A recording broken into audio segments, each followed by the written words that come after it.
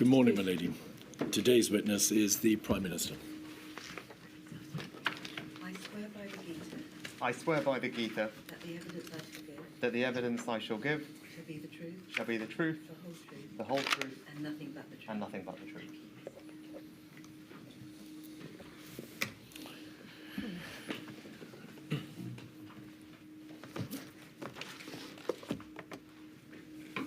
Could you commence your evidence, please, Prime Minister, by giving us your full name? Rishi Sunak. Mr. Sunak, you have provided a witness statement for the purposes of this module 263374, which has been signed in the usual way with the Declaration of Truth. We're very grateful to you for the provision of that statement. Also, the further written material from members of your team, erstwhile team in then Her Majesty's Treasury, the statements of Mr. York-Smith and Miss Joseph, all of which will, of course, be considered by the inquiry in due course. Thank you very much for providing the statement and for attending today. We understand that you wanted to say a few words by way of preface to the evidence that you'll be giving.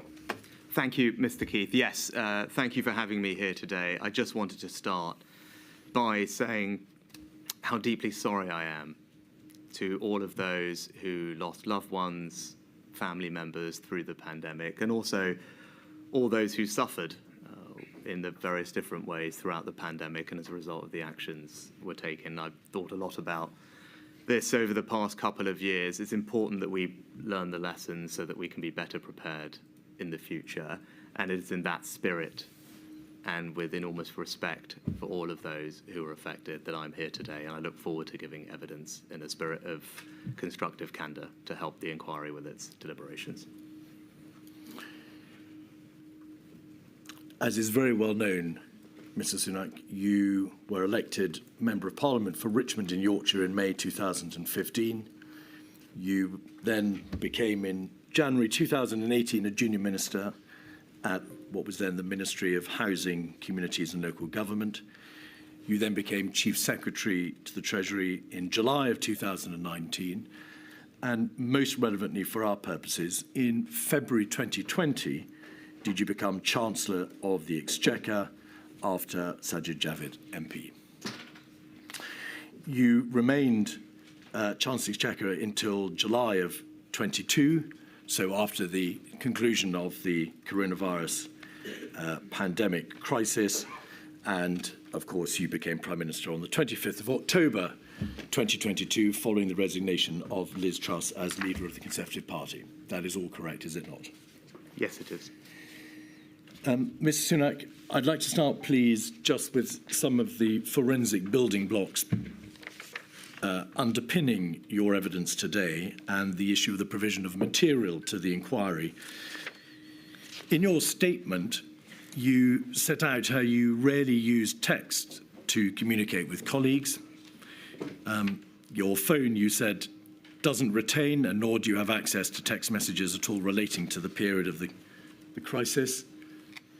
And in addition, you said, although on occasion you use WhatsApp to communicate around meetings and logistics and so on, you generally were only party to WhatsApp groups that were set up to deal with individual circumstances, such as arrangements for calls, meetings, and so on and so forth. Is that broadly correct? Yes, that is all broadly correct. You don't now have access to any of the WhatsApps that you did send during the time of the crisis, do you? No, I don't. I've changed my phone multiple times over the past few years, and as that has happened, the messages have not come across. As you said, I'm not a prolific user of WhatsApp in the first instance, primarily communication with my private office, and obviously anything that was of significance through those conversations or exchanges will have been recorded officially by my civil servants, as one would expect. Evidence has been given to the inquiry to the effect that Mr. Johnson announced the institution of this inquiry in May 2021. And around that time, officials discussed the need for ministers and others to retain WhatsApps. It was a matter of debate, in fact, in WhatsApp communications between officials themselves. Around that time, April and May 2021, did nobody say to you, Chancellor, it's important that you do retain your WhatsApps, or we need to put into place measures for them to be backed up in case they become relevant to an inquiry. No, I don't recall either of those conversations that you referred to between officials, but you might have been referring to officials in number 10 rather than at the Treasury. No, yes, and I don't recall anyone in my office making that recommendation or observation to me at the time. Do you happen to recall, it's probably quite a long shot, but do you recall changing phones around that time as it happened? Not around that time, as I said. I have changed my phone multiple times in the years since then, and as I said previously, every time that's happened, the messages wouldn't have come across. But as I said, I'm not a prolific user of WhatsApp, and with the private office, again, that would have all been recorded formally on the record, or indeed where I've had exchanges with other individuals. Some of those have been part of the evidence that's formed the inquiry's deliberations. They have indeed, and I should make plain that we've got some of your messages from the other interlocutors to the communications. Now, turning to the role of Chancellor of the Exchequer, and it is, of course, because you were Chancellor of the Exchequer that your evidence today is of the greatest importance. You describe how, in your statement, that you describe how there was obviously, throughout the currency of the entire crisis, a clash between public health epidemiological considerations and economic and fiscal issues, both by way of the economic considerations which had to be taken into account by the government, and also the vast economic and societal damage that would be done by decisions such as lockdowns. In that debate, which raged throughout the pandemic, what was the general position of the Chancellor of the Exchequer? What position generally did you and Her Majesty's Treasury take? Well, I don't think I ever referred to it as a clash. I think I saw my role as Chancellor of the Exchequer as making sure that the Prime Minister had the best possible advice, information, analysis relating to the economic impact or consequences of some of the decisions that he was having to make. Obviously, the Chancellor of the Exchequer's role is to be responsible for the country's economic and fiscal policy and the financial services sector. So that was my primary responsibility in the role. And then as it pertained to the pandemic, my jobs were not just to design and implement economic interventions like the furlough scheme or support for public services and businesses, but also, as I said, to provide analysis and advice to the Prime Minister as he made his decisions. And more broadly, just touching on what you said at the beginning, Mr. Keith, as a senior cabinet minister, one of the consistent arguments or points that I made from the beginning throughout was just making sure that we collectively in the Prime Minister considered the totality of the impacts of the decisions that we were making. It wasn't, as I didn't ever describe it as a clash just between public health and economics. I think that's to think about it in far too narrow a way. As many people have alluded to, and I did at the time, there were a range of impacts, many of them socioeconomic, the impact on children's education, on mental health, on the issue in the criminal justice system, as well as the pure economic impact. And it was important that policymakers considered the totality of those, and that was a consistent point throughout. But obviously, my particular responsibility was the economy and fiscal policy. You do, I think, refer to how the issues confronting the government consisted of highly compelling competing interests. Would that be a fair summary? Yes, I think that is right. Again, as I said, none of these decisions were easy, as I think everyone has acknowledged. Indeed. And the Prime Minister's incredibly difficult job was to have to balance many competing interests and make the best decision with the evidence and advice available to him at the time. And again, only he could do that because only he saw the totality of those, with input coming from various different cabinet ministers with their domains of expertise and responsibility. We'll see in a moment some examples of the way in which the arguments were promoted by HMT, Her Majesty's Treasury. In general terms, however, was it a question of putting before the Prime Minister your and HMT's views on the likely consequences of whatever decision might be taken by him, or did you engage in the ultimate debate as to what should be done? Did you promote a particular outcome in relation to, for example, lockdown decisions, decisions to ease, decisions to institute a roadmap, decisions whether or not to have a circuit breaker and so on? Did you promote a particular position as part of your role as Chancellor of the Exchequer, or was it just a question of providing a broad advice as to the consequences? I think it's probably difficult to generalise in that way. It would depend on the decision confronting the Prime Minister or the committee or the meeting that I would be participating in. So it wouldn't be one consistent answer throughout the pandemic. It would be context specific. But as a general rule, my primary responsibility was to feed in advice and analysis as to the economic consequences of what was being considered. Of course, where the Prime Minister would ask for my broader opinion, I'd always be happy to give it to him if it was something that I thought I could offer on the basis of some element of knowledge. But broadly, primarily my role was to feed in the economic advice and analysis, and I can provide opinions to the Prime Minister as and when he would have requested them.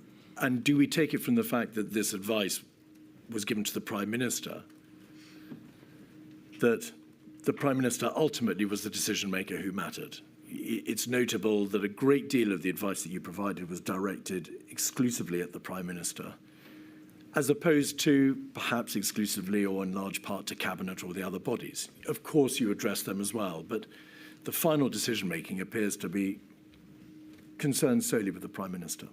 Well, I think it's absolutely right to say that the Prime Minister, as I say in my evidence, was the ultimate and sole decision maker. I don't think that's particularly controversial or challenged.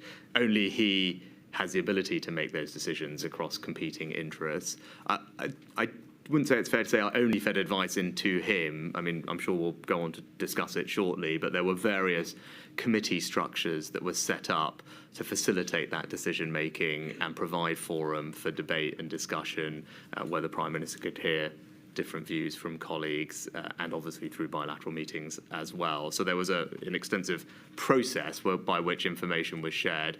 Often in the first instance, the Treasury would be sharing or I would be sharing that information with, as it later became, the COVID task force, whose job it was to coordinate and synthesise information from many departments to put together to Cabinet or Cabinet committees or presumably the Prime Minister himself so that he could make his decision.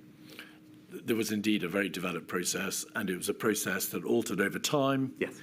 The government put into place a number of changes in order to make it work better, and we can see the progress from the MIGs at the beginning to COVID-S and COVID-O and so on.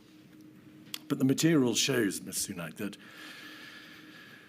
when it came to a hard-edged decision, whether or not the Prime Minister would impose a lockdown or not impose a circuit breaker or institute the tier system, the Treasury was astute to ensure that it provided its opinion to the Prime Minister to the very last moment. You would try, in effect, to get the last word to say, Prime Minister, these are the consequences of whatever decision you will take, and you need to know what they are.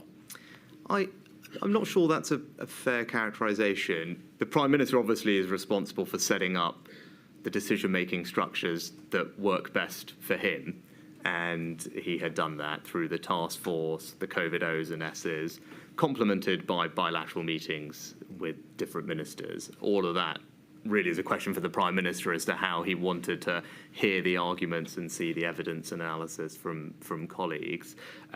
And I participated in all of those, as was my job. And I certainly felt that I always had that opportunity. So there was no point did I feel that I didn't have that opportunity to input analysis or my point of view into the process. But in general, the way that decisions were made was through the committee structures that he had set up, COVID-O, COVID-S, and Cabinet for the most part. That's where decisions were taken. Now, there may be an iterative process leading up to that final decision-making meeting. But again, that question for the Prime Minister as to how he liked to organise that. For my part, I would say I was always able to feed in appropriately and adequately into those mechanisms, and ultimately it was up to him how he wanted to hear the different views from different people. But ultimately the decision was made in one of those forums, as one would expect in the way our system of government works. And so that we're absolutely clear about this, there was never a time when you felt that you didn't have an adequate opportunity of making your views plain. Whatever it was that you wished to say about the various difficult decisions that the Prime Minister faced, you had that opportunity. Yeah, as a general observation about my reflection over the period, I don't sit here today thinking, gosh, there were many opportunities where I didn't have that opportunity. As a general rule, I always felt that I could. I mean, I saw the Prime Minister probably more than I saw my own wife for this period of time. We were working very closely together, as I was with my other cabinet colleagues, and as a general rule, I was able to participate in everything that I felt I needed to or ought to in order to get the evidence analysis to him in a way that he could use it to make decisions.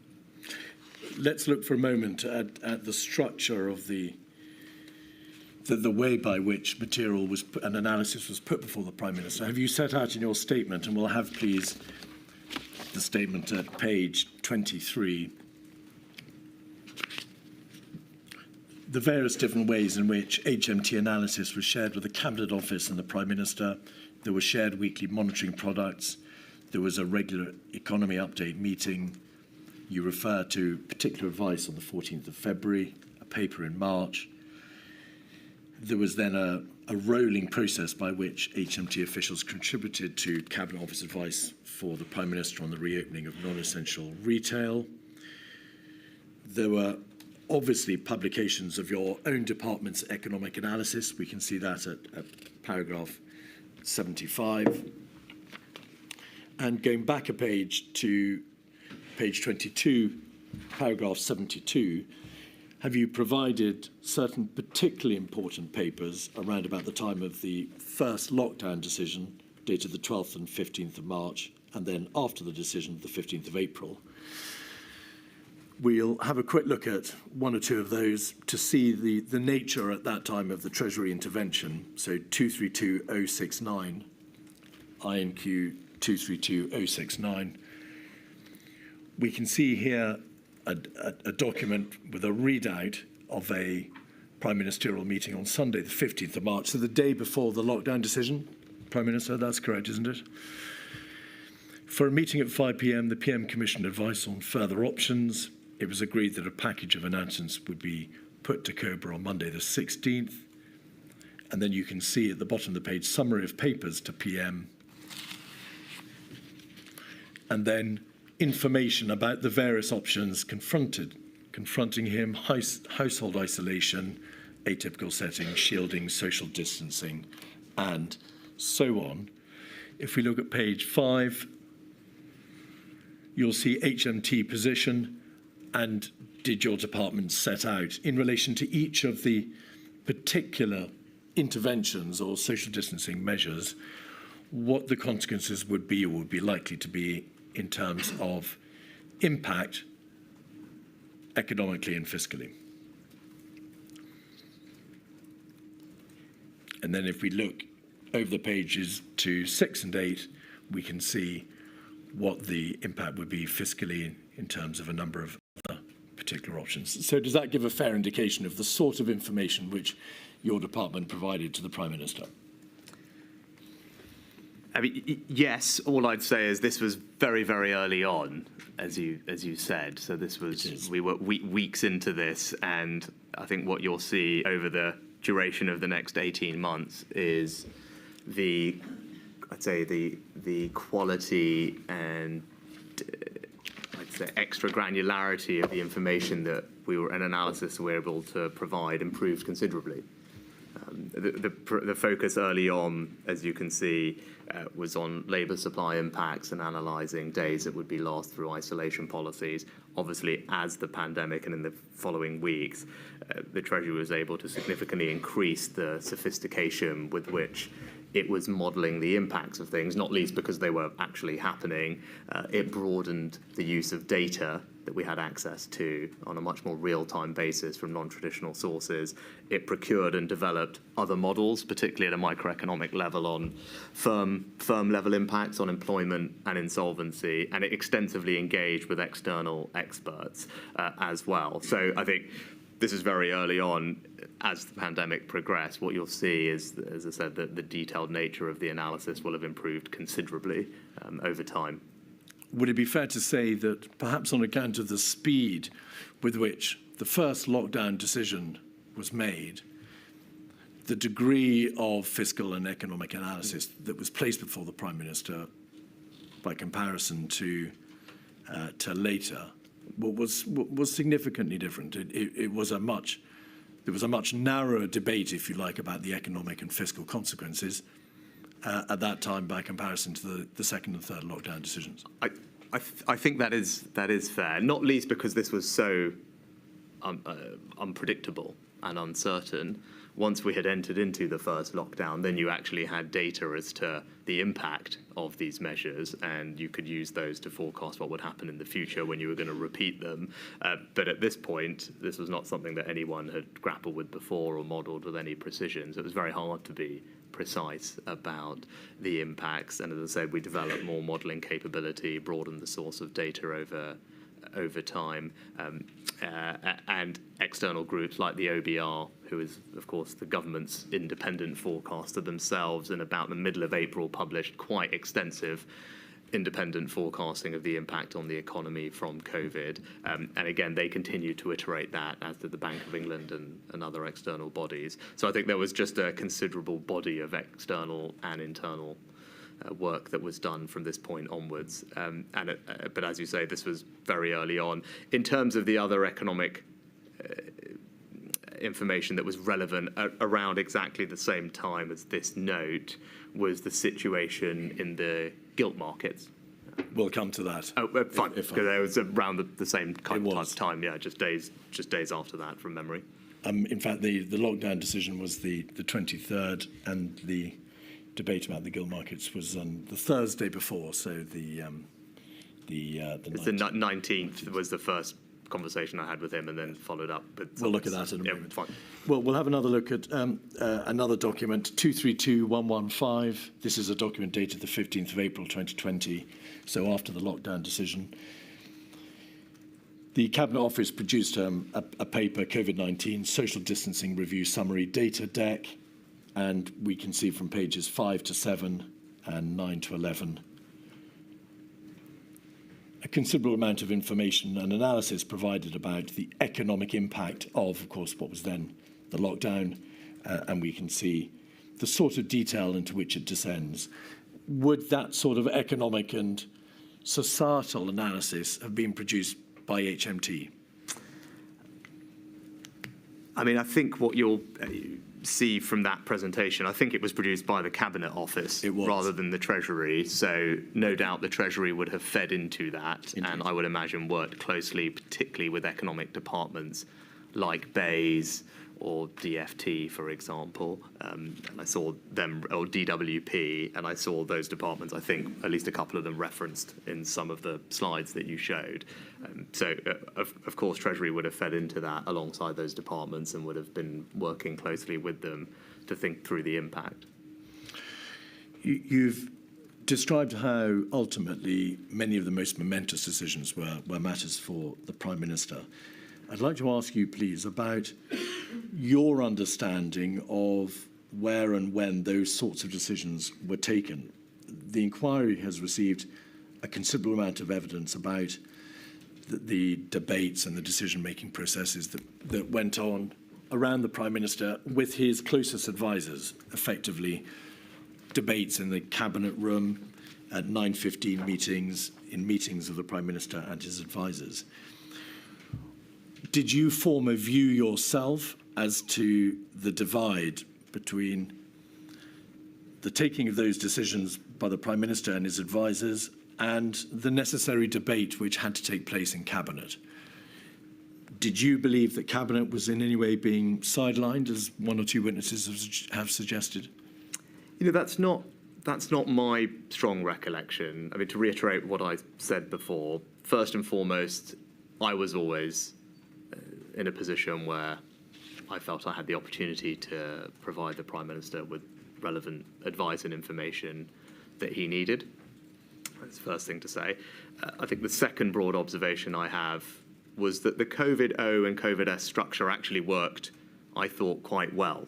It was modelled on something that had the Prime Minister himself, I think, had brought in during the Brexit process. So it was a template that I participated on more at the O level in those days. So it's a template that had been used before, had been shown to work. My general recollection is that it was a good structure, and it did that separation between broader strategy and operations. I thought was a structure that made sense, and I found typically effective. I think my significant recollection of this time was the lack of the task force model early on, which was corrected by about June and then improved as well over time. And I think that was an improvement. And I think actually that is a model that now is ready to be deployed off the shelf, and rightly so. But not having a task force at the centre that I think it was described as the gearbox or the engine room that could synthesise across departments the information and analysis and advice coming in for the Prime Minister to present things in the round, together with input from SAGE, I think was a necessary and an important step in improving the quality of the decision-making and the sharing of information. And so that was not there in the first couple of months. And clearly, at that phase, it was DH were described as the lead department with the response, particularly in March and April. And I think if this happened again, one would want to make sure that that task force model was there from the beginning, day one, day zero, because that definitely improved things. It was Mr. Cummings who referred to the Cabinet Office as being a gearbox, but with sand in it. Did you, as Chancellor, take a view as to the efficiency of the Cabinet Office, particularly in those early days from March through to May, by which time, as you rightly say, the COVID-S, COVID-O structure was put into place? I think it was very difficult. I think it's obviously easy to sit here now and say task force was better. Of course it was. COVID-O and COVID-S was better. Yes, of course it was, and it improved decision making. I think those first few weeks were extremely difficult for everybody. I don't doubt that everyone was trying very hard to do the best that they could in trying circumstances, dealing with something that we hadn't dealt with before. So it's, I wouldn't sit here and say that people weren't doing the best they could. I think they were. But it's clear that the task force structure, the O and the S structures, made things, I think, work more effectively and efficiently, and they were not there right at the beginning. And it's good that they were implemented, and good that they continue to improve over time. But I think the other thing I'd say is, I think there is this perception that somehow decisions are not being made in these fora. But I think they're really, my strong recollection is that they were. I mean, the COVID-Os and COVID-S were the places where an appropriate group of people came together to discuss, to deliberate, for the Prime Minister to make his decision. Now, there's obviously a trade-off between speed of decision-making and the number of people involved. I mean, it was ever thus, and I think there's probably no perfect answer. Ultimately, it's for the Prime Minister to himself figure out what the right balance between those two things is. Broadly, I thought that over-S structure did that. But also, decision-making is an iterative process. That's the reality of government. I think what would be normal is that there would be a series of potentially bilateral meetings or a small group meeting leading up to the final decision meeting. I think that's completely fine. Every Prime Minister will have a different decision-making process that works for them. That's the previous Prime Minister, I think, liked that. I think nothing wrong with it, quite healthy. It allowed him time to digest the arguments. So I don't think there's anything wrong with there being a series of meetings considering the same topic before a final COVID-O, COVID-S or cabinet meeting to take the final decision. Your answer, at least at the start, Mr. Sunak, was heavily predicated upon the existence of COVID-S and COVID-O. But in the earlier period, particularly around the time of the first lockdown and those decisions in March and April, the evidence from a number of witnesses is to the effect that there was a circumvention of cabinet governance, a certain level of dysfunction, and I emphasise it's only evidence, and these are all matters for my lady in due course. But the witnesses have spoken about dysfunction in number 10 in the Cabinet Office, and how the system around the Prime Minister was not working well, to put it neutrally.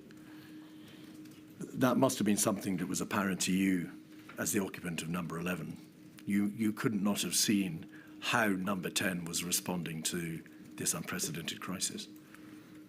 So you described, not what people saying about dysfunction in number 10 or the Cabinet Office. Obviously, I didn't work directly in number 10 or in the Cabinet Office. So it's hard for me to comment on that, other than to say that my interactions with number 10 and the Cabinet Office during this period felt fine to me. Again, I go back to, broadly, was I able to input advice to the Prime Minister, or when decisions were being made? I felt I was. I didn't feel I'd been shut out or not able to participate.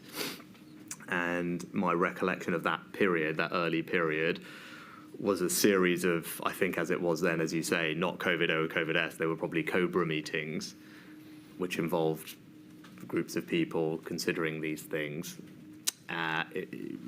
So lots of people were around the table, was my recollection, at the key moments on the 16th of March, the 9th of March.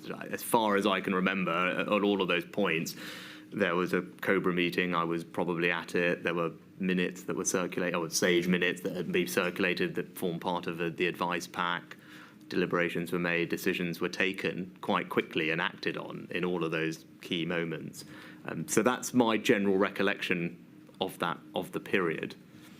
You're absolutely right, and as I've said, the formal task force structure and the O and the S structure hadn't been established at this point, but things were moving so quickly, and largely, as I'm sure we'll get on to, the government, the Prime Minister, just largely acted on the advice that was put in front of him from SAGE with regard to what interventions to implement at what time. I mean, that's my strong recollection of this period, of those 3 weeks in March, 2 weeks in March. The public health considerations took primacy. Absolutely. In effect, yeah. Which is why, although the arguments about the likely impact of lockdown were made, they didn't assume anything like a comparable strength in terms of the overall. Yeah, you've said that before, and I agree. It was the Department for Health were very clearly, as per all the evidence, the lead department leading the response. My strong recollection of this period is the advice would come in from SAGE. Obviously, that advice changed over the weeks, which I'm sure we'll get into. But largely, my recollection is the government acted on the advice it was given with regard to interventions, and the economic advice, as you pointed to, was provided. I mean, I'd say not just for information, that's to downplay it, but it was not driving the conversation, and that's the right in the way that you've described it.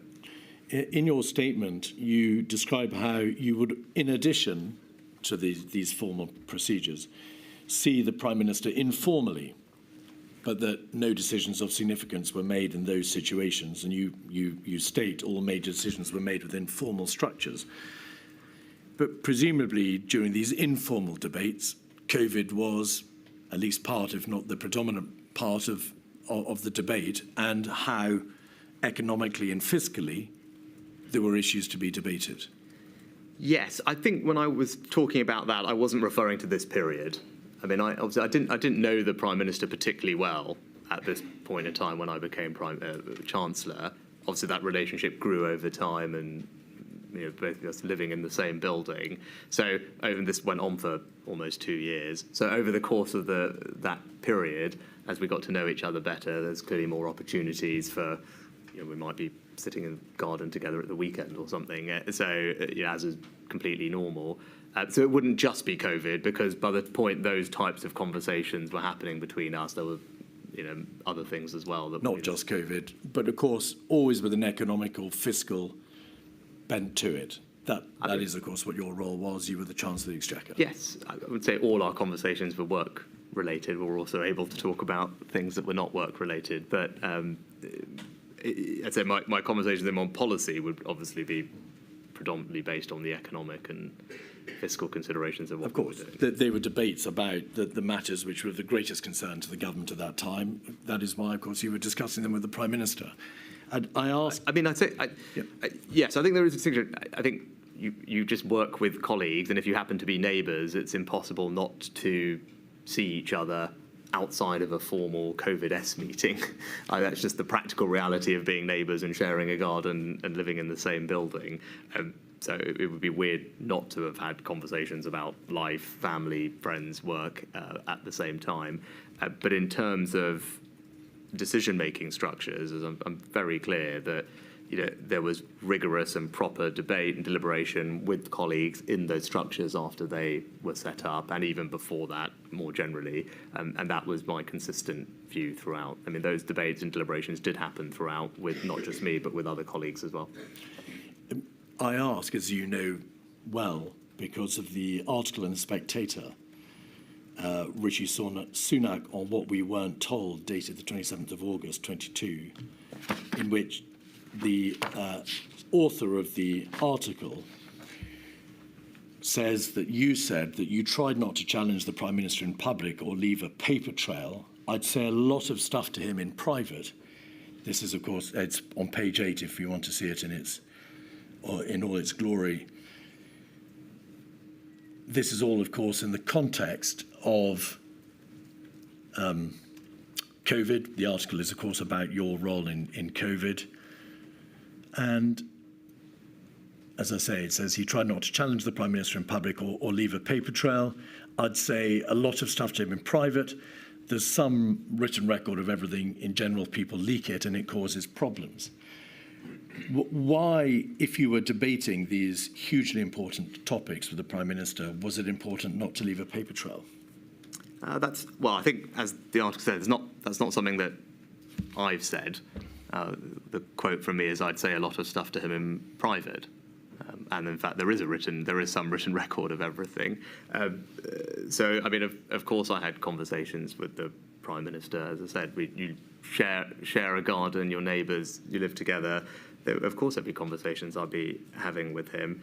And in terms of written records, I mean, I'm sure we'll get onto it. At multiple moments, I would write to him with just so that he could have it in one place, a set of thoughts or analysis from me with regard perhaps to exit roadmaps or the 2 metre to 1 metre, or and there'll be others, or travel. So there's there is actually, in fact, lots of different bits of evidence that you have and that we've provided of when I did actually write to him formally at particular points where I thought it made sense to lay out a set of arguments from me to him. And we will look at some of the bilateral. There are many, many bilateral meetings where formally your officials and yourself and the Prime Minister and his officials met to talk about COVID-related issues as well as all the other economically related issues you raise. It's just that what is the inquiry to make of the suggestion here, to which you do appear to lend your support, that there was a form of communication between the Prime Minister that was not recorded and was obviously of significance? Well, I think the point I'd probably challenge is of significance. I think it is genuinely impossible for every single conversation between 2 cabinet ministers, whoever they are, to be recorded.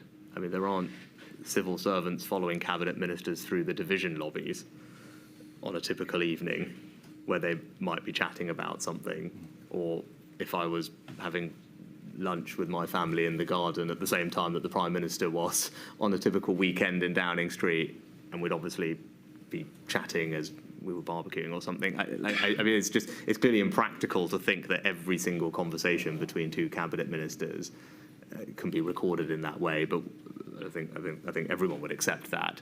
But I think that's obviously fine, because what is happening is when there are formal decisions to be made and formal conversations to be had, those are happening with officials, they are minuted, they're happening in cabinet committees or COVID-Os or COVID-Ss or in cabinet itself or in bilateral meetings, and the decision itself is is made in those forums, and that's ultimately what matters, is the decision and how it was made and who fed into it, and that's all a matter of public record and recorded correctly.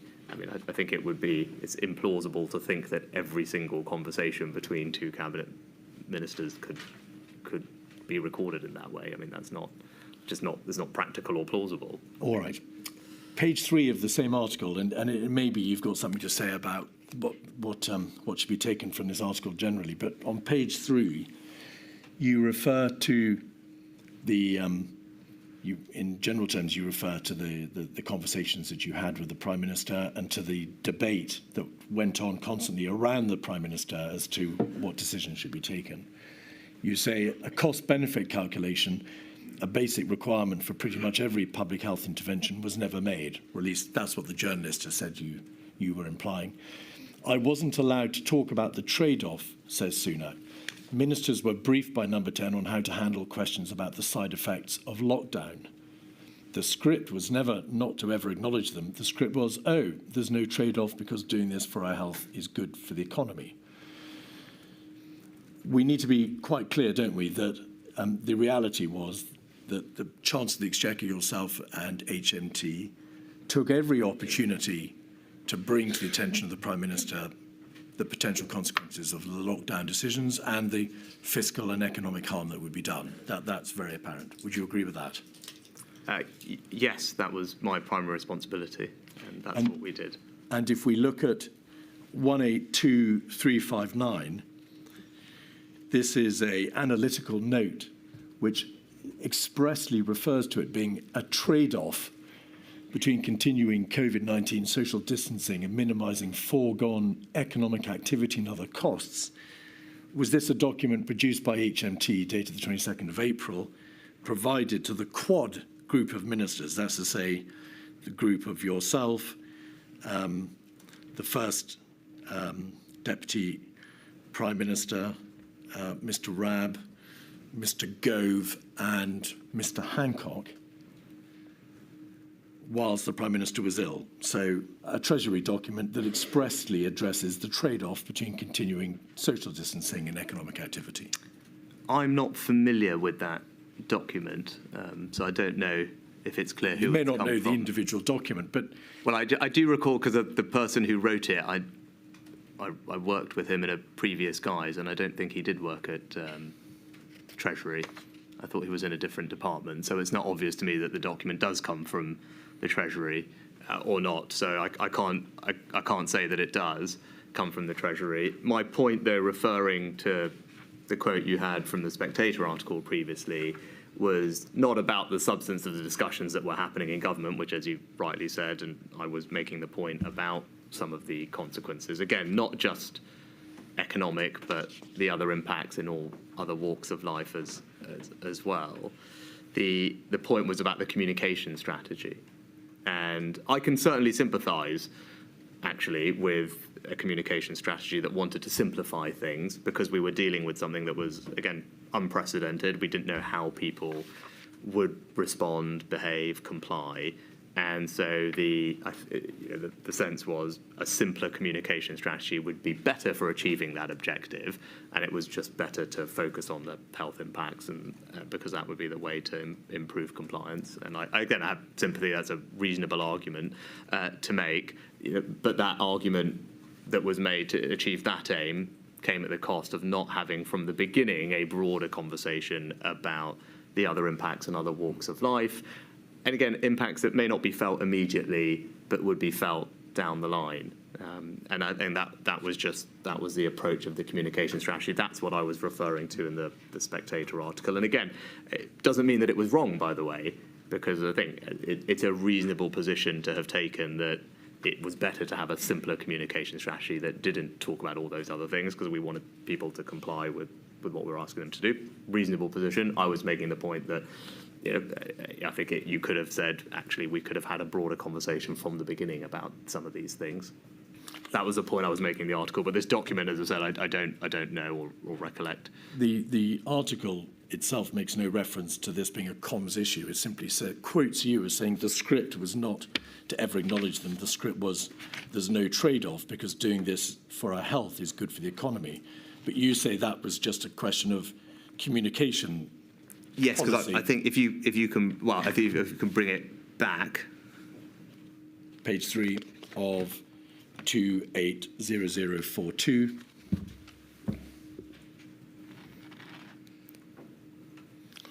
And it's the top of the page, Mr. Sunak. Yes, that is talking about the comms strategy, because it's what you're allowed to talk about. It says very specifically, and then again, not my words, but the author's words, ministers were briefed by Number 10 on how to handle questions about the side effects of lockdown. That again is briefing before people do media appearances, and the script in a generic sense probably refers to the standard what Number 10 produces and still produces to this day as a kind of broadcast script or broadcast brief that has the government's overall public-facing narrative. So that is very much what those comments are talking about. But there was no doubt whatsoever, as far as you could tell, in the public's mind that as Chancellor, you were warning of the economic and fiscal consequences of lockdowns, that your position and HMT's position was that there is a trade-off. If you make a decision to lockdown, it's going to be enormously damaging. I mean, that was your raison d'etre, was it not? I think that, maybe I wouldn't quite put it like that, but my, I'd say almost constitutional responsibility as Chancellor of the Exchequer was to make sure that the Prime Minister had the economic, the analysis and the advice relating to the economic and fiscal implications or consequences of the decision that he was considering. Of course, that was my job, and of course, that's what I did. And I don't think it's controversial, and indeed, even I see now in the evidence that's been submitted to the inquiry by many of the scientists from SAGE acknowledging that the benefit, I think the chief science advisor at the time former chief science advisor said that the benefits of imposing lockdowns had to be balanced by policymakers against the social, health, and other economic detriments that they would cause. I think Professor Edmonds said policymakers had to weigh up many other ethical, logistical, and economic constraints. And again, I could quote, actually the previous chief science advisor also said there were costs in other domains of life, economic, people's well-being, education, all those needed to be analysed. So I don't think it's particularly controversial to say that, of course, there are lots of other impacts that come from decisions. My particular responsibility was to make sure that the economic ones were considered, or the Prime Minister had an opportunity to consider them. It is obvious that you've spoken. There's a separate question. Sorry to interrupt, and then there's a separate question about how much it is appropriate to talk about those in public, which is what this refers to. We need to be clear about this, Mr. Sunak.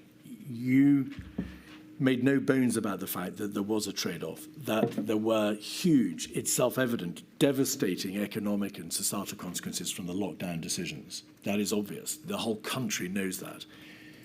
The Chancellor of the Exchequer yourself made no bones about it. The Treasury raised quite properly, perhaps constitutionally, all the concerns that needed to be raised. But you reject the suggestion, which appears to be given by this article, that full debate, the nature of the trade-off, wasn't properly identified, or at least wasn't properly ventilated by you, perhaps because of briefings by Number 10. And I want to ask you whether that was in fact correct. Sorry, I'm not sure I understand the question. Did ministers brief you, or rather did Number 10 brief you, that you couldn't raise the obvious issue of the economic and fiscal harm that would be done by a lockdown decision? Was that not, in fact, a debate that was obvious to everybody, and it was a debate in which you played a full part? As I said, that debate was certainly something that happened in the deliberations. As we've previously been discussing, it didn't happen particularly extensively for the first lockdown because everything happened very quickly at that point and was driven, as I said, largely by the public health advice. Over time, that debate became I'd say more a feature of the discussions, particularly because we started to have more understanding and evidence of the impact on the short term, at least, of what lockdowns were doing or the MPIs were doing in other domains or other walks of life. So that was the kind of evolution of the debate inside of government. As I said, from a comm strategy, very understandably, as I said, reasonable people can disagree.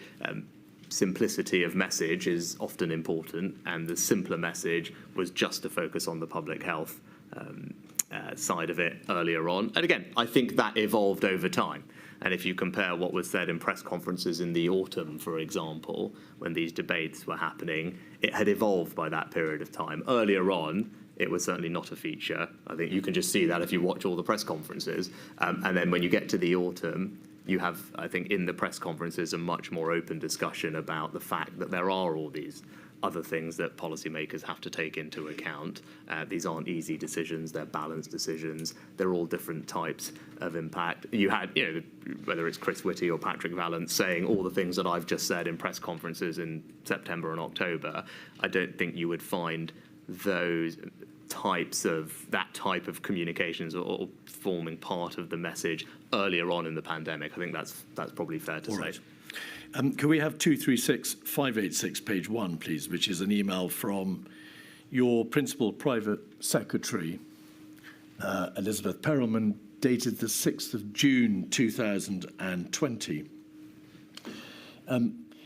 The subject, Prime Minister, is read out Friday bilat. Is bilat a shorthand for the meetings that you had bilaterally with the Prime Minister? Yes. On NPI, non-pharmaceutical easements, non-pharmaceutical intervention easements, no actions for teams, just for info only. Your principal private secretary says, following the inconclusive strategy meeting, the Prime Minister, Chancellor met and discussed the plan for NPI easements on Friday. No other minister included, shows the strength of the Chancellor's voice in these discussions. This email, did you see this email after the event? Did you see the readout? Do you recall? No, I wouldn't typically see these readouts. She does appear there to be referring to how, as the Chancellor, because of your ability to meet bilaterally with the Prime Minister, your voice carried a particular strength. Would you agree? I'm not entirely sure. I would agree in any disproportionate sense. It's completely normal for the Prime Minister to meet with the Chancellor bilaterally. I do the same now in this job. Previous Prime Minister did the same. I mean, that's unsurprising. So that we're not at cross purposes. There is no suggestion, any impropriety, meeting with the Prime Minister bilaterally. You are the Chancellor. He is the Prime Minister. It's a vital relationship to the workings of government. But I want to ask you to assess the strength of your voice in those discussions on the issues which directly concerned the pandemic because of the debate about SAGE and the NPI easements and so on. As I've already said, I felt I always had the opportunity to convey my thoughts and provide advice to the Prime Minister. I said that early on. And that happened in a range of forums, whether in these bilateral meetings or through the smaller group meetings or the COVID-O or the COVID-S. I've been, I think, consistent in my evidence that I always felt I had the opportunity to provide the Prime Minister with advice. Indeed. I wouldn't read anything particularly into the fact that I had a bilateral meeting with him. I'm sure he was having bilateral meetings with other ministers as well, all part of how he would like to make decisions, and that ultimately is a question for him. But for my part, of course, I had the opportunity to feed in. If we look at page 2, we can see a reference to next steps. And after a list of next steps or actions which are envisaged to be taken, your principal private secretary says this: on Monday, I'm just going to check where number 10 have got to and ensure on track for Tuesday. Until announced, you never know. That would appear on one reading to be a reference to an understanding held by her that there was a degree of backing and veering or change in position or perhaps just debate within number 10, which meant that until decisions were actually announced, there was a risk they might not be adhered to. Would you agree? I think I touched on it in my responses earlier, that decision-making is a process. And every Prime Minister will have a different process by which they want to make decisions. And that would just be different depending on the personality style of the person in the job. But my experience of the previous Prime Minister was, and I think entirely rightly, that for big decisions, he would want to go over the arguments test out different points of view. He might do some of that bilaterally with ministers, do some of it in smaller group meetings, and through that process, again, same way that you develop policy or I develop policy as Chancellor, that process of discussion, debate, reviewing evidence and analysis might change your mind on something. I don't think there's anything wrong with that. Over the many policy development processes that I've personally been involved in as Chancellor, it might well be the case that you come to a question with an intuitive view of what you think is right, and over the course of a policy development process, going over the analysis, the evidence, hearing from people, that you think, well, I did think that, but it's clear now, having reviewed everything, that that wasn't right, or we should do it a different way. I think that's entirely normal, particularly when you're dealing with something that is uncertain and unprecedented. It's not surprising that that happens, and I don't necessarily think that it is a bad thing. I think it shows that someone is engaging with the process and hearing from different people before you get to a final decision meeting in the right format, COVID-O, COVID-S, cabinet, etc.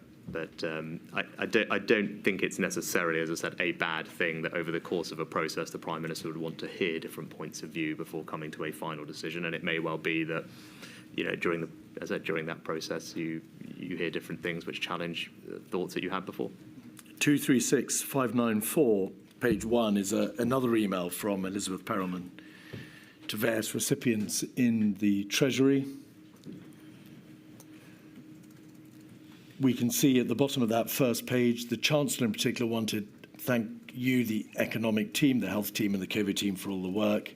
The briefs and information meant the Chancellor was well armed to challenge and scrutinise the proposal. I should say this is dated the 9th of October, Prime Minister, and had a level of detail beyond the rest of the room which allowed us to make and land our points with a great result. An outline of the wider discussion is below, but afterwards there was a smaller Prime Minister-Chancellor huddle, and the upshot is no final decision has been taken on the MPIs. And then over the page, please. However, the Prime Ministerial steer is that he's not minded to agree to the Cabinet Office proposal. His preference is either to do nothing or close pubs only. And then, under the bulleted points, clearly there is a high risk that this is unpicked over Friday the weekend. So 2 questions, please, Mr. Sunak. Firstly, the reference to the fact that there was a huddle between yourself and the Prime Minister after the general debate appears to suggest that with this Prime Minister there was an ability to get the last word in, to meet with him and to be able to influence his ultimate decision. And secondly, the reference to unwinding and unpicking a position which appears to have been agreed suggests that this wasn't an open-ended debate which led to a consistent decision. There was the ability to be able to unwind or unpick a position which had already been reached. Do you agree with both those propositions or neither? Well, obviously I didn't write the email, No. so I don't know precisely what it refers to. And is it possible that I might have had a chat with the Prime Minister once a meeting wound up on my way back somewhere? Of course that's possible. He might have said to me, that was interesting, I'm thinking X as a result of it. I mean, I don't think anything particularly wrong with that, right? I mean, I don't call it huddle or not. It might be just that he might have just giving me a sense of where his head was at that particular moment in time. But again, I don't think there's anything particularly untoward about that, to be honest. And as I've talked previously about decision-making processes, and ultimately there would be a final decision taken at an appropriate forum. It might well be that there had been an iterative process leading up to that. But again, I don't think in and of itself that is necessarily a bad thing. And again, I'm not entirely sure what this specifically refers to. You referred to the fact that there might be an issue as to where his head is at, where the Prime Minister has reached in terms of his thinking.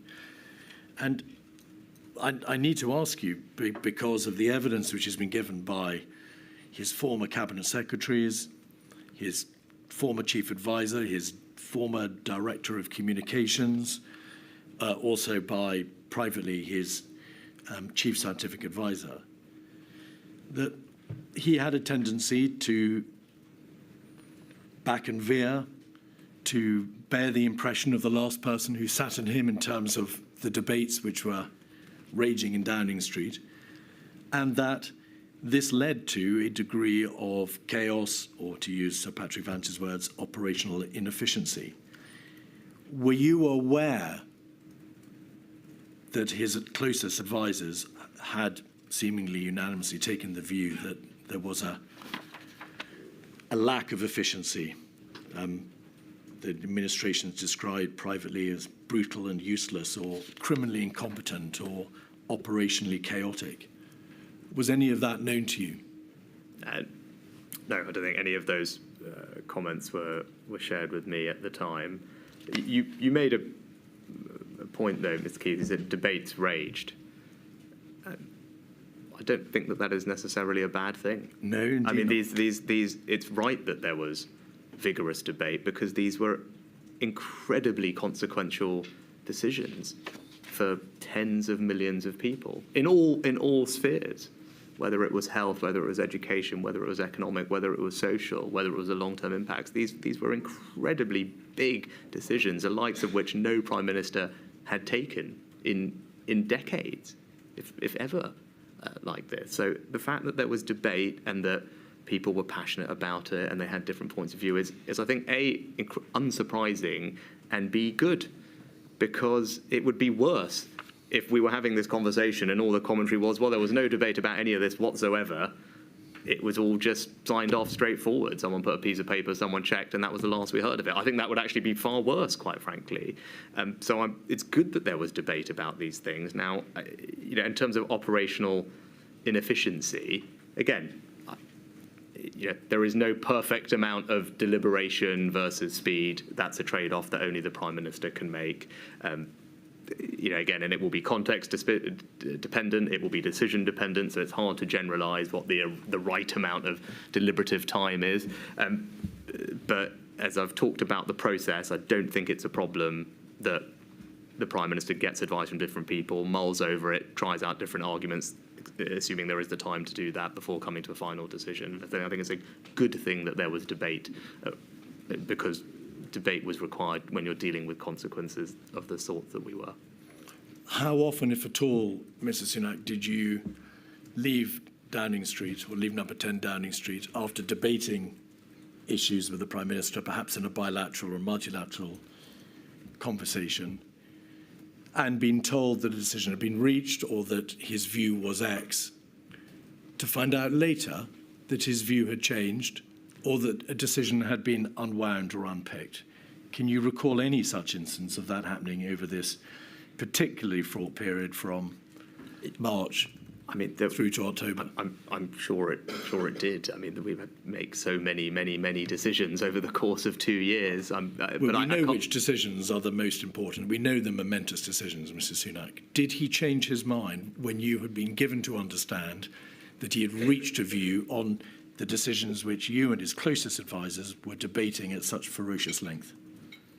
Again, I think if you could be more specific, I mean, if we talk about the first, there were many momentous decisions, right? So, I mean, that's why this is an important piece of work that is extensive. But we'll get into, if we talk chronologically, the decisions around the first lockdown, no, I don't think that happened. Because, we haven't got into it yet, and we haven't touched on the economic analysis, which I think we'll come to later, you said, where I can talk about the economic context we're operating in. But, my strong recollection of those few weeks in March was that advice was put to the government, to the Prime Minister from Sage, and advice was followed pretty much imminently on the same day in most cases, if not all cases, during that period. The advice changed from Sage during that period, but the government, when the advice changed, the government acted. The Prime Minister didn't say, I'm going to do this and then I'm going to change. We were sitting there, we got the advice about when we should implement self-isolation, household isolation, originally not to close schools, not to ban mass events. Things changed, particularly on the 16th of March. That's when the advice from Sage changed considerably about the speed of implementation. But again, Prime Minister reacted. Schools were closed on, I think, that was announced on the 18th, because that was put before the committee at the time, and again, that was just acted on immediately, I think the same day, both on the 16th and the 18th. I think the Prime Minister stood up the same day and announced those decisions. And again, even up to about, I think, the 19th of March, the view from SAGE, the view from the Chief Medical Officer was that the existing measures that had been announced, if there was, in their words, 75% compliance, they should do the trick. Right? And again, then it was clear that compliance maybe wasn't high enough and further interventions had to be put in place. But my strong recollection in that period of all those decisions is there wasn't we do one thing and then change our minds. It was just the government responding to the advice from their scientific advisors. The scientific advice changed, and then the government obviously changed with it. But there wasn't, I think that's not, again, that's what the government did at that time. It followed the advice from the scientists and didn't change its mind. And may we take it, because you've referred to the first lockdown decision by way of your answer, may we take it that the same position took place, the same position was reached in relation to the later decisions, for example, roadmaps and easements, circuit breakers, package A, tiers, and so on and so forth? Are you saying that there was a consistent, clear position adopted by Downing Street after the debate that obviously took place, and decisions weren't made, which were then unpicked, or that there was a consistent approach adopted? I mean, for those later periods. I mean, you just named, I think, almost 6 different decisions, all of which probably merit, and I'm sure we will have a fulsome discussion on each of them. But so I'm asking you just generally, your impression as the Chancellor. Were you a Chancellor in an administration in which there was an absence of clear, consistent decision-making following full and robust debate? Or was it your impression that the decisions were being made properly, that there was a proper opportunity for everybody to have their say, and then the Prime Minister took decisions and stuck to them? Which is it? So I can only answer for myself in terms of, did everyone have the ability they wanted to feed in? Ultimately, because I'm not, I don't know the extent to which other cabinet ministers felt that they were sufficiently included or fed in or met the Prime Minister. It's a question for them. I've been consistently clear. For my part, I did have that ability from the beginning and throughout to feed in to decision making. And as I said, throughout, it's right that there was debate and discussion and debate. That's my general recollection. There weren't decisions that were made by fiat. There was good debate and discussion about decisions as we went, and unfortunately we were just dealing with an unpredictable situation which people hadn't experienced before. And so did things have to iterate as we went along? Of course they did, and we'll get into that, I'm sure, when we address each of those individual decisions that you mentioned. Now, in each of those, of course, there would have been a period of iteration where we adjust the circumstances or facts as they changed. Don't think that is wrong, and I think it's hard to generalise, but what we should do is go into each of those things in detail, as I look forward to doing, and I'm sure we will over the course of today. We will.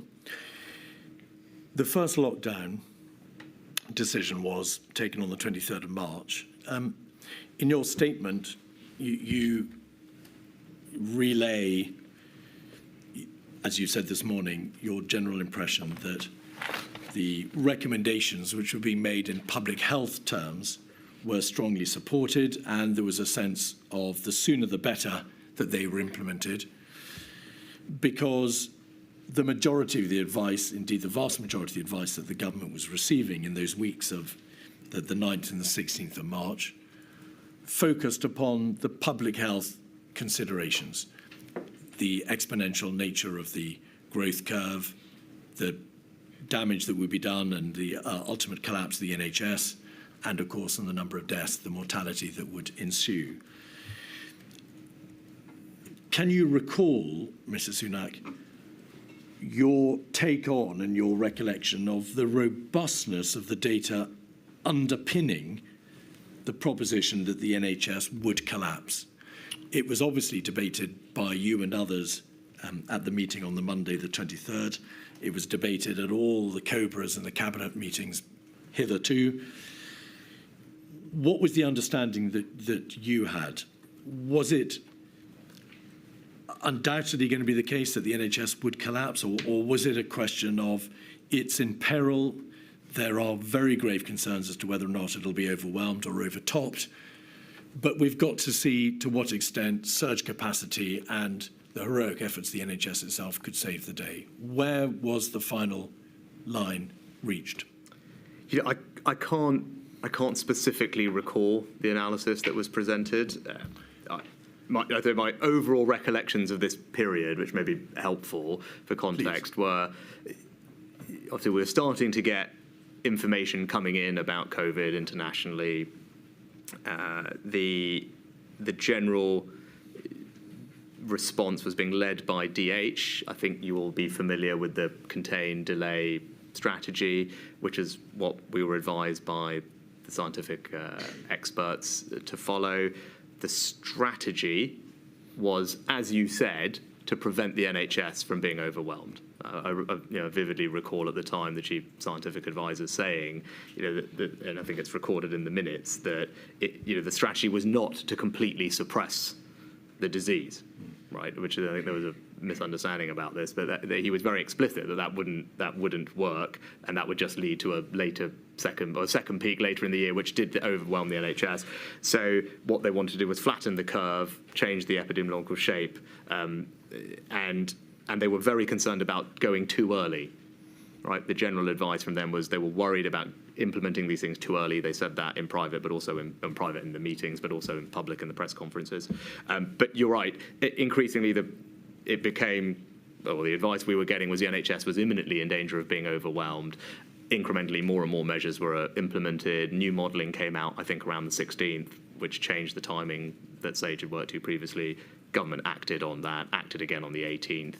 And as I said, I think Chris Whitty on about the 19th was clear that the decisions we'd made, having closed schools at that point, were announced. So if there was good compliance, should be sufficient. That turned out not to be the case, and obviously subsequent measures were implemented. I don't remember the specific analysis that we were shown about the NHS being overwhelmed. I don't think I would have been in any position to challenge it if it was coming from the NHS at that moment. But and how much of the debate on that Monday revolved around an understanding of what the impact on the NHS might be? The reason I ask, so that you can understand the genesis of the question, Prime Minister, is that there was a great deal of information about beds and ICU beds and the number of beds and so on, and how many would be needed and whether they'd be overwhelmed and so on. But there was also a fair amount of information from the NHS as to what could be done by way of additional surge capacity, whether the NHS would survive, whether it could survive. And given that ultimately the decision to lock down rested, at least in part, on what the impact on the NHS would be likely to be if that decision were not taken, we need to know to what extent the actuality of the impact on the NHS was debated. Was it taken as said that there would be a collapse and therefore you had to act? Was there a detailed debate about the reality of the NHS and whether or not, in fact, an alternative position could be taken which wouldn't inevitably lead to the collapse of the NHS? So I can't specifically recall. You're absolutely right. There was a lot of talk about ICUs and monitoring of ICUs, what was happening. And then you had the forecast from the scientific advisors with degrees of infection and hospitalizations. Indeed. And then, as far as I can remember, but I might be confusing it with a later period, you could easily plot the curves of here's a line of NHS capacity, here's the predicted emissions. There were curves then, undoubtedly. And look, of course, you would look to see, well, how can we improve capacity through Nightingales or flexing staffing ratios, all these types of things, which we did. I don't think I was in a particular position, or I don't remember there being enormous challenge of those assumptions that we were presented with the NHS. I'll be honest, though, I can't precisely recall, but I think it was just it was presumably I think it was largely taken if they were saying we were going to be overwhelmed in a matter of days or weeks if this carries on this projected curve. There wasn't an enormous amount of disagreement with that. Regardless, we should do everything we can to increase capacity, and I think we did, investing in Nightingales in particular, and changing staffing ratios was the other thing that helped. But I don't precisely, as I said, recall the data that was presented and the debate that was had around it. But you are right that was what was driving Of course. everything. I said it was not a total suppression, and I think this is where this issue of herd immunity came out. I'm so sorry for interrupting. Can we address herd immunity and the other strategic or the conceptual issue separately? Sure. Just finally on this question of the NHS.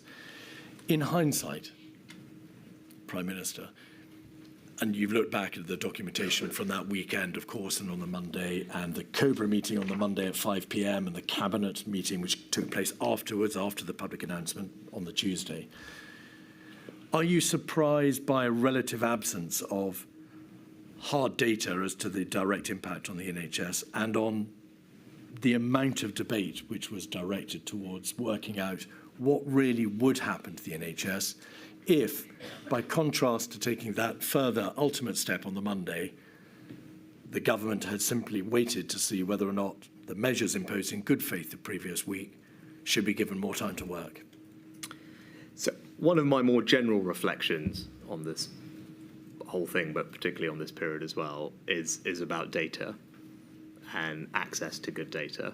I think it's very clear that early on there just wasn't the quality and timeliness of the data in all areas that you would have liked in order to make decisions. I think that's clear. Now, that improved over time. I think so. The good news is I'd like to believe if this happened again, actually we now know the data that we need and are able to get it in terms of monitoring the progression of the virus or what's happening in the economy or the testing, all these things, including the NHS. Do I think at this moment in time the data was perfect? I doubt it was. I can't remember it precisely. I would assume it will be much improved today compared to as it was then about our ability to know exactly what was happening in various hospitals.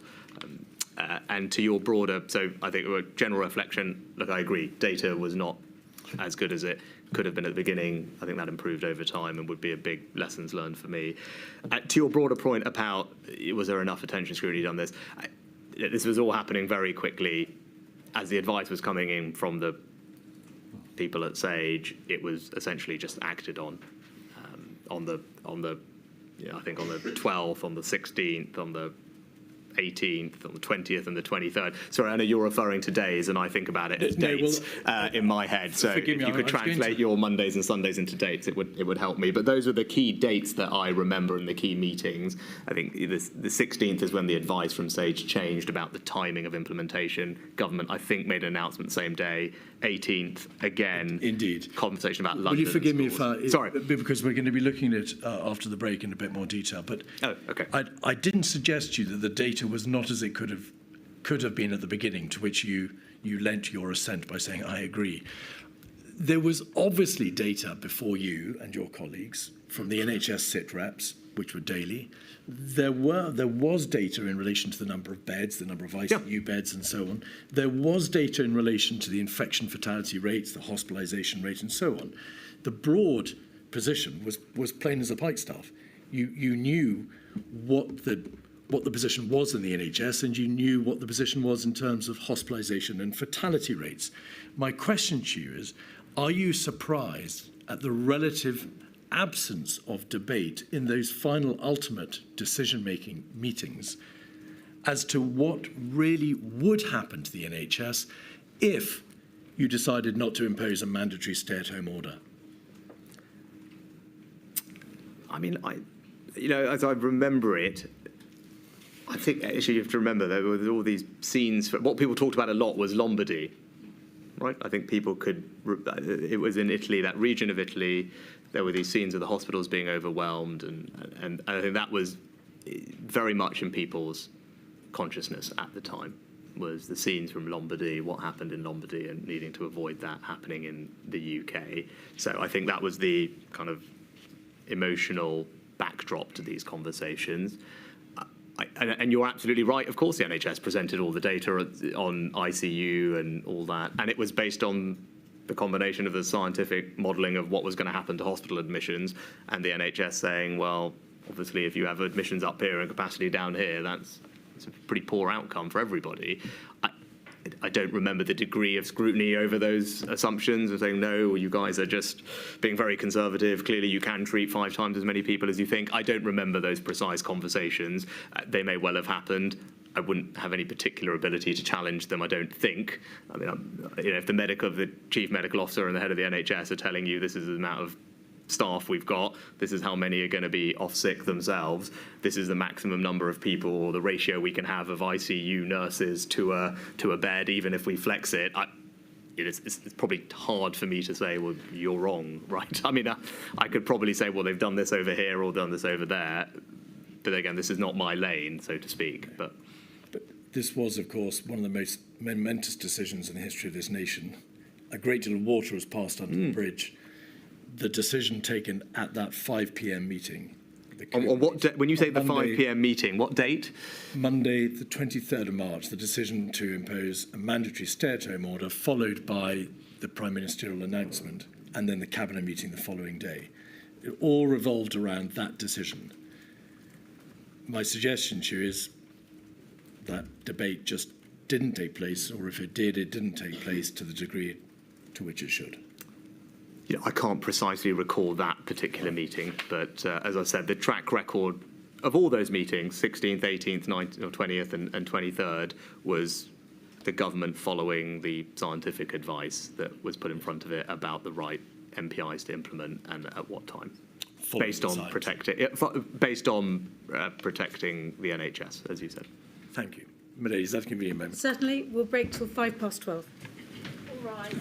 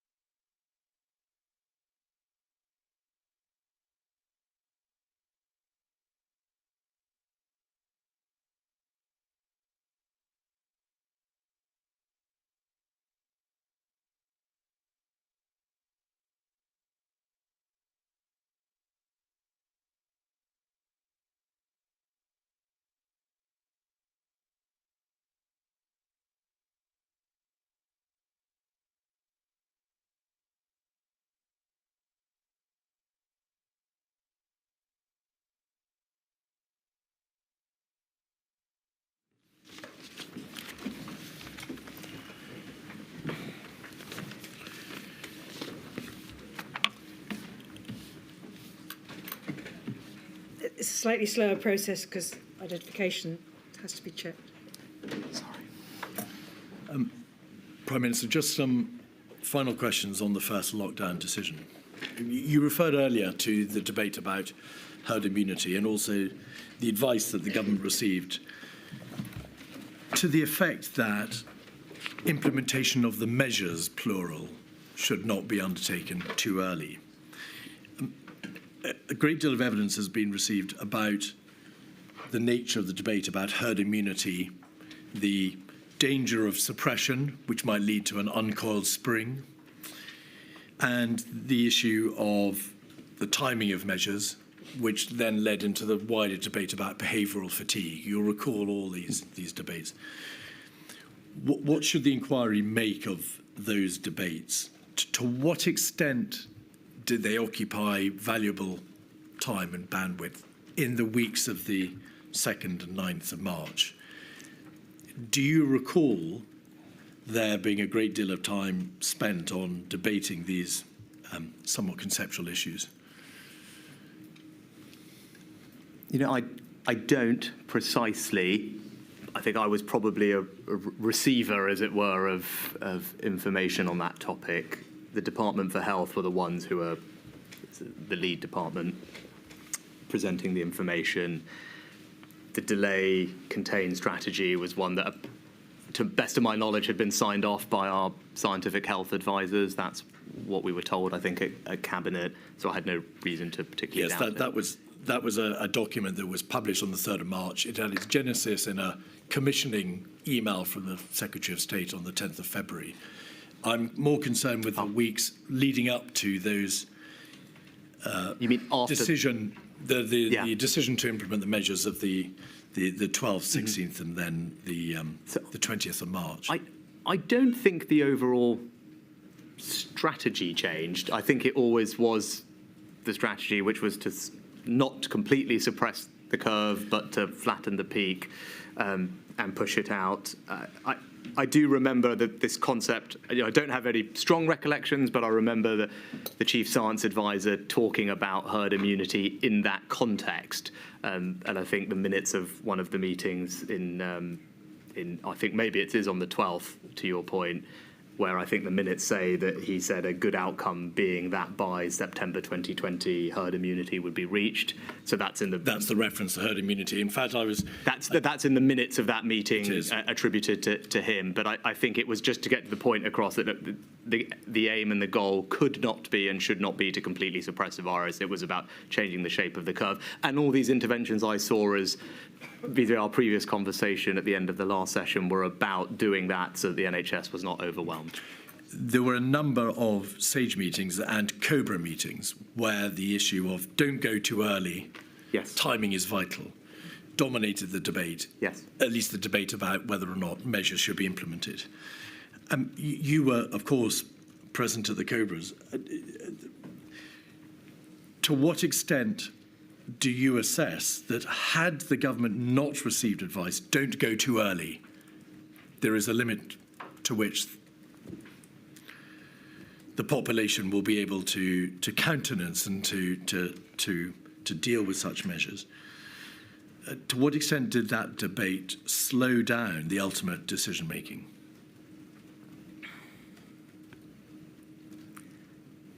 Okay, my strong recollection from this period is that the government acted, I think, almost immediately on the recommendations from SAGE.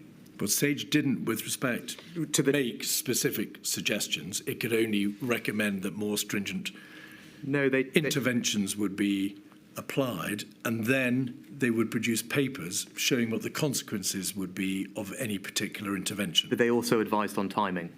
They did, ultimately on the 30th. Both on substance and timing. So I think on the 9th of March, from memory, I have to check, was the meeting where they said, look, here are 3 things that we think you're going to need to do, but we don't think you need to implement even the first one until later in the month. And here are 3 things that you definitely don't need to think about now, including banning mass events or closing schools. So that was a meeting I remember vividly. Now, that was on the 9th, I think. That was the week of the 9th of March. And then what happened on what then they came back with timing advice, which on the 12th was more specific, and the timing advice on the 12th said you don't need to implement the first of these until I think the 20th, and the other two later. Then that all changed on the 16th. Well, there was a 13th stage where they said don't allow a concern about the timing of implementation to delay anything you might wish to do. So there was a change on the 13th in terms of material from Sage, and the evidence is quite clearly that there were dramatic changes in the approach over that weekend. I think the 16th is the meeting that I remember, which is where, and I think the imperial modelling had come out at around the same time. Sage themselves said at that moment in time, and it's recorded in the minutes, that their view had changed just in the past few days. So That's what you recall. Yes, in those mid-teens days, something changed. I do remember it was the imperial modelling that had come out at around the same time, which no doubt was a factor, but again, you'd have to ask them. And then on the 16th, that's when they said, we need to do these things sooner than we thought, do them now. And I think the Prime Minister announced them that day. He did. There was a suite of measures on the 16th, and then, of course, decision taken on the 18th to close schools, and then on the 20th, you'll recall vividly the decision that non-essential retail and so on should shut. But the fact that you, as Chancellor, recall the debate about the warning, and I don't mean that in any pejorative sense, the debate about the potential impact of going too early, rather suggests that it was an important issue and that it would be likely to have had an impact on the decision-making process. I think we were following the advice from the scientists. So I do agree that we were influenced and informed by what they were telling the government to do and when to do it. And they definitely earlier on, as you've mentioned, they talked a lot about timing and not going too early, in their words, in the press conferences and with us in meetings. On Thursday, the 19th of March, WhatsApps between Mr. Cummings and Mr. Kane showed that there was an emergency, or at least a debate, that had to take place in front of the Prime Minister concerning the fear that the bond market, or I suppose the gilts market, as we would call it, might collapse, or at least a concern as to the extent to which the government might be able to fund itself. Just so that we can get the chronological picture correct, did you go and debate or speak to the Prime Minister on that Thursday in relation to your concerns about funding, because there had been, or as there was shortly to be, a placing of debt in the marketplace that failed? So there was a real problem on that Thursday. Yes. Now, I don't recall the precise timing and the date by when I was speaking to the Prime Minister on these issues, but you'll have a record of it. But the key moments were I received advice on the 19th. Thursday. Yes, and the reason for that was the day before there was a very significant move in gilt rates. So the cost of our borrowing, to put it in ordinary language, and there had been a move across most developed markets, bond markets, but the move in the UK was outsized relative to our peers, and that was obviously concerning. So that was the global investment community starting to take a different view on the UK government's ability to borrow, or the price that we should pay for that. And the cost of our borrowing at that point had tripled in a matter of probably about a week. So it was a very major problem. So that was, and there are some other things that are technical, but led the Treasury and the advice I was getting to tell me that there was the gilt markets were showing some signs of impaired functioning. So that was that was what was happening on the 18th and the 19th. Indeed. And then something else happened on the 21st. I don't want to go into the detail of it, but would you just confirm that, of course, the government put arrangements into place to ensure additional liquidity in the event they weren't used, but the government was on top of the problem, and you raised this problem with the Prime Minister on the Thursday in the context of the decision-making which was then going on as to whether or not London should be locked down first. And you were concerned that in any final decision, the Prime Minister understood that the bond market, the gilt market, was a consideration. Yes. Is that a fair? So I think it's worth, if you don't mind me just spending a minute on it, because I do think it's important for the context of the time, because it was incredibly worrying to me as Chancellor. What happened on the 21st is that we had a failed gilt auction. Is Now, this what the does that mean? DMO operation? Yeah, so what that means is the government, in order to fund itself and pay for all the things that we need, borrows in the markets. And on that day, when we tried to borrow from people, the auction didn't go as planned and we couldn't raise the money we needed. That is a extremely serious and rare event. It had happened once before in the financial crisis, and it unsurprisingly caused enormous anxiety inside the Treasury and with me, because it was a very worrying development. Subsequent to that, the government had to enter into, I think, what you were referring to, Mr. Keith, which was something called the Ways and Means Facility, which, again, in ordinary parlance is an overdraft facility at the Bank of England. It's the government saying we're not sure if we're going to be able to borrow the money that we need and fund ourselves, so we will open up essentially an overdraft at the Bank of England, and if need be, they will just fund us, which is, again, almost unprecedented. It happened once before in the crisis, and it's strong evidence of the extreme stress that we were under from a financing perspective. Sorry to explain, but I think it's important for understanding the context that I was operating in, and that's what I would have, over the course of those few days, no doubt have explained to the Prime Minister. And what did you understand to have been the impact of you telling the Prime Minister about your concerns? So in the context of the debate which was running on, of course, during those days as to the extent to which further measures would need to be imposed, and, of course, ultimately whether there should be a lockdown decision, what impact did your concerns about the gilt or the bond market and the government's ability to fund itself have on that decision-making process? And I ask, and so that you are clear, there is some suggestion that there was on that Thursday mooted the possibility of locking down London in advance of the rest of the country. And we want to know to what extent that decision was influenced by the concerns about government borrowing. I think probably a question for the previous Prime Minister, really, because he would have been hearing lots of different things from lots of different But you must have expressed a view on it to the Prime Minister when you spoke to him on the Thursday. I don't recall, other than explaining to him the stress that we were under, and it was a relevant consideration for him. That's why he had an impossible job in many ways to balance all these very difficult things. But with regard to London specifically, I recollect that meeting, and I recollect that the priority intervention that had been recommended, suggested by Sage, was to close schools. And we did that.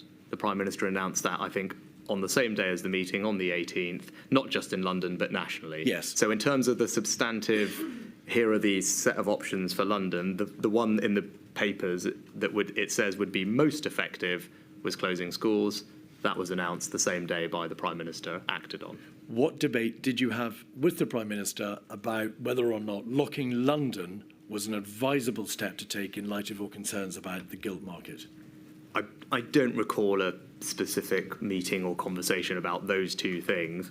I think more generally, as I've said, my job was to provide him with best economic evidence, advice, analysis, and it was a relevant consideration for him that there was this situation in the gilt markets. It was right that he was aware of that. And of course, with regard to London, we took the advice of Sage and closed schools, not just in London, but across the entire country on the same day that that advice came to the committee. Yes, the decision was then announced on the 18th to take effect from the 20th. On the 20th, that's right. In your statement, so that we can understand, and it's a matter of obviously huge public interest, we can understand the nature of the impact of the lockdown decision. Have you set out, and we'll have your statement at page 53, at paragraphs 182 to 187, the scale of the economic and social impact of the pandemic restrictions? Mr. Sunak, I'm going to respectfully ask you to try to keep your answers as concise as you can. Perhaps you might just agree with the following proposition. Do you set out in those paragraphs the damage that was done in terms of the impact on GDP, the damage on the economy, the government's borrowing, the costs, of course, the fiscal impact, and the scarring, that is to say, the long-term damage that was done to the economy through alterations in labour supply and the like? So you've attempted to set out in very broad terms what the lockdown decision did. Yes, my witness statement contains a summary of the various economic impacts. As you highlighted, biggest fall in GDP was predicted in hundreds of years, borrowing reaching World War II levels, the impact that would have obviously on the labour market, unemployment, and tax levels, which obviously we're grappling with today. Economic scarring is the long-term impact on the economy from things that happen in the short term. Again, I won't go over it in great detail, but I think it's clear that as a result of what was happening, that the economy was being impacted, jobs would be impacted, which is crucial for people's livelihoods, businesses would be impaired, and because of the borrowing that was necessary, that would have an impact on future tax levels. In summary, those are a high level. I'm happy to elaborate if you need, but they're contained in my witness statement. So just to reassure you and others, I don't just take into account your oral evidence, but I do, before reaching any conclusions, take into account everything you've said in writing. So don't worry, it'll all be considered. And to be plain, I've asked you because it's important that the public understand that you have attempted to set out in your witness statement some of the overarching consequences of the major first lockdown decision. If I might, Mr. Keith, people can see it. I think it's important, and this is always tricky in public policy, is many of these impacts are not felt immediately. They're felt over time. And that is always a tough thing to deal with when you're communicating. But as it turned out, we were able to borrow what we needed to fund the pandemic response. The impact of having to pay it back only comes well after the fact, when everyone everyone forgets why it was necessary, and now everyone is grappling with the consequences. I am grappling with the consequences of that as we have a historically high, a tax burden that is higher than I would like. That is a direct consequence of the support that was provided during the pandemic and then later on. But as I said, those things are often hard to get across, but they're all contained in the statement. Let's please not go into the issue of tax burdens. There are two issues to which you pay particular attention in your statement following the lockdown in March and April 2020, Mr. Sunak. The first is the HMT expressed concern that there'd been over-compliance with the government's stay-at-home messaging during the first lockdown. Essentially, you were concerned, and your department was concerned, that the public hadn't understood sufficiently clearly from the government's communications that they should go to work only if they could not work from home, and that the messaging perhaps had the nuance of that position had been lost in the overall messaging, stay at home to help us save lives. What did the Exchequer do about that? Was there any means open to you to try to change the messaging or to try to ensure that people did go to work where they permissibly and legally could do so? You're right in summarising the situation. Perhaps the best example of it is in the construction industry, which, because it was by its nature outdoors and we'd seen what had happened in other European countries, more activity was able to be continued in Europe than was the case in the UK. And so that was a good example of the messaging being slightly lost. I don't think there was anything that we could do about it, particularly. It was a relevant point when we came to the exit roadmap in the May plan and trying to get that messaging right. And because the scientific advice and the modelling was predicated on an amount of people who were working from home, an amount of people who were at work, and what ended up happening is those assumptions were essentially undershot and fewer people were out at work than had been anticipated. Indeed. Could I ask you, please, also just to slow down a little bit when you give your answers, Prime Minister? There's a record, of course, being kept by our stenographer. If we could just look at 236583, it's an email from, again, your Principal Private Secretary in the Treasury to various recipients. And as you rightly say, this is in fact dated April, but it's on the cusp of the debate about the recovery plan. So, as you say, the debate about coming out of the lockdown. The email, it says, the Chancellor is considering the paper for the Cabinet Office process.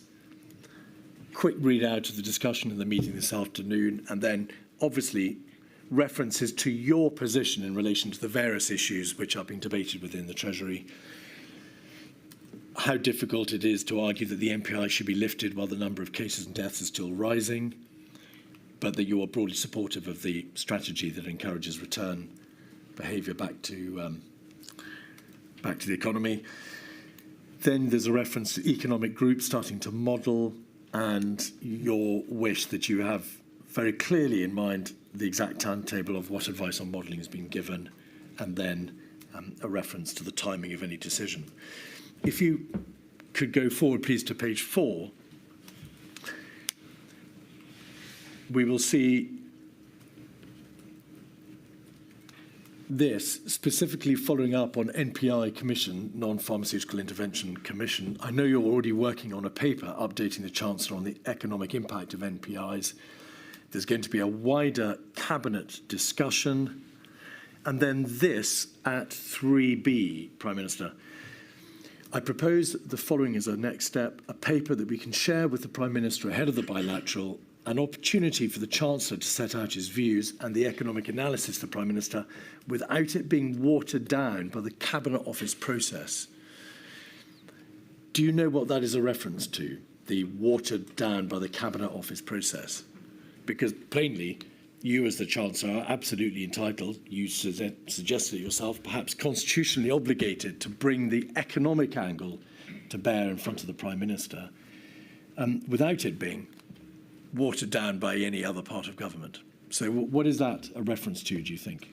Obviously, I didn't write the email, so it's hard for me to comment. And if you flick back to the earlier bit of the email, I think, actually, as you can see from that, it clearly mentions a Cabinet Office process. Yes. Which is right and appropriate, but also, even when it talks about modelling on sectors, to bring that together with CMO thinking on the health impacts. But I think very... even in that email, you can see, I said I didn't write it, so I'm not sure entirely what it's referring to, but it's clear that there is a Cabinet Office process that we are feeding into, CMOs feeding in, and that's the right way for the Prime Minister to receive. There is no suggestion but that there shouldn't be a process. There has to be a process. The Cabinet Office will synthesise to some extent what is contributed by other government departments.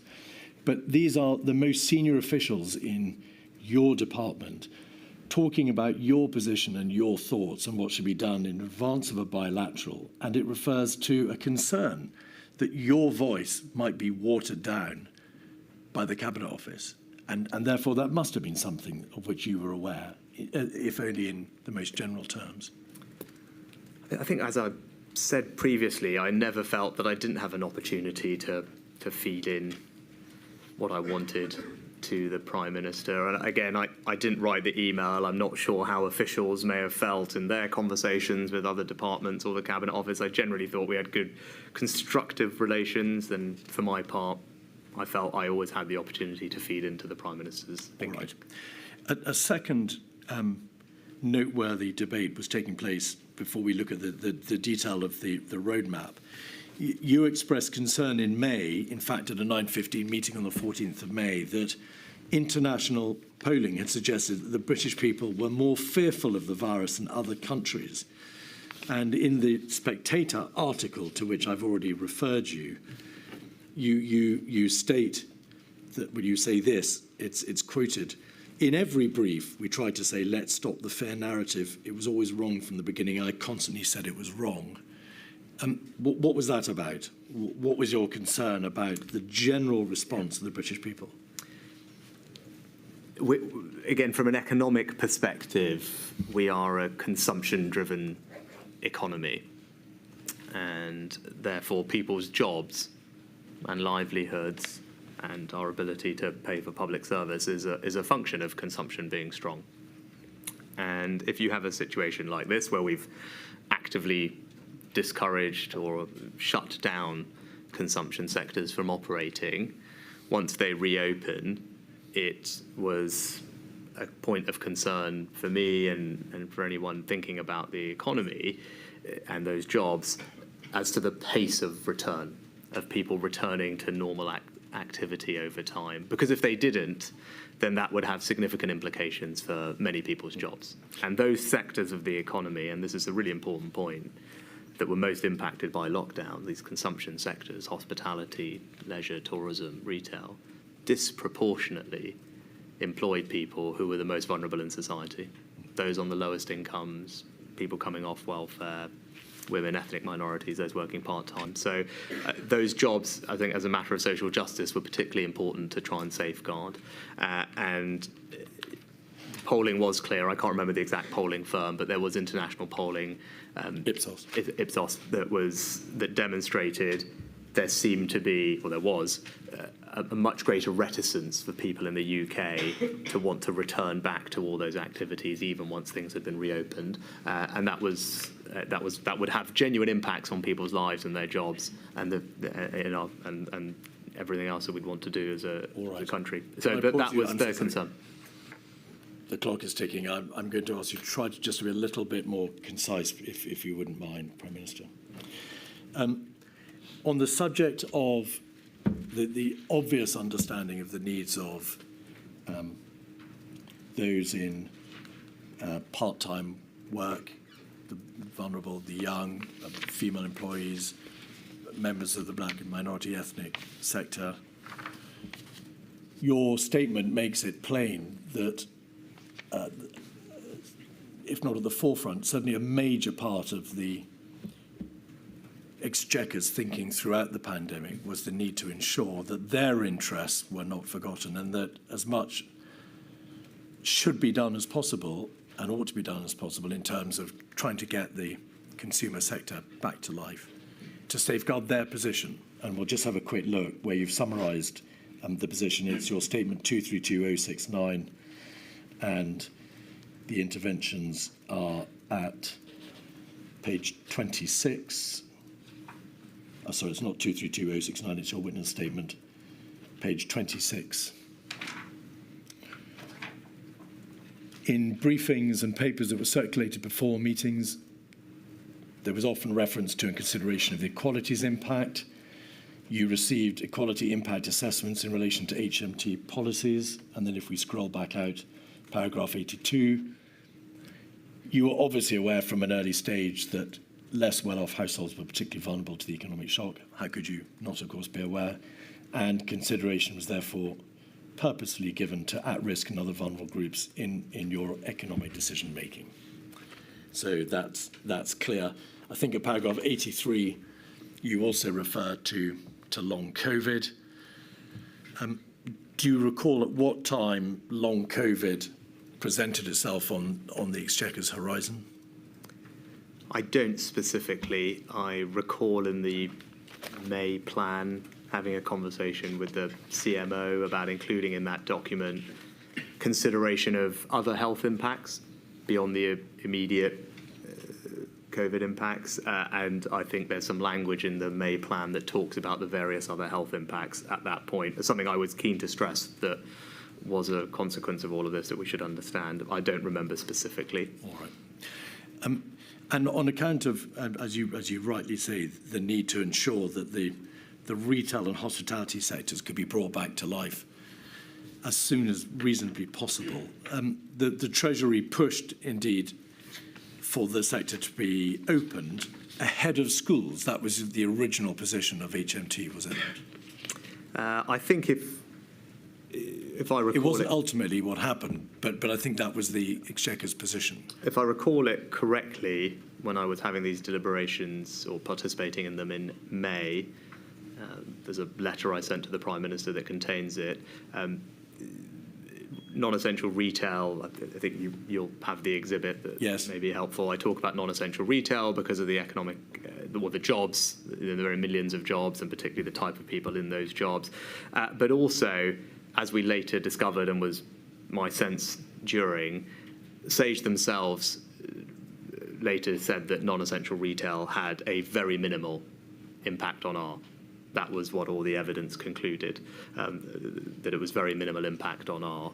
And now, with regard to schools, I've said in that May thing, they should be opened, particularly the early years, alongside or immediately after non-essential retail and before hospitality, because I care very much about the impact on children and their educational attainment and development, and that letter talks about those things. So retail because of the jobs and because it had minimal impact. Immediately alongside that, particularly the early years, education of schools and nurseries, and it was only after that hospitality. So that was the sequencing in the Indeed. letter I wrote in May. If we have 236585, it's an email from your principal private secretary to various recipients. And on the first page, there is a reference to the Chancellor focusing in, perhaps is on page 2.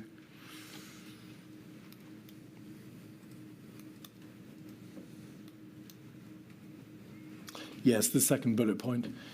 Therefore, need hospitality open in the summer, July, and to, here's this, and to stage things, this means open sectors now, schools early June, and non-essential between the two in mid-May. So suddenly at the beginning of May, and this is dated, I think, the 4th of May, the proposal from the Treasury is we've got to get hospitality and particularly non-essential open, and then schools will follow. And there's another letter, an email, 232085, paragraph 17 on page 2. This is your letter delivering our roadmap dated May. Paragraph 17. We must then continue with our plan to return early years reception in years 1 and 6 to school. That is continuing after the opening of non-essential retail. Can you recall why or how the final position was reached, the order of play in which schools and non-essential retail opened? Do you recall how that debate was resolved? No, not particularly. I think you said previously, Ms. Keith, that hospitality was before schools, which is, as you said there, it's not. It was retail and education pretty much together, one after another, and hospitality later. That was the position that was reached, yes. But that was also what that email said. Right. The one that you had previously popped up also had hospitality in July and schools and retail before then. You called in according to the email from your principal private secretary dated the 4th of May, she says open sectors now, then schools early June and non-essential between the two. So open sectors now, then non-essential, then schools. But I said hospitality thereafter. It says hospitality. I don't have it in front of me, but it had hospitality. Let's have a look. July. 236585. On my reading of it, if you look at the months, I don't think between the two makes sense. Well, I mean, I think it's if you have the second page up. Yes, it's the second page. I think it said need hospitality open in summer brackets July. This means open sectors now, schools early June, and non-essential between the two mid-May. So non-essential is coming in before schools. Yes, just a couple of weeks. But I think what you'd said that hospitality was also coming in. I just want to reiterate that was never the case. Between the two doesn't make sense. Yeah. It's first. It was retail and this was schools. your policy, Prime Minister. All I'd say is that the point was to do retail and schools a couple of weeks apart in May, June. Hospitality was always summer because it was the last thing. Retail because, as you see from the letter that you had up in May, the jobs and the people particularly employed in those jobs, again, people who are more vulnerable work in retail on lower incomes, and actually those jobs therefore have I think a broader social purpose or benefit as well as the job itself.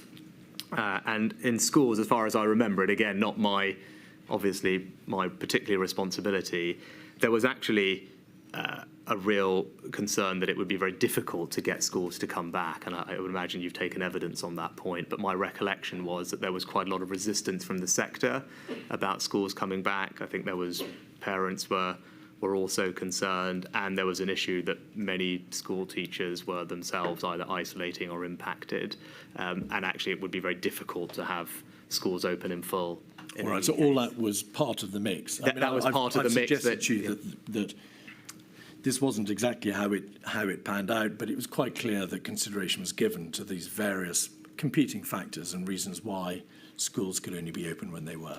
Again, a question probably for the Education Secretary and the Prime Minister. I'd say from an economic perspective, or the only input the Treasury would have into that deliberation or the Cabinet Office would be the labour market impact. And that's why, from a purely economic perspective, again, it would be the Education Secretary who would talk about children's attainment, although I cared very much about that, as you can see from the letter I sent, and it's there because I long stand had concerns about that. But from an analytical perspective, what the Treasury could do is explain, I mean, unsurprisingly, if you open early years and children and primary school children, that it has a disproportionate benefit on the labour market because it means their parents can return to work in a way that doesn't. You don't necessarily get that benefit from older students. But all right. Around the same time, in fact, on the 7th of May, you expressed to a COVID-S, Mr. Sunak, your concern that unless the economy was reopened at perhaps a somewhat faster speed than some other cabinet ministers were advising, we would be at risk of placing the United Kingdom at a competitive disadvantage. And you referred to international comparative data, in essence, how other European countries were showing, you said, how reopening the economy can be done. Can we just look very briefly at the issue of comparative data? Did the Treasury, throughout the whole crisis, refer repeatedly, of course, to what other countries were doing, what their data was demonstrating, what ultimate decisions they were taking in light of their own particular positions? And was that something that was at the forefront of the debate when these arguments came to be ventilated in front of the Prime Minister? I think it's probably too much to say it was at the forefront, but certainly right to say it was another piece of information that was helpful and worth taking into account. Yes. All right. On the 28th of April, so again around this time, you had a bilateral with the Prime Minister, 236584. Again, this is a note from your Principal Private Secretary referring to a bilateral on Tuesday. The subject matter is PM bilateral on Tuesday. On the first page, there is a reference to the Prime Minister's instinct, we can see there in the first bullet point, being that we might have overdone lockdown, telling that no other countries closed construction, turned to our international slide, but said interesting that there are new opportunities coming out of this and online is growing. And he also says a little later down the page, a little further down the page, that the sooner gets this open, the better, but then refers to the risk of another exponential increase. And I think he says, overall, he's agitated that he didn't have a plan. Yes. To what extent in these early days of the roadmap, Mrs. Sunak, what was the Prime Minister concerned as to how he would equate the imperative of making sure that there be no unnecessary risk in growth in prevalence and the need to get the economy back going? It must have been a source of perpetual anxiety, and you had these debates with him as to how he should resolve them. Again, probably better addressed to him, but we recapped previously the economic impacts. By this point, we had a much greater sense of what they were because we were, I don't see the date of this email, but I think, did you say May or end of April? Yes, it's the end of April, 28th of April. The government's independent forecaster, the OBR, had published their reference scenario, I think perhaps a week, 10 days before this, so that would be in the public domain. It was pretty stark. I won't recap it all again, but that was then out there, and we were collecting real-time data on the number of people who were furloughed, the businesses that were shut, et cetera, et cetera. So it would be unsurprising if that wasn't something that he was considering. There is an email from, again, the same Elizabeth Perelman on the 21st of May, 232168. This is an email which follows yet another meeting with the Prime Minister, in which she says, I think probably on page 2,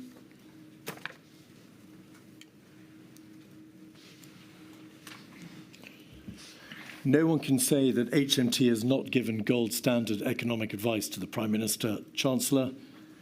But perhaps there might be an element of marking one's own homework there, but the Chancellor has not eloquently and authentically put these points across.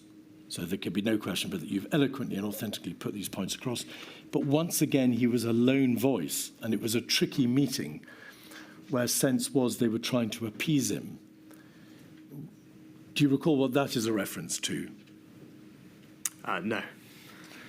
Was it, do you think, a reference to the fact that in this particular meeting, you had argued for an opening up of the economy, but the majority of the room had expressed its combined view that the risk of opening up too fast would have terrible consequences further down the road? What, was that not the debate that was going on at the time? I can't comment on the particular meeting because I don't recall it. In general, I was making the points at this time about the economic impact, what was happening internationally, the fact that we were investing in test and trace and the Joint Biosecurity Centre as new institutions that would allow us to manage an exit. And I was also concerned at this point in time about the data that we were receiving on transmission and admissions. And I think it was exactly around this time that it was clear that we had probably been overestimating R. That's something that SAGE themselves acknowledged a bit later. And also the issue of nosocomial transmission, where a large amount of the transmission that was happening not in sectors of the economy that were open or closed, but in hospitals or care homes, which requires a slightly obviously different response. Those weren't well understood issues earlier on, but it was clear that they were starting to become issues. So those were the types of conversations that I was having at that moment in time. Do you recall in June how an HMT official who attended SAGE provided a readout which referred to the fact that the CMO, Professor Sir Chris Whitty, and the government's chief scientific advisor, Professor Sir Patrick Vallance, began to warn that the package of measures for reopening, in particular the beginning of July, was at the riskier end of the spectrum and therefore had the potential to increase R above 1. Do you recall that warning being relayed to you or to the Treasury at the end of June? You know, I don't. What I do recall, though, and perhaps should have started with this, is this May plan. I'd say two things about it. One, that it was conditional, so there were various tests that were set out to unlock each stage, and indeed it was delayed at one point, which shows, I think, the flexibility, decision-making and responsiveness to the health concerns. Yes, step 2 was delayed from the 1st to the 15th of June. Yes, that's right. But I think it demonstrates the process working and the conditions working. And the second, and perhaps most important thing to say is, that the May plan was developed with scientific and epidemiological input. And it was modelled at SAGE in early May. I remember the CMO, and again, this is recorded in the minutes of the COVID strategy meeting at the time, saying that this package of measures should not push R above 1. That was my strong. What date was that? That was in the COVID strategy meeting, I think, I haven't got the exact date in front of me, in May. I'm happy to send it. It's in my witness statement. By June, Mr. Sunak, wasn't the scientific evidence, the epidemiological evidence from SAGE and from the CMO and the GCSA, was that the measures which had been agreed, first proposed and then agreed, were at the riskier end of the spectrum? And I'm specifically asking you about the stage which had been reached by then, late June, which was step 3. Were you not aware that the scientists were beginning to question the speed at which the roadmap was operating? Do you recall that being brought to your attention? No. I think they always thought that from the beginning. I think they thought it was consistent with R not being above 1, but I think from the beginning they thought it was at that end of the spectrum. It was closer to 1 than it was to 0.1, if I could put it that way. But they were involved and modelled the package of measures that was announced in May. I think that's important. Well, no, they didn't model the package, Mr. Sunak. They gave advice through SAGE on what the consequences would be of the package. And then it was for the government, the Prime Minister in particular, to decide what consequences would flow from whatever he decided. So that's, again, I don't have a perfect recollection, but I thought in May, either on the 2nd or 5th around that time, that SAGE had modelled the impact on R of the various measures under consideration. And at the meeting, I think on the 6th, the CMO and CSA, the minutes record, were broadly content. That was, I think, in relation to the broad roadmap, which was itself dated the 13th of May, and step 1, which of course was the first step. The second step, which was 15th of June, and the third step, of course, came later. And by the end of June, the 23rd of June, the CMO and the GCSA were warning that the package of measures was at the riskier end of the spectrum, with the potential to increase R above 1. Shall we have a look at 232181? It's a readout of SAGE from your principal private secretary. Vallance noted the heavy trailing in the press of the measures the government has now announced it will relax.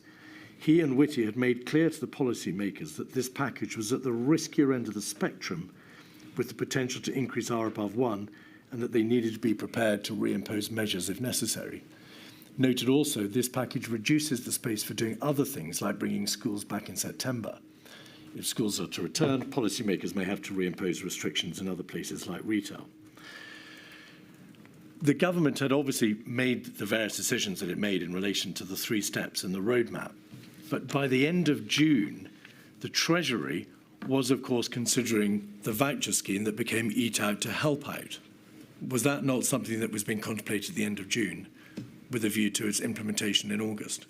Yes, I mean, I don't recall seeing that email, so that didn't come to me. As I said, the exit plan was developed and hadn't changed, and I strongly recall it being modelled in terms of the impact on R, and people broadly being comfortable that it did just about keep things at that level. And I think the other thing, as I said, that was relevant consideration at this time was that in June, probably actually 3 days before this email, the SAGE minutes record that there had been errors that meant that for some time they had been overestimating the rate of transmission, making it look artificially high.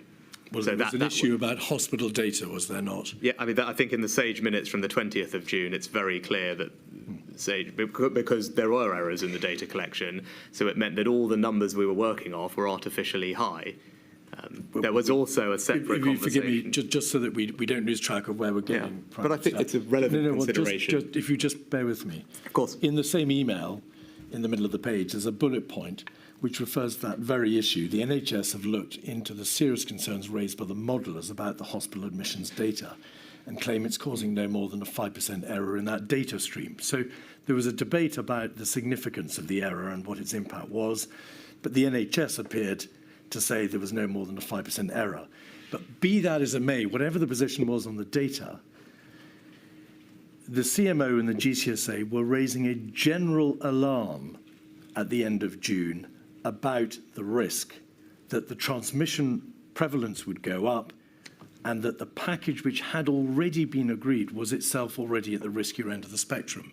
So the question for you is, to what extent did HMT understand at the end of June that whatever it proposed to do thereafter came with significant risk? That's just not my recollection of it. I mean, my recollection was that we went over a set of things that could be done. It was conditional. It was delayed at one stage on the advice from the scientists. So I think that shows that the process was working. I think there were genuine issues about the robustness of the data, but also where the R was coming from, because there was this issue about nosocomial transmission that was definitely not properly understood at the time, potentially accounting for up to a quarter of the transmission, which obviously requires a very different response. But also, I think analysis has been done subsequent to this that I wasn't aware of at the time from, I think, professors of medicine and economics at Imperial and Manchester that applied a Quayle analysis to the first lockdown and its duration. And their Quayle analysis, which you'll be familiar with as a tool of health, public health analysis, suggested that the lockdown in its severity and duration is likely to have generated costs that are greater than the likely benefit. Well, so I think I wasn't aware of that at the time. I'm so sorry. I don't want to get into quality life assurance models. Is it your position as the Chancellor, that at the end of June you were unaware that the government's chief advisors, epidemiological public health advisors, were making clear that the existing package was already at the riskier end of the spectrum, and therefore that going forward, real care would have to be taken to ensure that that prevalence and the R rate going above 1 did not eventuate. I was always clear that schools was something they viewed as a big risk factor, which I think is alluded to in that email. Did you know that the package in place was at the riskier end of the spectrum epidemiologically? I don't precisely remember that, but I do remember it was modelled and designed to keep R at or below 1. All right. And as I said, I'm sure it was closer to 1 than it was to 0.1. But remember, as we've discussed in the first session, policymakers are taking into account a whole range of considerations, and the objective strategy here was not to completely suppress the virus. It was to make sure that the NHS was not overwhelmed. That is consistent with a range of R ratios. The point is well made. Ultimately, the Prime Minister has to make the final decision, and he'll take into account the risk, he'll take into account the economic and fiscal consequences. But the point here is that this demonstrates that the Treasury, because this is your principal private secretary, were told, rightly and responsibly, that there were alarm bells ringing about the package already in place. And therefore, the Treasury could not have been unaware that whatever it proposed in the public interest economically going forward came with risks. I mean, there is no way which any responsible Treasury could consider implementing plans without having at least half an eye on the epidemiological consequences. Otherwise, she wouldn't have been writing to you in this term. I'd say I didn't write this email. And you didn't see it, you think? I ever saw these emails. That's just not something that I would have done, right? I would have been briefed here and there on things that I needed to know, but I definitely didn't see these emails on a regular basis. Questions like risk and whether or not Treasury plans would have an impact upon prevalence and an increase in transmission and ultimately hospitalisation and death were obviously issues which were brought to your attention. Yes, and my strong recollection is that the set of measures that were announced in the May plan was one which the scientists had fedded on, had modelled, and was consistent with R being at or below 1. And on their advice, one step of that plan was delayed for, I think, a fortnight in June. And there were measures that were continued with after this email, which rather suggests that there wasn't a significant concern raised, because when they had raised a concern previous to this, the government acted on it with regard to delaying whichever step it was, step 2 or step 3. So I think there is a track record of the government responding to the concerns that the scientists had and actively delaying a stage of the unlocking. All right. So that's all I can remember about that event. Yeah. That's clear. Can I squeeze in one further topic before the break? And it's this, and we can deal with it very shortly. Your statement refers to the issue of PPE. Prime Minister, that is, as you know, a matter for a later hearing, but you address the issue of PPE from a high-level Treasury perspective. Is this a fair summary of the position insofar as the Exchequer was concerned?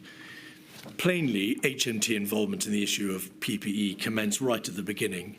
It commenced in March 2020. Is that right? Yes, that is right. All right. And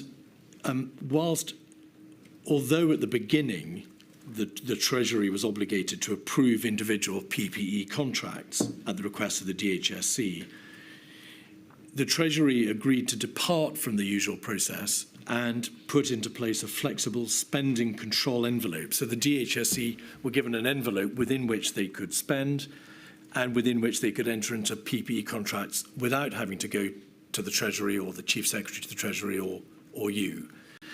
And that funding envelope started, I think, at £100 million on the 25th of March, but by the 11th of April, it was £1 billion. Is that a fair summary of the envelope position? Yes, it's probably worth me expanding on it. Well, only if you think that we'd be greatly assisted by it, given that there is another module looking at it, but it may or may not be the case. You'll have to give evidence in that module, and I'm trying to cover the possibility you might not, Mrs. Sunak by asking you just to agree with my general proposition now. I think that the first thing to say is I wasn't involved in it day to day because it was led by the Chief Secretary. Yes. Generally, we aim to move at pace given the urgency of the requirements.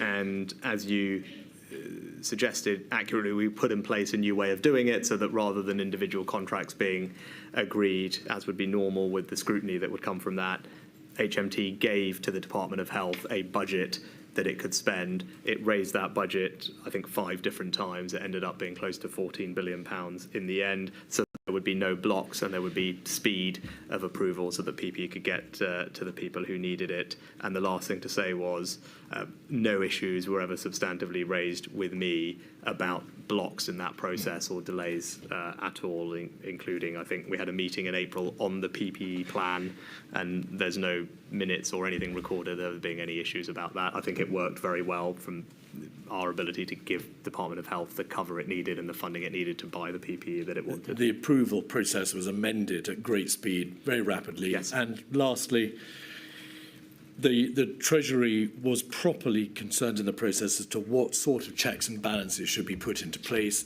and that was something then that was negotiated between yourself and the DHSE. So you might suggest, well, these are the sorts of conditions which you need to apply when you enter into individual PP contracts. So you kept a controlling hand on the overarching system of checks and balances whilst not being concerned with the individual deals. Yes, but those overarching conditions were deliberately flexible. And they changed over time. So that there could be no issue with Department of Health procuring the PPE that it wanted at the speed that it wanted. And as I said, led primarily by the CST, but there was a deliberate change to the normal processes to enable pace at the expense of the same normal amount of rigour and scrutiny that would go into those approvals. Thank you. Right. I've been asked to take a shorter lunch hour. I'm very sorry. Sorry, lunch break. So I shall return at 5 to 2. All right.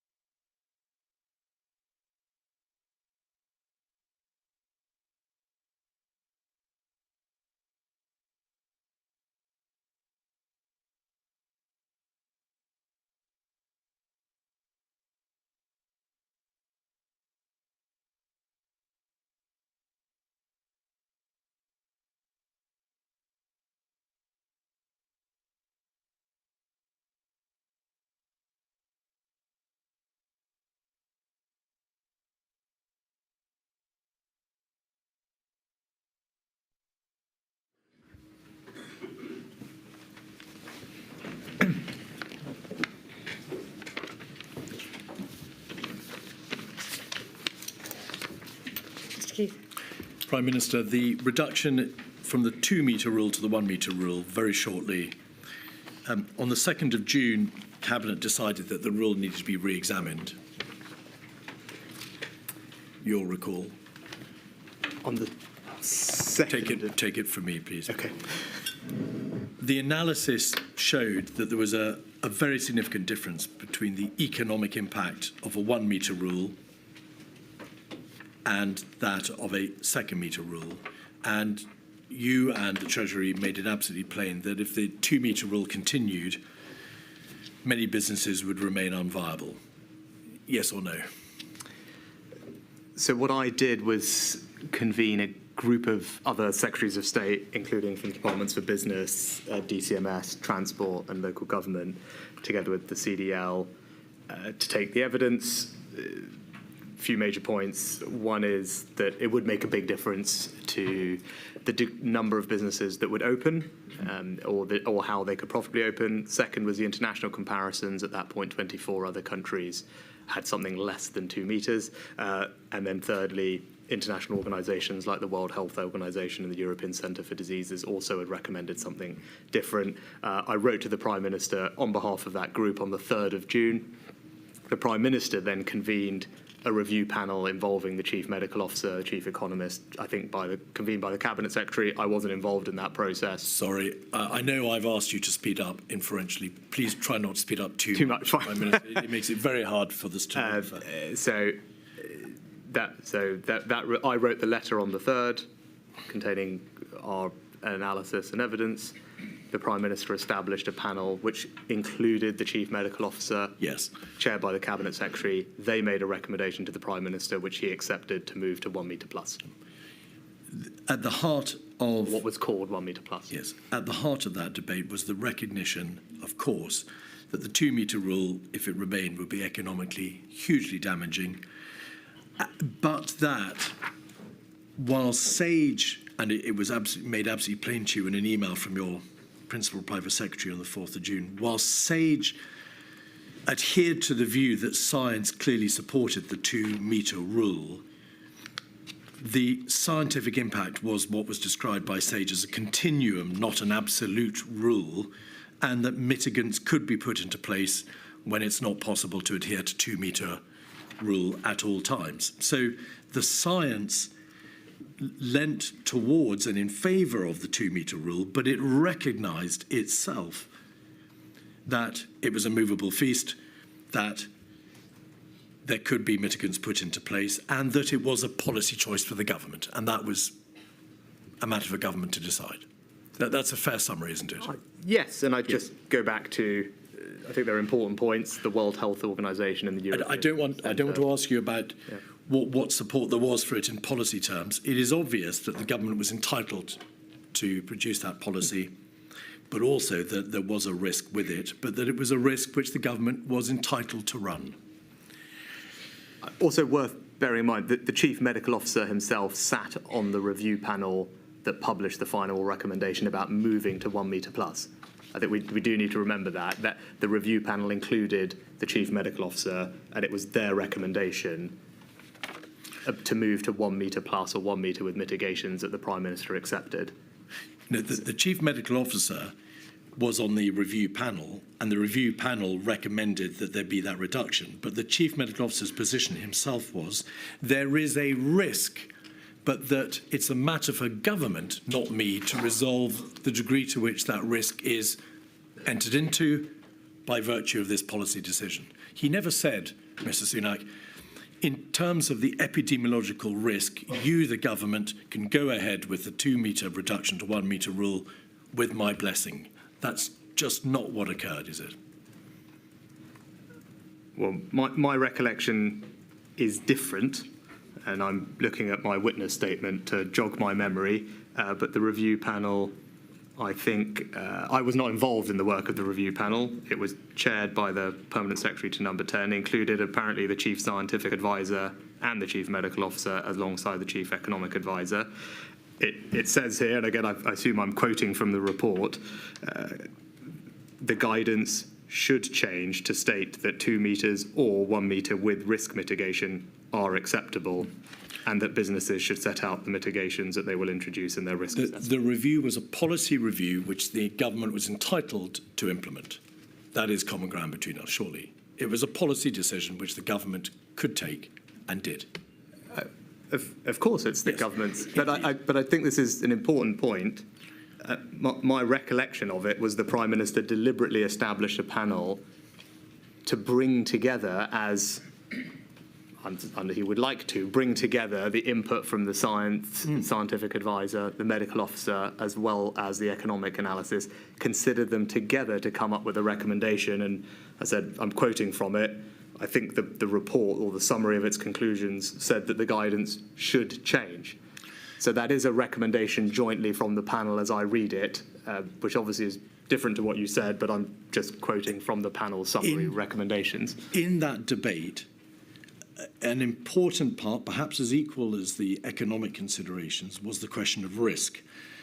And the SAGE meeting and the COVID-S meeting and particularly the COVID-S meeting, the 22nd of June, made plain that obviously in that decision was a balance between the transmission risks and the economic consequences of not doing it.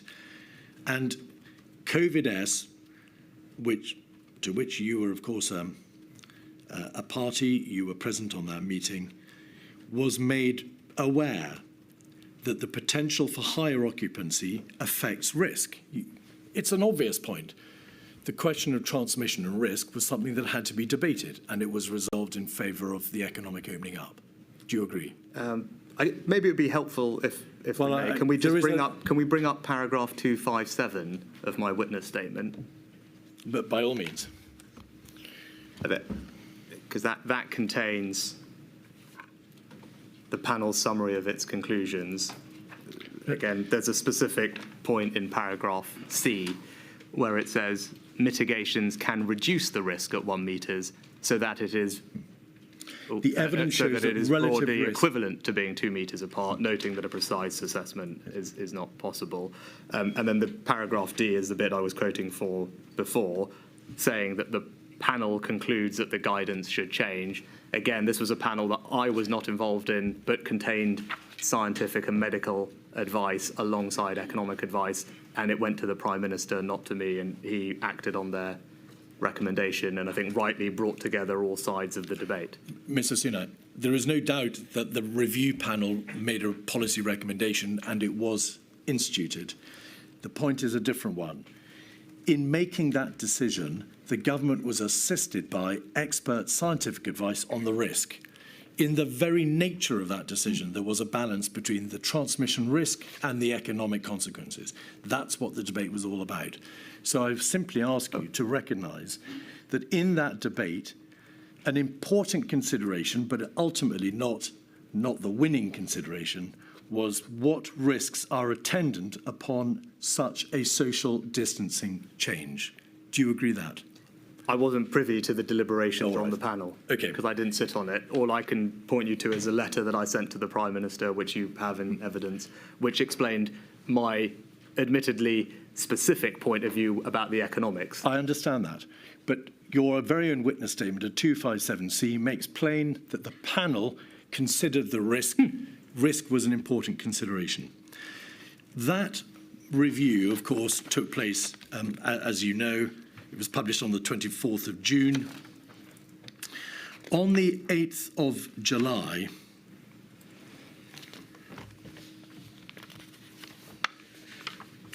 you presented your plan for jobs to the Cabinet, and Mr. Hancock said in evidence, when he gave evidence on the 30th of November, that it was at that Cabinet meeting on the 8th of July that he heard about the Eat Out to Help Out scheme for the first time. The scheme was announced, you'll recall, on the same day, the 8th of July, as part of the plan for jobs. Given that the Eat Out to Help Out scheme encouraged the coming together of different households in indoor spaces, which it did, of course, in restaurants, why was that plan not put by the Treasury in front of SAGE, in front of the Secretary of State for Health, and/or the Chief Medical Officer for their consideration of the very same issue of the absolute risk of transmission? So the first thing to say is why do Eat Out to Help Out at all? No, please. There is a method to my madness. I'm asking you why, in light of the obvious issue of risk of transmission inherent in any scheme that encouraged households to come together, did the Treasury not consult with SAGE, the CMO, the Secretary of State for Health, or anybody else outside number 10? Because Eat Out to Help Out had been designed specifically in the context of the safe lifting of MPIs that had already been signed off, as we talked about before, as part of the May plan, which had reopened hospitality, indoor hospitality. That had already been part of the approved May plan. Eat Out to Help Out only operated within that context. And indeed, there were a significant range of other MPIs that were in place, including social distancing, COVID secure guidance, table service, contactless ordering, one-way systems, all of which had been put in place. But the overall reopening of indoor hospitality had already been implemented and, as we discussed before, modelled and all the rest of it and involved scientists in that. And Eat Out to Help Out was designed to operate within that context of the safe lifting of MPIs. It didn't do anything further than that. This was a micro policy to make sure that that capacity, which the scientists had already said was part of an overall package which could be safely delivered, was actually used. And it was done very much in that context. And in the same way that other economic decisions like a VAT cut for hospitality or a stamp duty cut or indeed furlough or anything else or grants for the hospitality industry wouldn't ordinarily be cleared with medical advisors, nor was this, because we had already made the collective decision to reopen indoor hospitality, and this was a policy that sat within and beneath that. In addition to the obvious economic policy, which was to encourage consumption in the hospitality sector, to encourage people to use restaurants and to preserve the jobs of women and the lower paid and individuals from minority ethnic backgrounds in the hospitality sector. It's obvious that the plan was designed with a meritorious consideration in mind. But it was also part of that plan, was it not, to address what you had called the fear, the fact that data showed that our country was far and away the least likely to get back to normal, and to promote what you've described in your Spectator article as an optimistic counter-narrative. You wanted to bring about a change in behaviour, to encourage people, more people than had previously gone to restaurants the previous year, to encourage people to come together. That was part of the policy objective, was it not? I think as you're describing it, they're one and the same. My primary concern was protecting millions of jobs of particularly vulnerable people who worked in this industry.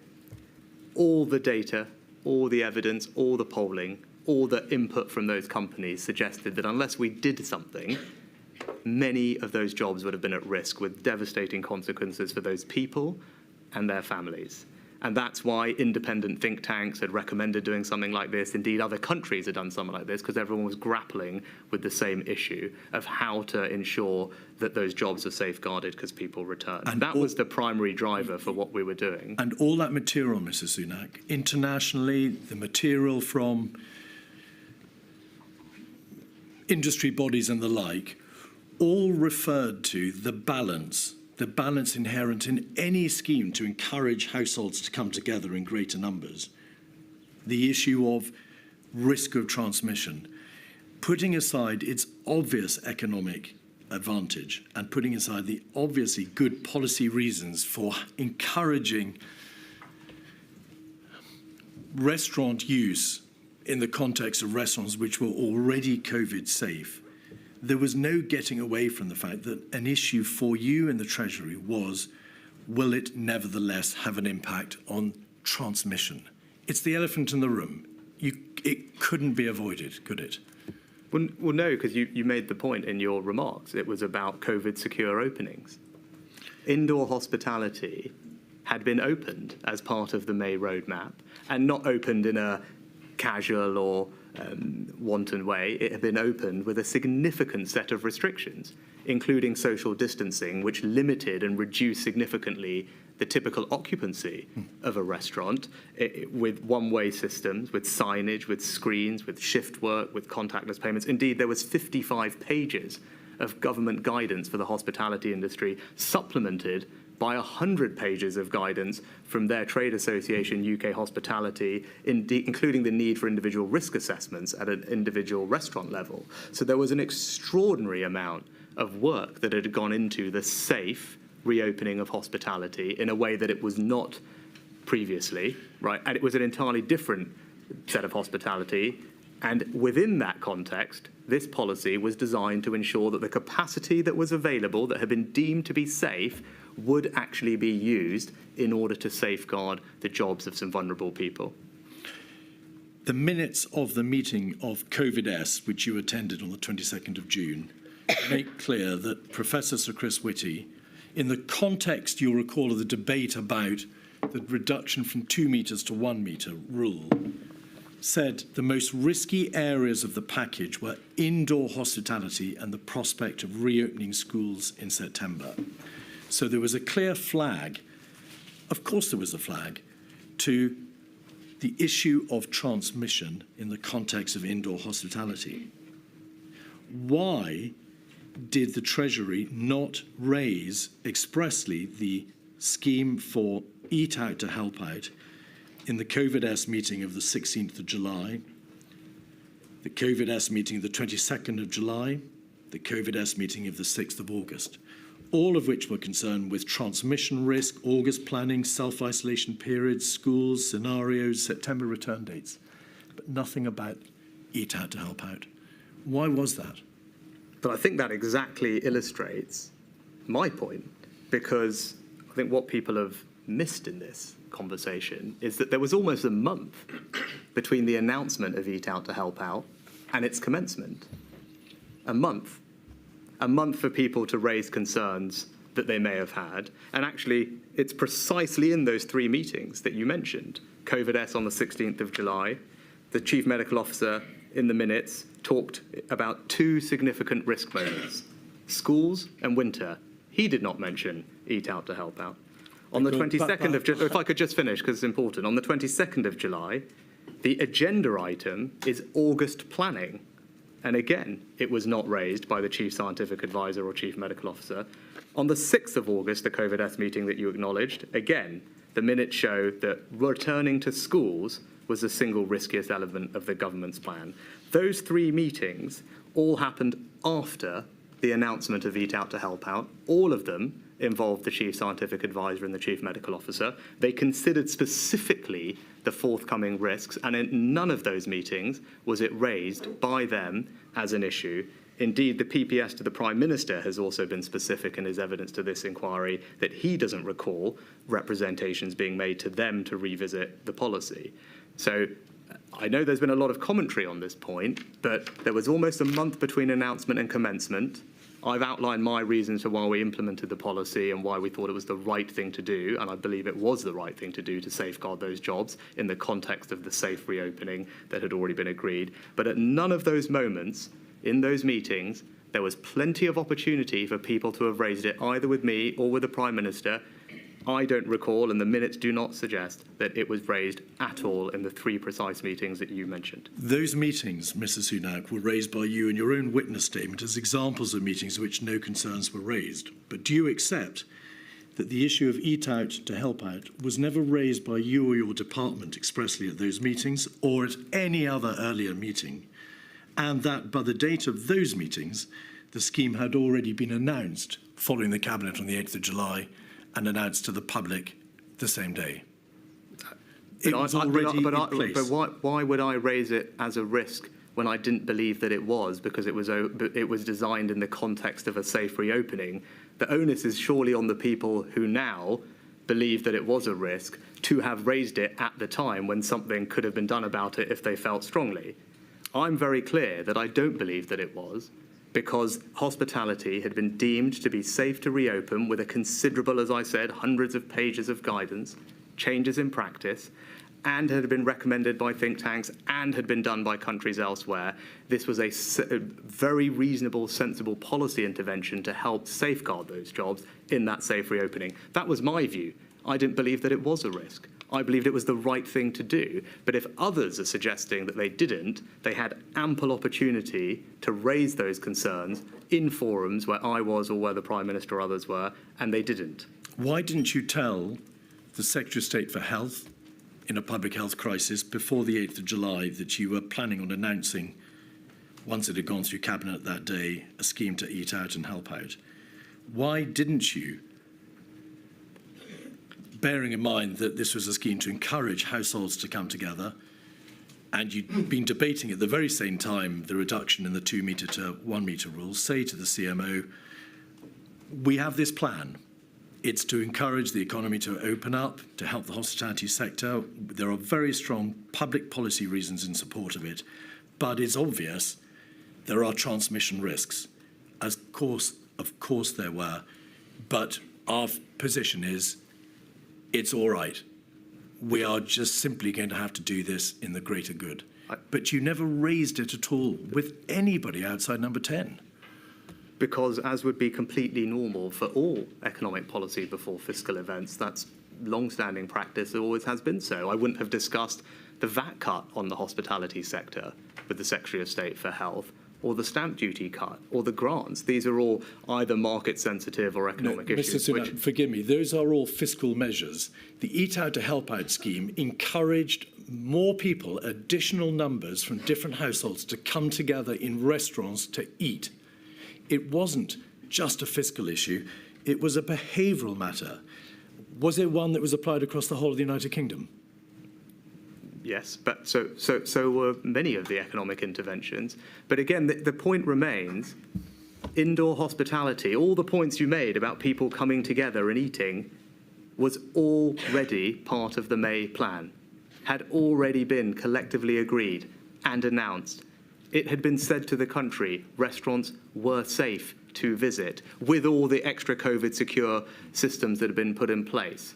That was the message, so much so that the Cabinet Office ran a national campaign entitled Enjoy Summer Safely, backed it with considerable funding and national advertising, partnered with brand name companies, because the overall approach was to tell the country it was now safe to return to doing these activities because we had made progress on the virus, because we had track and trace, because we had the JBC, because we had all this COVID secure guidance. That was the very clear message backed by a national advertising campaign. It just wouldn't be entirely normal to discuss individual fiscal measures with people that sat within that context.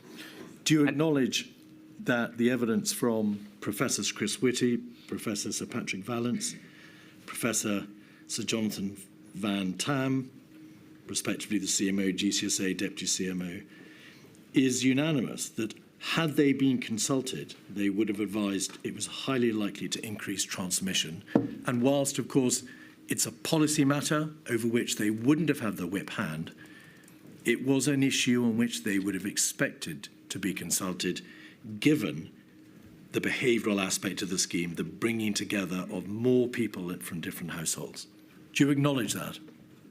But they've not said that to me. I've not seen that. And as I said, they had ample opportunity to raise those concerns between the announcement of the scheme and its implementation. None of them chose to do so in any fora that they were in. And I think all of them have said on the record, as the evidence also conclusively demonstrates, that this was in way, no shape or form responsible for a second wave, which was predicted by the CMO and CSA as early as my first conversation with them in March, and happened in every other country in Europe. That is a different issue with respect, and we're going to address that in a moment. The scheme itself, was it brought to the attention of the devolved administrations? Did you ask for their input or consult with them in any way before the scheme was imposed and introduced in the other 4 nations, the other 3 nations? again, that wouldn't have been ordinary policy. It wasn't on things like the furlough scheme or other support that we did. These are competencies of the UK government are competencies of the UK government, and they are announced in the normal way.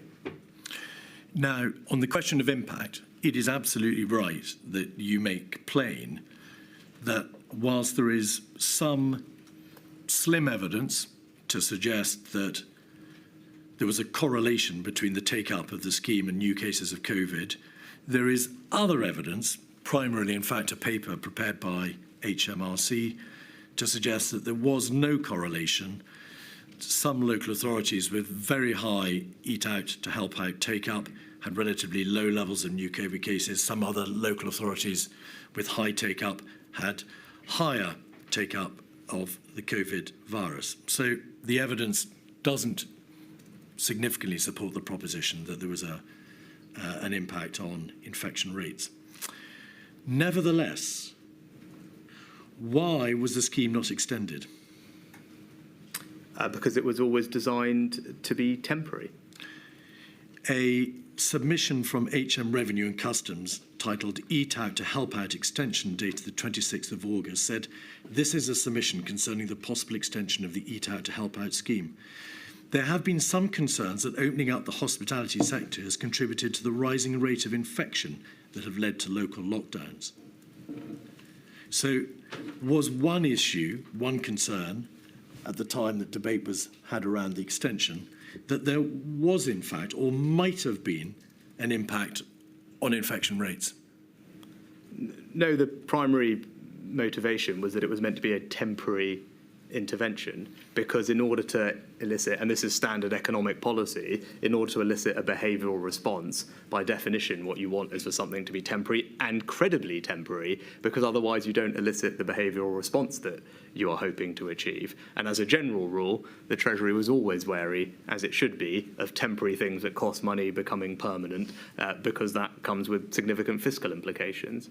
So the idea was very clearly to have something that was temporary to elicit the behavioural response, and that was always meant to be the case. So it was about behavioural response in part. It wasn't just about the fiscal support for the sector.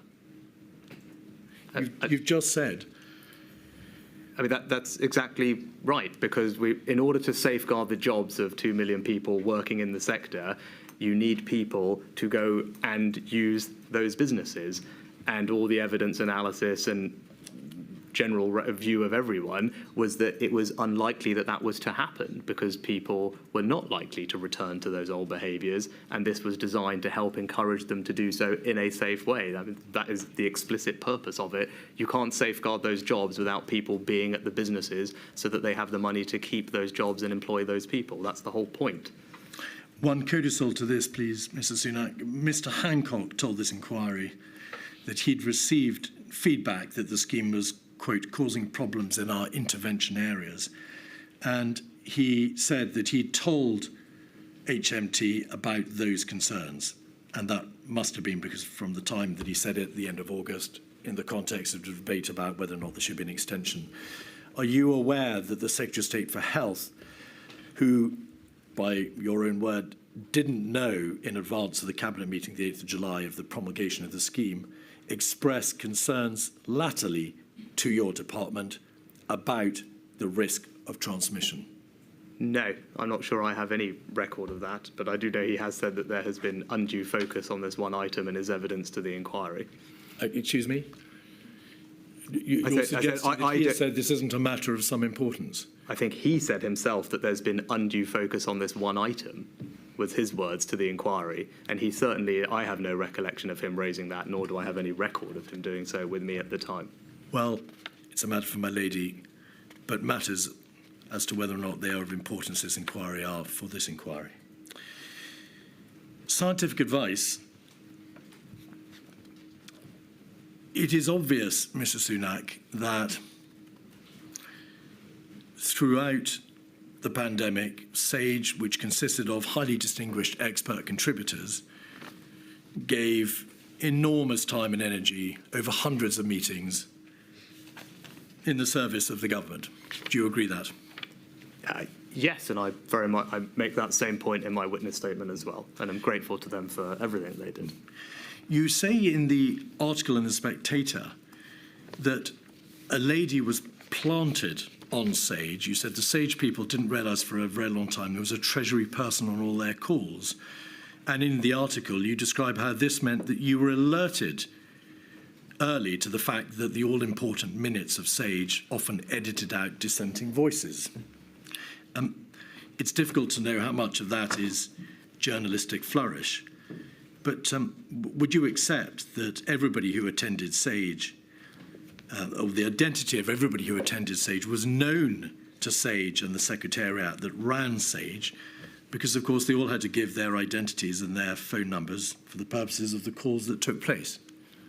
Well, as I said there, it wasn't apparent to me in some conversations with them that they did realise, but I mean, it's almost by the by. The point was there was someone there who was feeding back information which is incredibly helpful, and you've shared some of it before, summaries of which were often given to me verbally. Vanessa McDougall, who was a member of your department at that time, was encouraged to attend. In fact, Sir Patrick Vallance had encouraged the attendance of somebody from Treasury on Sage in correspondence with Sir Tom Scholar. Was Sir Tom Scholar the permanent secretary in your department? Yes. Right. In that same article, you also say, for a year, UK government policy in the fate of millions was being decided by half-explained graphs cooked up by outside academics. That wasn't a reference to Sage, was it? No, sorry, where is that? It's page 6. UK government policy in the fate of millions was being decided by half-explained graphs cooked up by outside academics. Those aren't my words, just so we're clear. Why would they appear in an article with you exclusively devoted to the issue of your performance during the pandemic crisis? That's a question for the journalist, I think, Mr. Keith. Would you accept that whilst the science was highly complex and uncertain, and obviously not susceptible to clear outcomes, that the advice given by Sage was, over the entirety of the pandemic, given in good faith and at the upper limits of all their professional abilities? Yes, I make that same point in my witness statement. But having considered this, and there's again some reflections looking back at this time with regard to Sage, I think there are a few things that I've reflected on over time that I probably was less focused on at the time. I think the first one was, and this is the point that I was getting at in the article, Sage's views were presented as a consensus or a single view. I think there was definitely not an accurate perception of the degree of debate and perhaps lack of consensus within Sage. I think that is how it was presented. Again, not to take away in any way from them, but it was presented as a more singular view when in fact there was more debate within Sage about most things. I think secondly, can I ask you to pause there and just ask you about your views on that first point, Mr. Sunak? Okay. Evidence has been given to the effect that indeed the consensus minutes were relatively short, designed to allow people to read them. Evidence has also been given as the extent to which they were read. But it's obvious that number 10 had officials attend Sage. Mr. Warner attended, and it's obvious that HMT had an official attend as well, in order precisely that the wider range of views could be made clear to their sponsoring departments, number 10 and the HMT. Did that not suffice? You were aware of Sage. I don't think that was I don't think that was the explicit reason that someone was on the calls. They were just there more generally, and I'm making the point that I think just more generally in the policy debates that were being had and in the external communications, I'm not sure the country probably understood that there was less consensus within Sage than was being presented, because this was an inherently tricky subject. And on that issue, some evidence has been given to the effect that, of course, Sage responded to commission requests from the government. The government would raise issues with it, to which it responded. And, of course, Sage advised while government decides. That's self-evident. In your reflections, do you think Sage could ever have been put in a position of making specific recommendations, that is to say, giving specific advice on policy outcomes off its own bat? No, I think they're conflating two different things there. The first is, even on the advice, not the specific policy recommendations, even on the scientific advice that they were putting, I think as many of them have now said, that they themselves were deeply divided over the scientific evidence. That's from one of them that was there at the time. I think that was underappreciated. And I think in hindsight and on reflection, it probably would be good to have made sure that there was a broader awareness of that point. I think the second thing is the science itself, as you pointed out, Mr. Keith, was itself uncertain. I think people hear science, and I reflect on it, and they think science, okay, 2 + 2 = 4, that's what this is. It clearly wasn't like that. This was uncertain science, as the scientists themselves say. It would be too simplistic to say that there was one answer on these things, and itself was prone to change. So SAGE's advice on asymptomatic transmission, the benefit of face masks or schools, all of that changed over time. So science itself was not certain. It was not singular. There was more debate about it. I'm not sure that nuance was communicated perhaps as much as it should have been, so that people could understand the decisions we were making. It wasn't as simple as crystal clear science view, crystal clear some other view. The science itself had a range of views in it. And again, for simplicity, reaching a consensus is obviously helpful for policymakers, but we can't lose sight of the fact that it was more complex than that. But you always understood that SAGE advised while government decided. There was no question of you thinking at any time, these scientists are doing any more than giving advice to the government based on their best knowledge and experience as to what the consequences are of any particular policy decision the government reaches. SAGE never said, you, the government, must, on Monday, impose a lockdown. It just didn't work like that, did it? I'm not sure quite how the advice was phrased. Well, you've read the consensus. I mean, I can't remember exactly the language you're using, but in general, SAGE's job was to provide advice to the government, but in the sphere that they had competence over, which was public health. Now, there's been a lot of commentary and debate over this point about how much there was a focus more on SAGE than other aspects of it. I think everyone from SAGE has subsequently made it crystal clear that they view policymakers as having to take into account many other considerations in their deliberations. I think they would say that. Chief Scientific Advisor said that. I would agree with that. And they had one very important input into that multifaceted process. Forgive me, if all they were doing was providing advice, why did you say in that Spectator article, if you empower all these independent people, you're screwed? We shouldn't have empowered the scientists in the way we did. Yeah, I think what I would refer to there is I think a similar comment was made by the director for the Institute for Government, and he talked about the public attention and distorting consequences of extreme focus on SAGE. I think that was the point, that in the debate, there was, I'd say, kind of an elevation of SAGE in that debate. And I think, again, on reflection, that is something to consider whether that was appropriate, because SAGE, as we've discussed and they would themselves would be open about, had a particular focus, but it was only one focus that policymakers had to take into consideration when making decisions. Yet there was no, and I'm sure we'll come on to it later, economic SAGE and the like, there wasn't an equivalent or a similar in the public's eyes, something like SAGE for other aspects of it. And whether that distorted, in the words of the IFG director, the debate is, I think, open to discussion and deliberation. And that we will come back to economic SAGE SAGE in a moment, yes, Sunak. Just before we leave, though, the question of SAGE as it was, did you form any view over time as to the process by which the SAGE advice was funneled through the Chief Medical Officer and the GCSA to the Prime Minister? It's plain that they gave verbal briefings to the Prime Minister, who may or may not have read the SAGE minutes, as to what the import was of the advice that was being given almost twice a week, 3 times a week during the crisis. Did you have a view as to whether that funnel system was working? It's probably not something that I had any great understanding of, the relationship between SAGE and the Prime Minister. I said I had, I think, a more granular understanding of what was happening at SAGE because, as you've pointed out, someone was there able to relay to me where it was relevant a slight nuance or where there were debates and disagreements. That was helpful for me when I went into meetings, knowing that there may be more debate within SAGE than was necessarily being presented in the summary of their discussion. All right. On the issue of economic SAGE, you are aware that the Institute for Government report on the Treasury during COVID from 2023 posited the possibility of a parallel committee to SAGE being formed to address socio-economic issues, so that the epidemiological and scientific issues could be fed through the existing SAGE.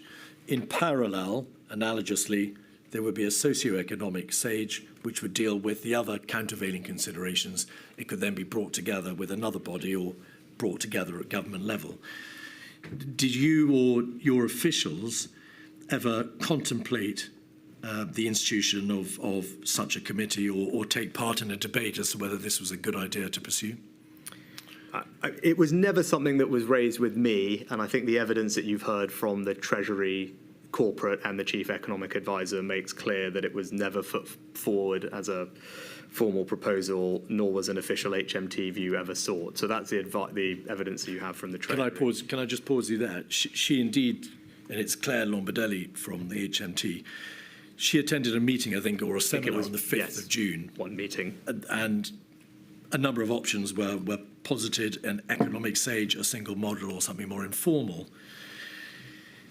She says in an email to her colleagues in the Treasury, thank you, 235-261, that the economists obviously killed the single model. Some like the idea of an economic SAGE. It was agreed that Ben Warner would follow up with me, Vallance, Stephen Aldridge, and Ian Diamond. Sir Patrick Vallance is obviously the reference to Vallance. Ian Diamond is the chair of the Office for National Statistics.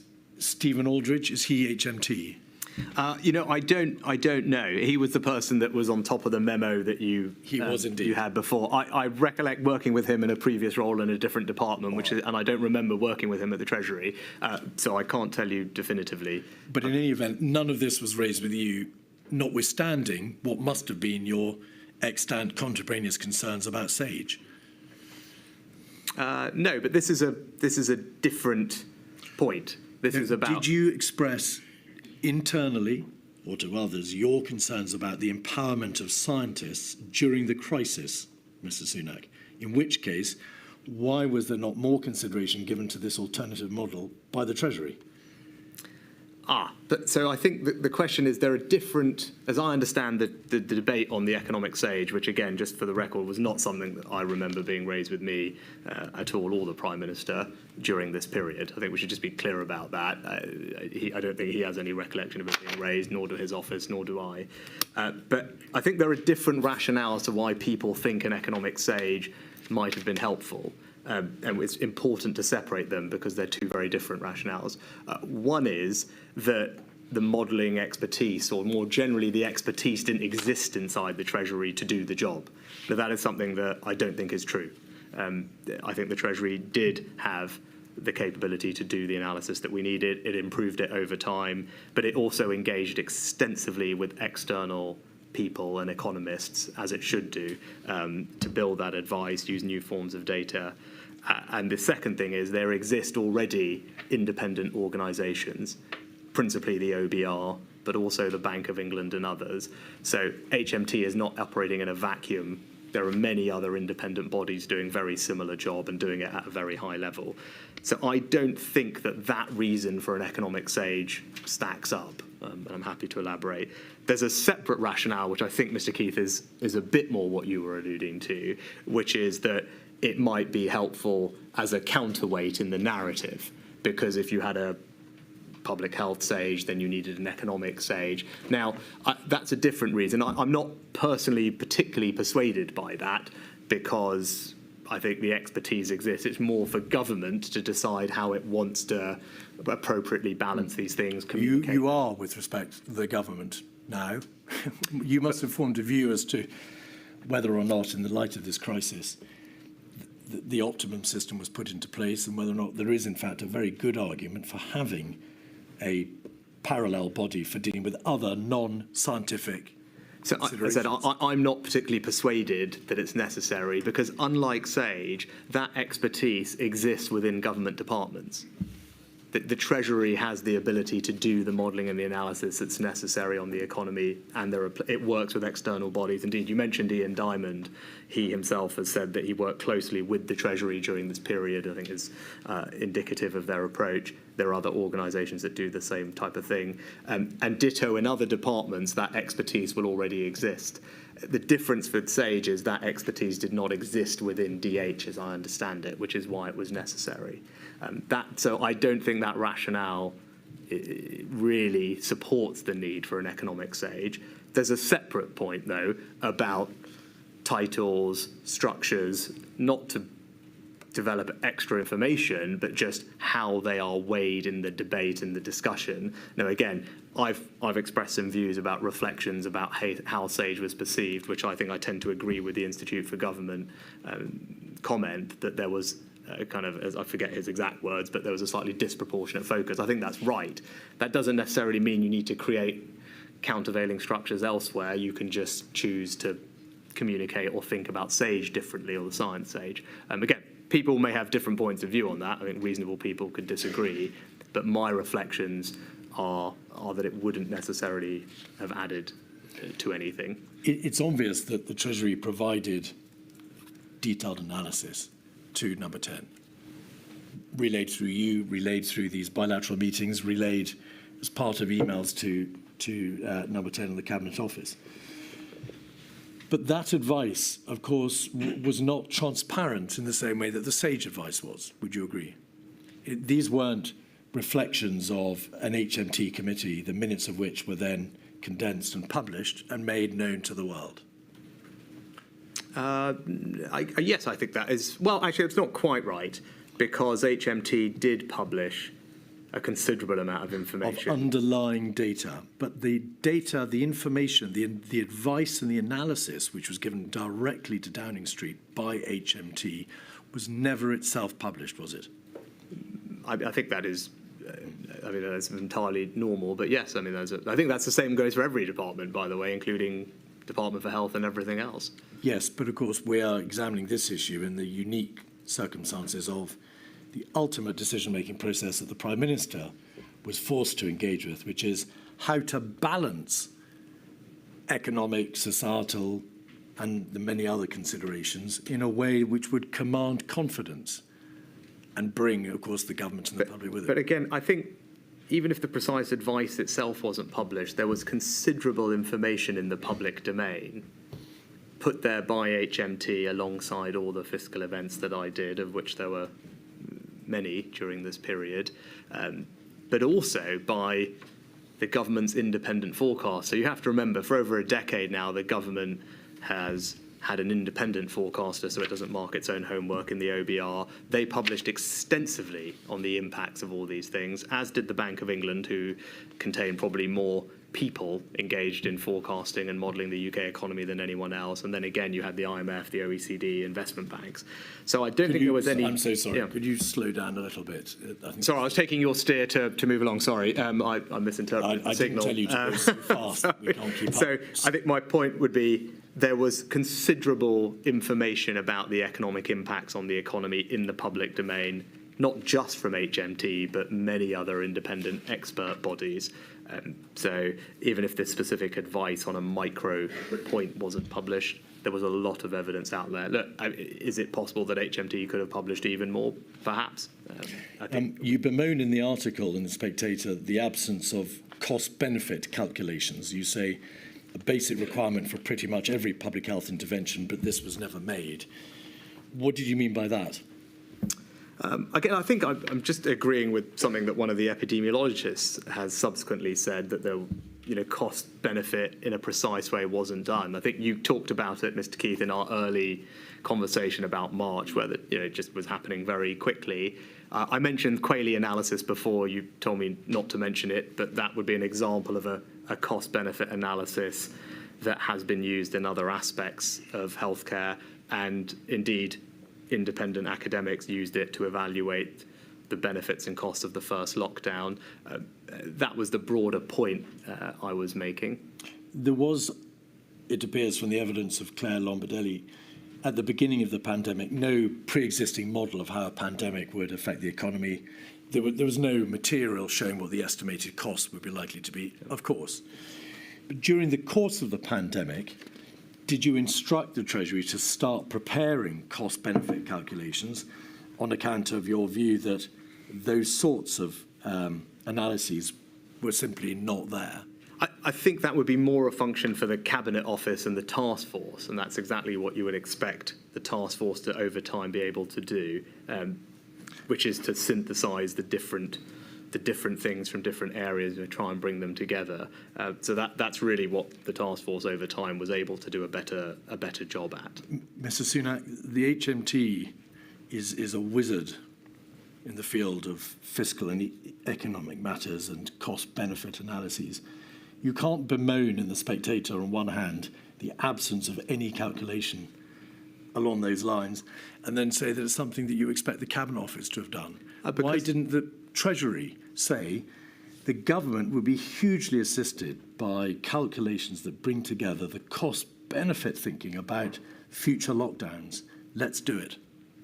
Because I think it's an incredibly hard thing to do. I think we shouldn't just assume that it was available off the shelf to just do. These are incredibly complex decisions, and in many cases very hard to quantify. I mean, many health decisions are trade-offs. I mean, how do you think about quantifying? Well, we do it with drugs, often with Quayle analysis, but the moral dimensions to these things is very complex. My point is the Cabinet Office, the task force is the right place to bring together different aspects of it. Now, actually Treasury seconded 10 people to the task force, particularly to help with all of this. And again, I think a reflection on all of this for the future is if someone has developed a better way to integrate these things, then that's something that expertise one would ideally like to have next time around. But I'm not sure that it's that straightforward. I think you can do illustrative cost-benefit analyses, as indeed the academics who produced the Quayle paper did, but we shouldn't pretend that you could reduce all these things to a simple number that the Prime Minister can just see and then make a decision based on it. It will never be that straightforward. Well, indeed. I don't think anybody has suggested that. Could we now look, please, at the winter strategy briefly and September, October? The winter strategy document of the 19th of September made plain that the infection was spreading rapidly. The 7-day average of confirmed cases had risen from 1,077 in mid-August to 3,598 today. That's the 19th of September, and is on a sharp upward trajectory. And there are references to what the hospital admissions might be if no further measures are implemented. As a general rule, and I'm sure you would accept this proposition, the Treasury briefed you. We can see a briefing for a COVID strategy committee, COVID-S meeting on the 21st of September, to oppose a circuit breaker. Obviously, a proposal for circuit breakers was what was being discussed, on the basis that the Treasury feared that a circuit breaker of perhaps 2 to 3 weeks wouldn't itself be enough if that was the route that would be pursued. And also there was a risk that if it was only 2 to 3 weeks, the government might find itself in the awful position of coming out of a circuit breaker whilst the number of deaths is still going in the wrong direction. So there were good arguments to be made against circuit breaker. You made them, did you not? Yes, I was never particularly persuaded by the circuit breaker, as indeed others weren't either.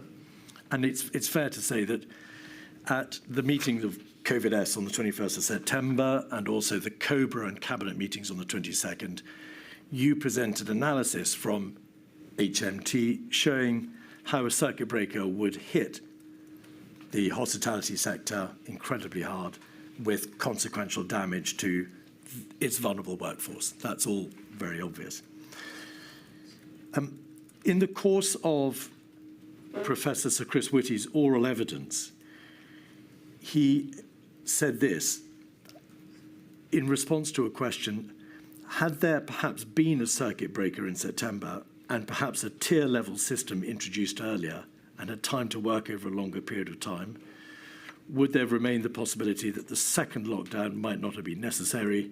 He said yes, or might have not been as long. And he says, I think most people would say that's the case. So that we're absolutely clear, there was nothing wrong with opposing a circuit breaker. The government was in a very, very difficult position, and the arguments were extremely finely balanced between damage to the economy and the public health considerations in terms of rising infection. Is that obvious? Yes, it was obviously a finely balanced decision. Indeed, the CSA and the CMO used that phrase, I think, at a press conference at the time. And it was also the case that SAGE themselves said that the evidence base on which to judge the effectiveness and harms associated with different interventions was weak at that moment in time, and that policymakers would have to consider a whole range of impacts alongside the epidemiological impacts. So that was the context of the discussion at the time, even from the medical and scientific advisors and the kinds of things that they were saying. Indeed, I think the Deputy Chief Medical Officer, as late as the end of October, about the 20th of October, himself in a press conference said that he didn't think a national fire break was the right policy, and that was a month after the deliberations that we're talking about at the end of September. There was a meeting on the 20th of September in Downing Street or Chequers, I can't recall where the Prime Minister met with, you'll recall because you were there, Professors Edmonds and McLean and Professor Gupta, Professor Hennigan and Anders Tegnell of Sweden. Did you reflect upon why that meeting was being called, given the government's stated position that it would follow the science, by which it presumably meant its own chief medical officer and governmental chief scientific advisor? I wasn't responsible for organising the meeting, so you have to, I guess whoever organised it would be the person to ask. Did you express views in the meeting in support of Professor Hennigan and Professor Gupta's stated position, which was essentially that there was no requirement for there to be a lockdown, and that in the general scheme of things, a lockdown would be an overreaction, massively damaging and epidemiologically not required?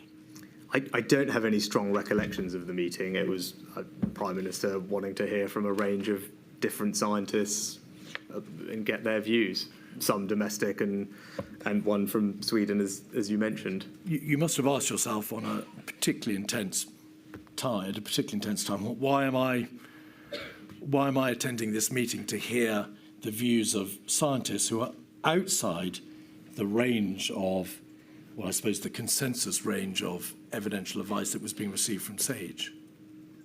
It didn't strike me as odd, and I think entirely reasonable for the Prime Minister to seek a diversity of opinion as he's coming to make decisions. A question for him, really, more than me. I was invited to a meeting.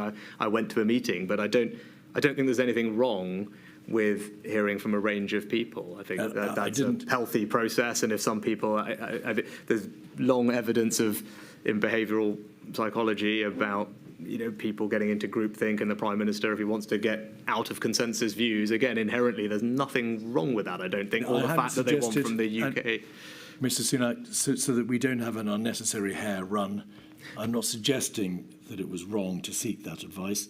I'm merely asking you whether or not you wondered why you had been asked to attend alongside that scientific advice from the range, the spectrum from which it derived.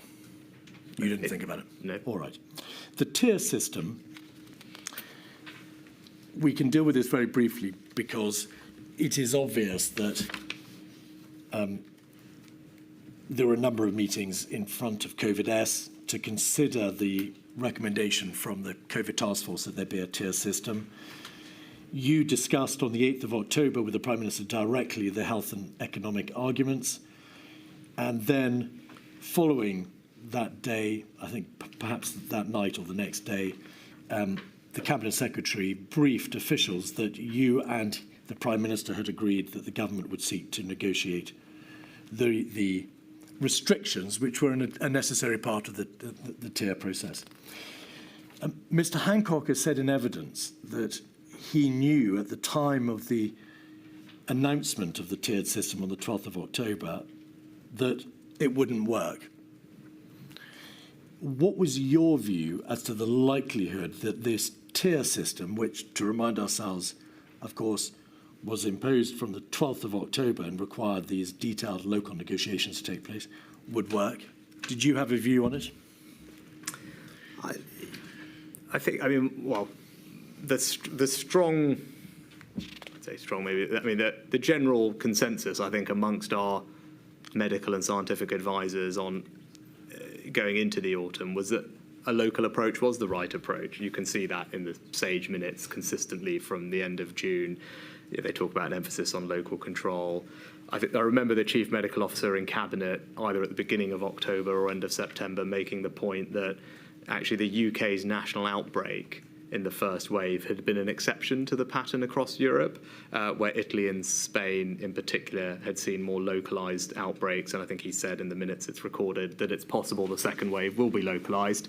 And again, that even once we ended up going into a second, I think this is the proof is here actually, even once we ended up going into a second national lockdown, the Cabinet minutes, I think from the 10th of November, reflect the CMO's views that reintroducing the tiered system after the national measures seemed entirely rational. So I think the strong point of view of everybody was that a local approach was sensible to try. He thought that even after we'd gone into a national lockdown. I think. Forgive me, you referred to the SAGE minutes consistently from the end of June.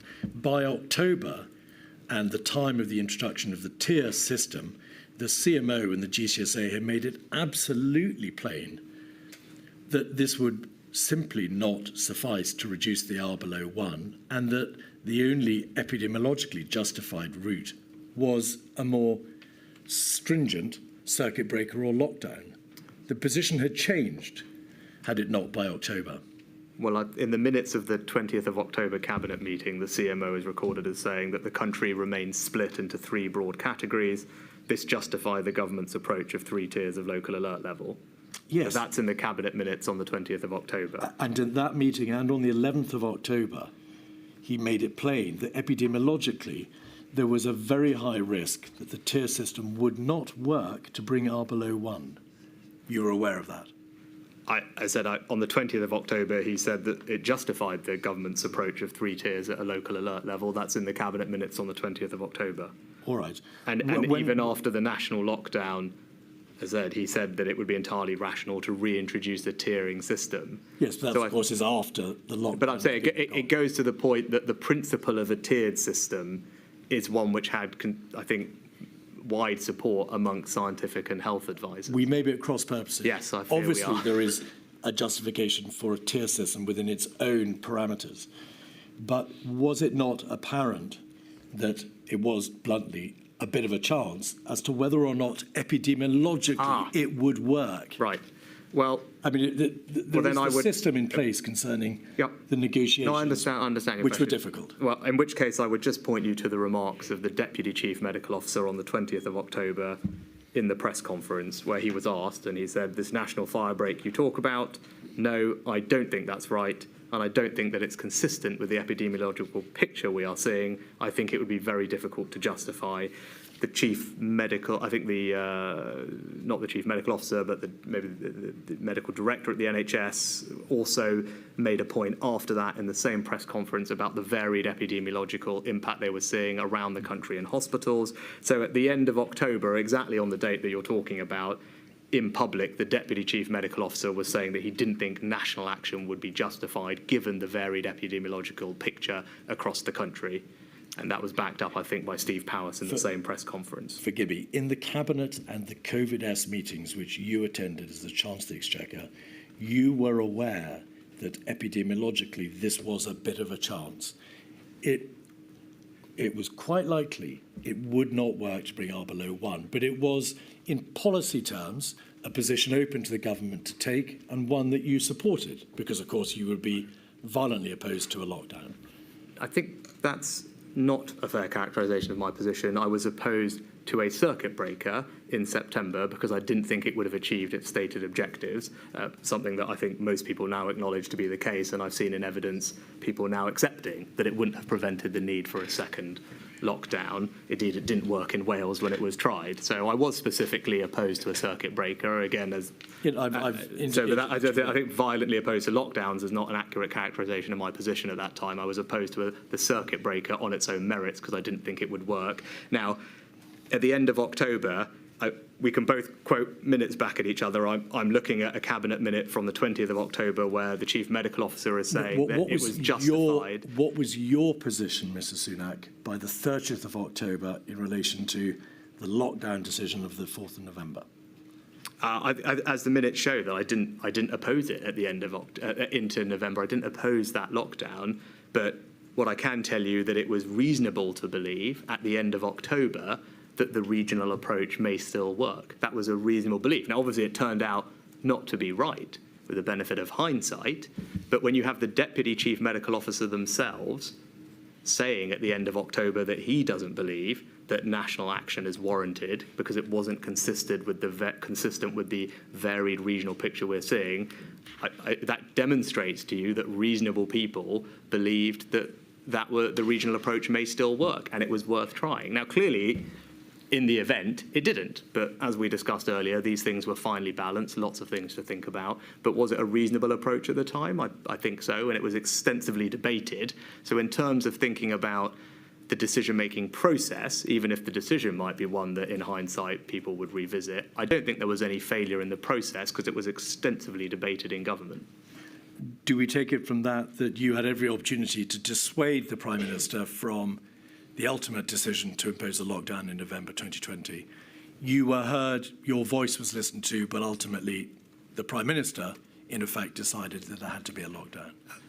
It was always the case that decisions ultimately laid with the Prime Minister. That's the same throughout. And my job throughout, as I've said, was to make him aware of the impacts of the decisions. And I always felt that I had that opportunity. Did you specifically say to him, Prime Minister, my position as the Chancellor of the Exchequer is a lockdown is not warranted for all the reasons that this inquiry understands and for all the reasons reflected in the paperwork before you and before this inquiry? In that ultimate debate, your view was, I think this is the wrong decision. No. Is that what you told him? No, the debate, and as I think the record shows and the evidence shows, the point I made to him, which he did consider but ultimately disagreed with me on, was to consider whether it was necessary to shut non-essential retail as part of that lockdown.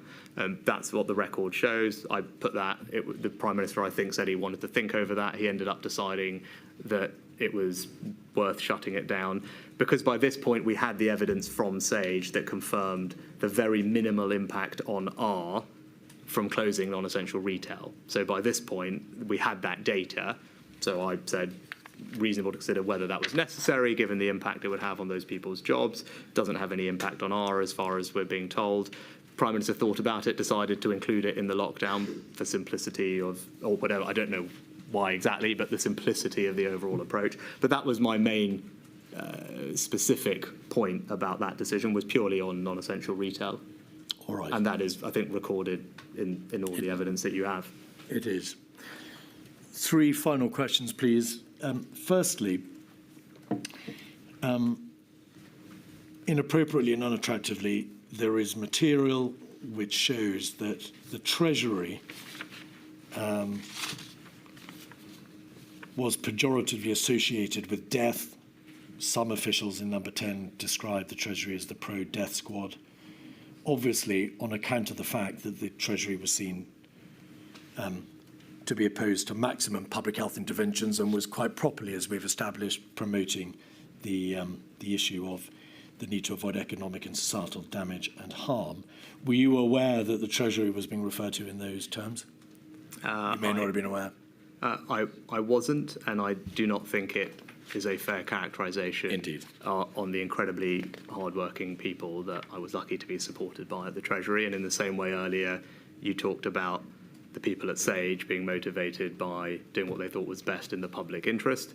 I would say exactly the same about all the people who worked with me at the Treasury, who worked extremely hard throughout the entire period, and as you kindly alluded to earlier in the IFG report, are widely considered to have done some things that no one had thought possible that saved millions of people's livelihoods and helped the economy get through and therefore help families get through and support the country through a difficult time. I'm grateful to them for what they did, and I said I don't think that is a fair characterisation of how they approach their jobs at all. Indeed. It is obvious that many of the very difficult decisions which had to be taken by government were themselves highly politicised. They are decisions which engage the public. They have given rise to an enormous amount of public anxiety as well as public heat and light. And it's obvious that the government acted, whenever it acted, in good faith and doing the best that it possibly could. That is its stated position, and there's no basis for challenging that. One particularly contentious issue is the issue of free meals in holidays. You'll recall, Prime Minister, that Marcus Rashford, the footballer, spearheaded a campaign, Make the U-Turn campaign. He campaigned for holiday food vouchers for children who were entitled to free school meals. And an extract from Sir Patrick Vance's diary refers to a meeting on the 13th of June 2021 when this issue came up. And Sir Patrick has suggested that somebody at the meeting said, good working people pay for their children to eat and don't want freeloaders. And he has suggested that in the context of, I don't need it up on the screen, thank you very much, in the context of the Chancellor of the Exchequer and the Chief Whip. Plainly, you couldn't both have said it if anybody said it. But I want you to please answer whether or not anybody did say those words and whether you recollect anybody using them. I did not say those words. I don't recollect anyone saying those words. And my concern throughout the pandemic was making sure that we had support in place for the most vulnerable. And I think as all the evidence now shows, and as independent analysts such as those at the Resolution Foundation have said, that our schemes actually helped the most financially vulnerable the most. Poverty fell, unemployment remained low. The distributional analysis published by the Treasury again supports that it was the poorest households who were protected the most by what I and the government did throughout this time, because people who were least well off were uppermost in our thoughts throughout this time, because we knew it would be particularly difficult on them, and that's why we put a range of things in place to help them, and I'm glad that the evidence shows that they did get the most support. Prime Minister, thank you. Should we take the break now? Please. I shall return in 25 past. All rise.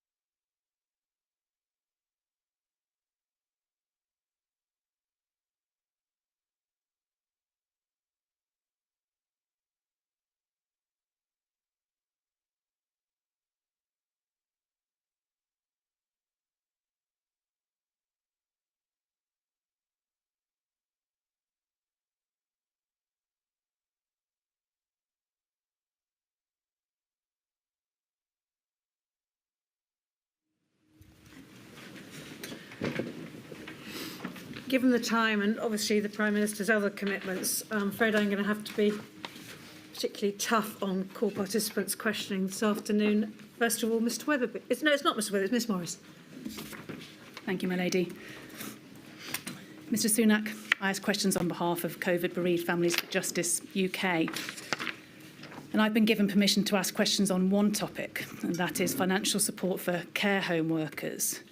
So I'm going to put a short number of propositions to you from the evidence already before the Chair, and I'm going to ask you 2 short questions about them.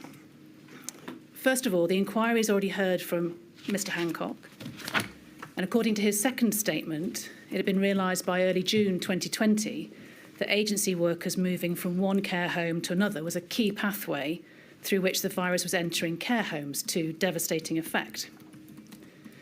According to him, at a COVID-O meeting on the 15th of September 2020, it was agreed that regulations would be brought in to prohibit staff movement between care homes as a matter of law. And the proposals were drafted and then went out for consultation. By December 2020, he described how DHSC had finalised proposals which included a compensation package for such workers' foregone hours, which required Treasury agreement. That's clearly where I'm going to ask you about your involvement. However, Mr Hancock said at, just for the record, paragraph 491 of his second statement, that it, quote, became clear that HMT was reticent to fund a scheme to support staff affected by the proposed regulation, and that the implementation of the plan was delayed again. And in fact, he uses the word opposition in the same paragraph. According to a later DHSC submission to Mr Hancock on the 5th of January, this time 2021, it noted that HMT ministers decided not to fund the compensation scheme, saying it was the wrong mechanism, but they are open to options to support increased staff supply.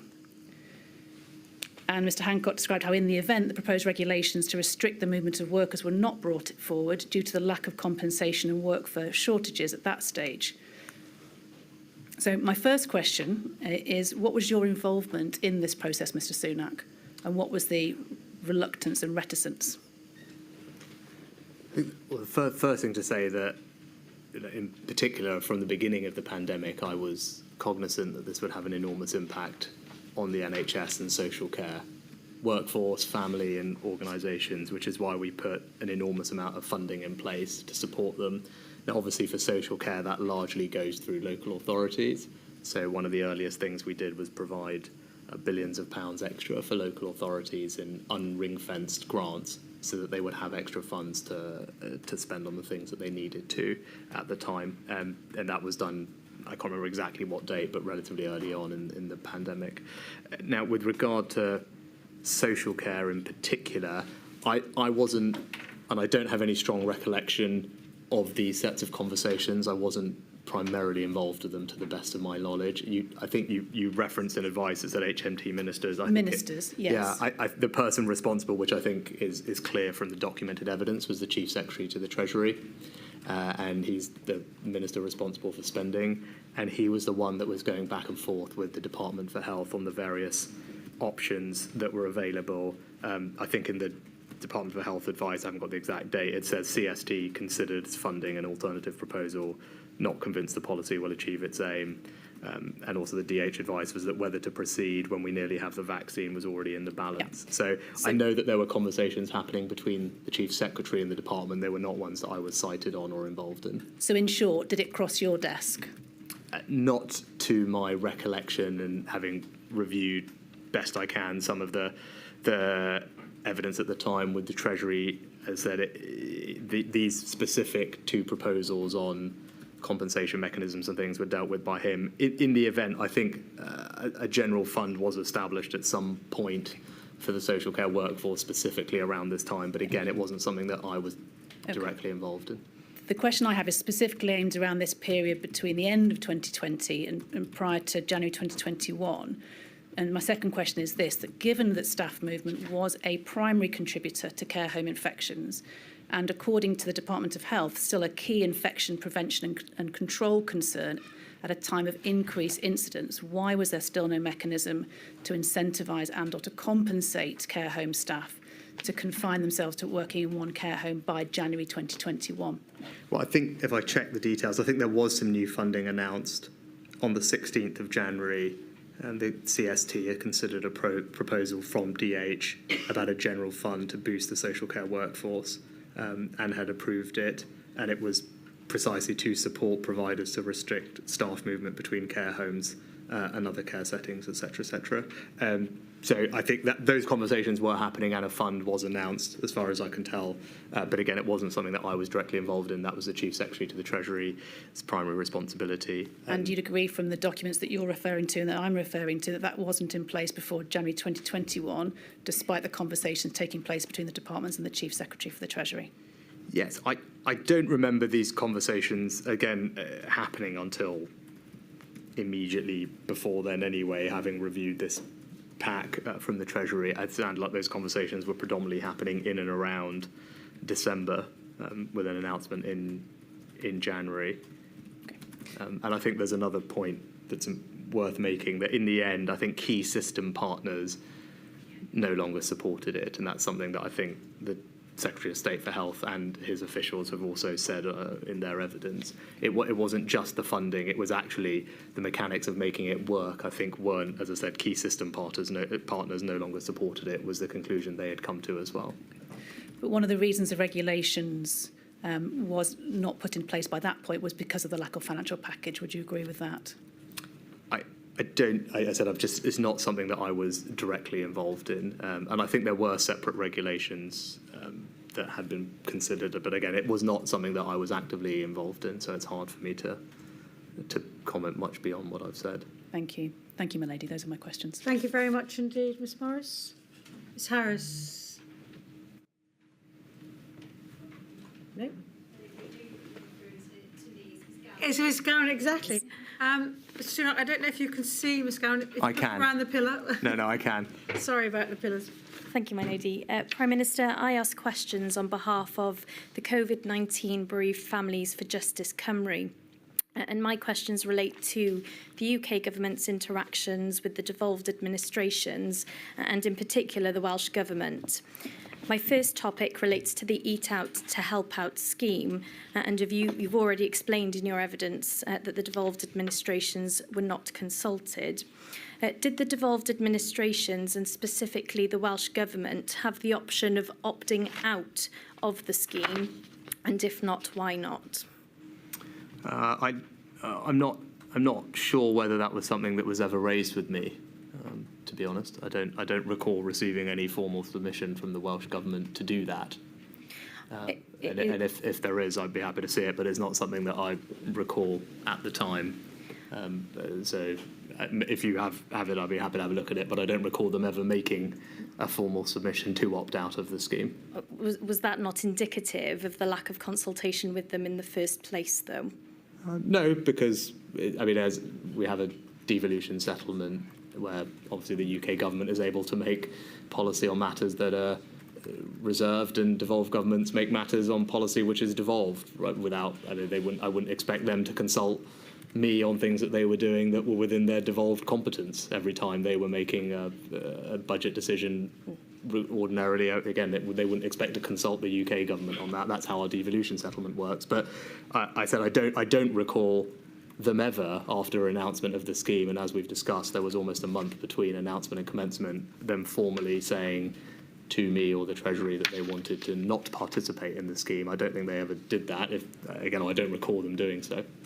I think, Prime Minister, you've answered my second question on that topic, but did the Welsh Government have the opportunity, in your view, to raise concerns if they had concerns? I think that they always have an opportunity, and they frequently do. So if that was something that they wanted to raise, I'm sure they would have raised it through the normal channels that they had. Thank you. My second topic relates to the funding of public health decisions in Wales during the pandemic. And I'm going to put two particular paragraphs that are contained within the first witness statement of the First Minister for Wales, Mr Mark Drakeford's statement. This is Exhibit 273747, page 40. Before we turn to Mr Drakeford's statement, it's important to set out two points of context that you set out within your witness statement. You say in your statement that the UK government provides most of the devolved administration's funding, with quantum to be determined by the Barnett formula. And you also say that the UK government provided the devolved administrations with an upfront funding guarantee in July 2021, and that was further uplifted on 3 occasions to enable the devolved administrations greater flexibility to respond to the pandemic. And with those important points of context in mind, and turning to Mr Drakeford's statement, at paragraph 136 of the statement, he says this, and I hope that it's on the screen in front of you. On the 23rd of October 2020, the Welsh fire break came into effect. Had we had the confidence that the UK government would provide the money needed to support people during the fire break, we probably would have implemented the lockdown earlier. However, it was hard for Wales to take the initiative because that meant we had to take the decision without financial support provided by the UK government.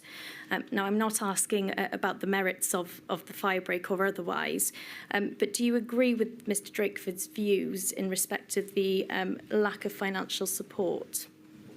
No, I don't. We have a constitutional settlement in the UK whereby funding for devolved administrations comes either through their standard block grant, their own tax raising powers, but then also the Barnett formula. So when the UK government decides that it's increasing spending in areas on England, that triggers what are called Barnett consequentials, or extra funding for Wales, Scotland and Northern Ireland, because they're obviously funded at a larger level than in England. That is the constitutional settlement as it works. Because of the unprecedented nature of the pandemic, we actually did something different. Precisely to give devolved administrations extra financial flexibility and security, we gave them money in advance of that being triggered by a decision that might be taken with respect to England, precisely because we recognise that there would be some degree of iteration. That was introduced in July. There's never been done before. It's unprecedented, the upfront funding guarantee. It was uplifted 3 times, the first time of which was in early October, so just before this period. In total, it was extra £5 billion for Wales, which is a significant amount. So they had total freedom to spend that money as they wished.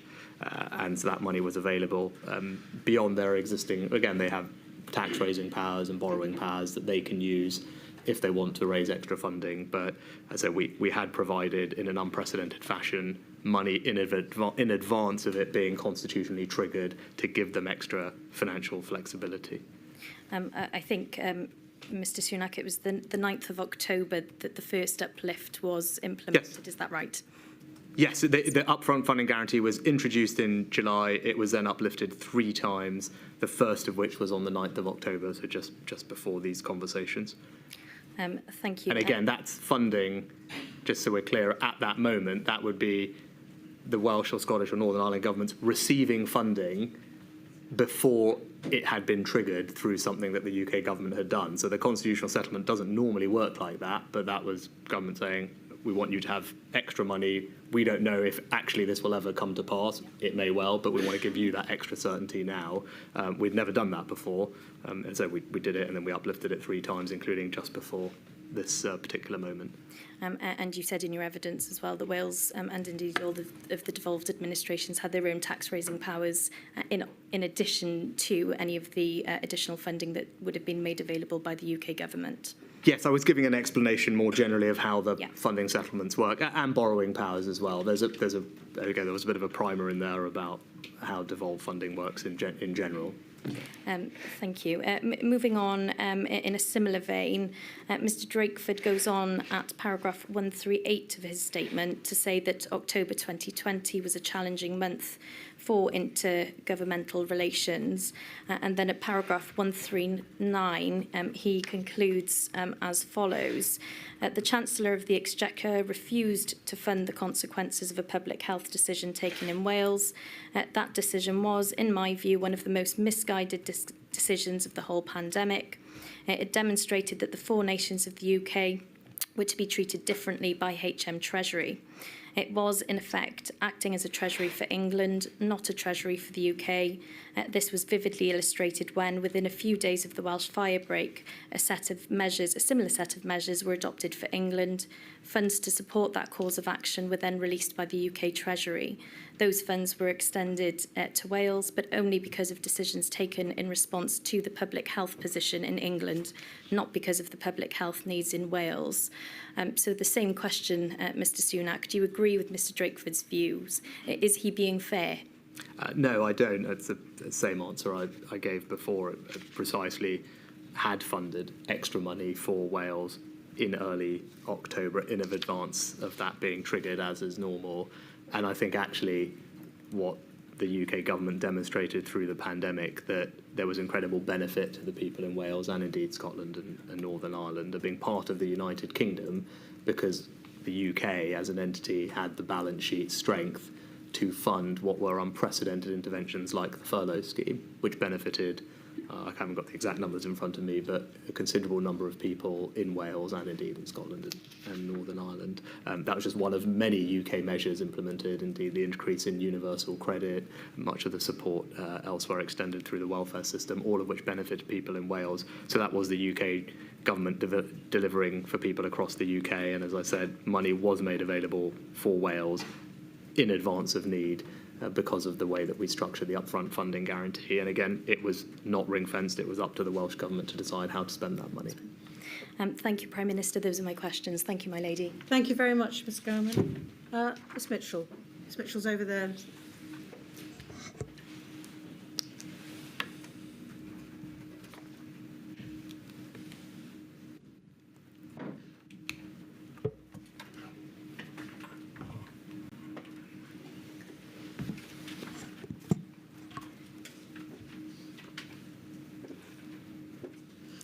Prime Minister, I appear as instructed by Amar Anwar and Company on behalf of the Scottish COVID bereaved. You've given evidence this morning in relation to the difficult job of balancing economic consequences of the pandemic with the decisions that have to be taken on health by those who have to make those decisions.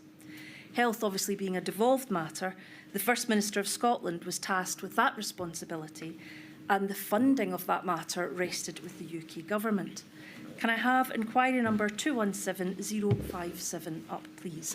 This is a letter from the then First Minister Nicola Sturgeon to the then Prime Minister Boris Johnson. At page 1, just for the date, we get that date on 23rd September 2020, and can we go to the top of page 2? Now, I appreciate you won't have received this letter directly unless it was forwarded on to you, but what this says on that date, the 23rd September, is, and third, if it's not possible to reach a Four Nations agreement on further restrictions with associated support, what arrangements can be put in place to ensure that devolved administrations are not constrained in making what we judge to be essential public health decisions because we lack the financial flexibility to provide support to affected sectors or individuals? Now, you've already touched, obviously, on that issue with my learned friend who's already asked you questions. The first question I would like to ask you about this was, were you made aware either by Mr Johnston or Mr Gove as to the concerns the First Minister had at that time? Yeah, I can't recall this specific letter. You may not recall the specific letter, but were you made aware of concerns either by Mr Johnston or Mr Gove about that particular concern of the First Minister? Not in a specific sense. I think in general there were conversations throughout the pandemic about points of difference with the DAs, but I can't remember any specificity around those conversations at this particular time or more generally. Yeah, because I'm keen to explore the timescales that you've identified, because I think you mentioned July 2020 in your answer to my learned friend. And I'm wondering if July 2020 is the correct time, because it seems both Mr Drakeford and Ms Sturgeon were expressing concerns much later than that the issue hadn't been raised and dealt with.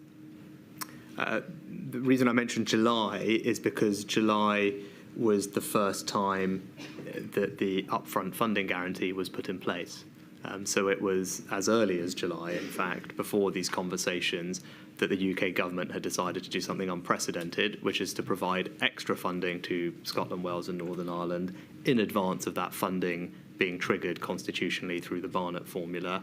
And then that funding was uplifted 3 times subsequently to that. The first of those uplifts was in October. Indeed, it would appear, though... I mean, so shortly, I think shortly after this letter, by the look of things. Yes, indeed, it would appear, though, notwithstanding what you've told us about, there were still concerns in relation to both the Scottish Government and also the Welsh Government in relation to this particular issue. What I'm saying is that after the arrangements had been put in place that had been made, were you aware of these further particular concerns in relation to the quandary that Scotland and Wales found itself in questions of making decisions on public health that might require additional public funding, for example, funding that might be different from that? I'm not sure I agree with the sequencing. I thought the date, if you can flick back to the first page of the letter. That letter can be placed up on the screen. If you just flick back to the... Indeed. Yeah, so that was on the 23rd of September. So actually, 2 weeks after that, there was an uplift in the Indeed, I'm upfront not funding asking... guarantee. So again, I wasn't familiar with this particular letter, but Forgive me, Prime subsequent Minister. to that, if there was a concern raised anyway, there was action in early October to increase the funding to the Scottish Government beyond its, at that point, as a constitutional amount that would be due. And again, I'd make the same point that I made previously, as we have an existing constitutional settlement. Indeed, Prime Minister, I'm not... which obviously we acted in unprecedented fashion, but that is the constitutional settlement we have. I'm not looking for that analysis. What I'm looking for is specifically just to ascertain whether or not, even in absence of the Barnett formula, so in absence of reacting to what was happening in the rest of the UK and uplifting the amount even in advance, I'm asking separately about the issue. If I can give an example, I don't need this to be put up, but for the purposes of the inquiry number 235213, the statement of Nicola Sturgeon, paragraphs 102 and 103. In her written evidence to this inquiry, Mr Sunak, she states that the Scottish Government had pressed for a more generous approach to financial support for those required to self-isolate.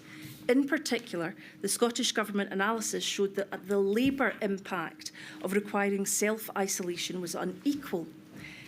People who were able to work from home were unlikely to lose income as a result of complying with self-isolation, but people who were not able to work from home were more likely to face a loss of income if they self-isolated and did not attend the workforce. Firstly, I would like to ask you about this.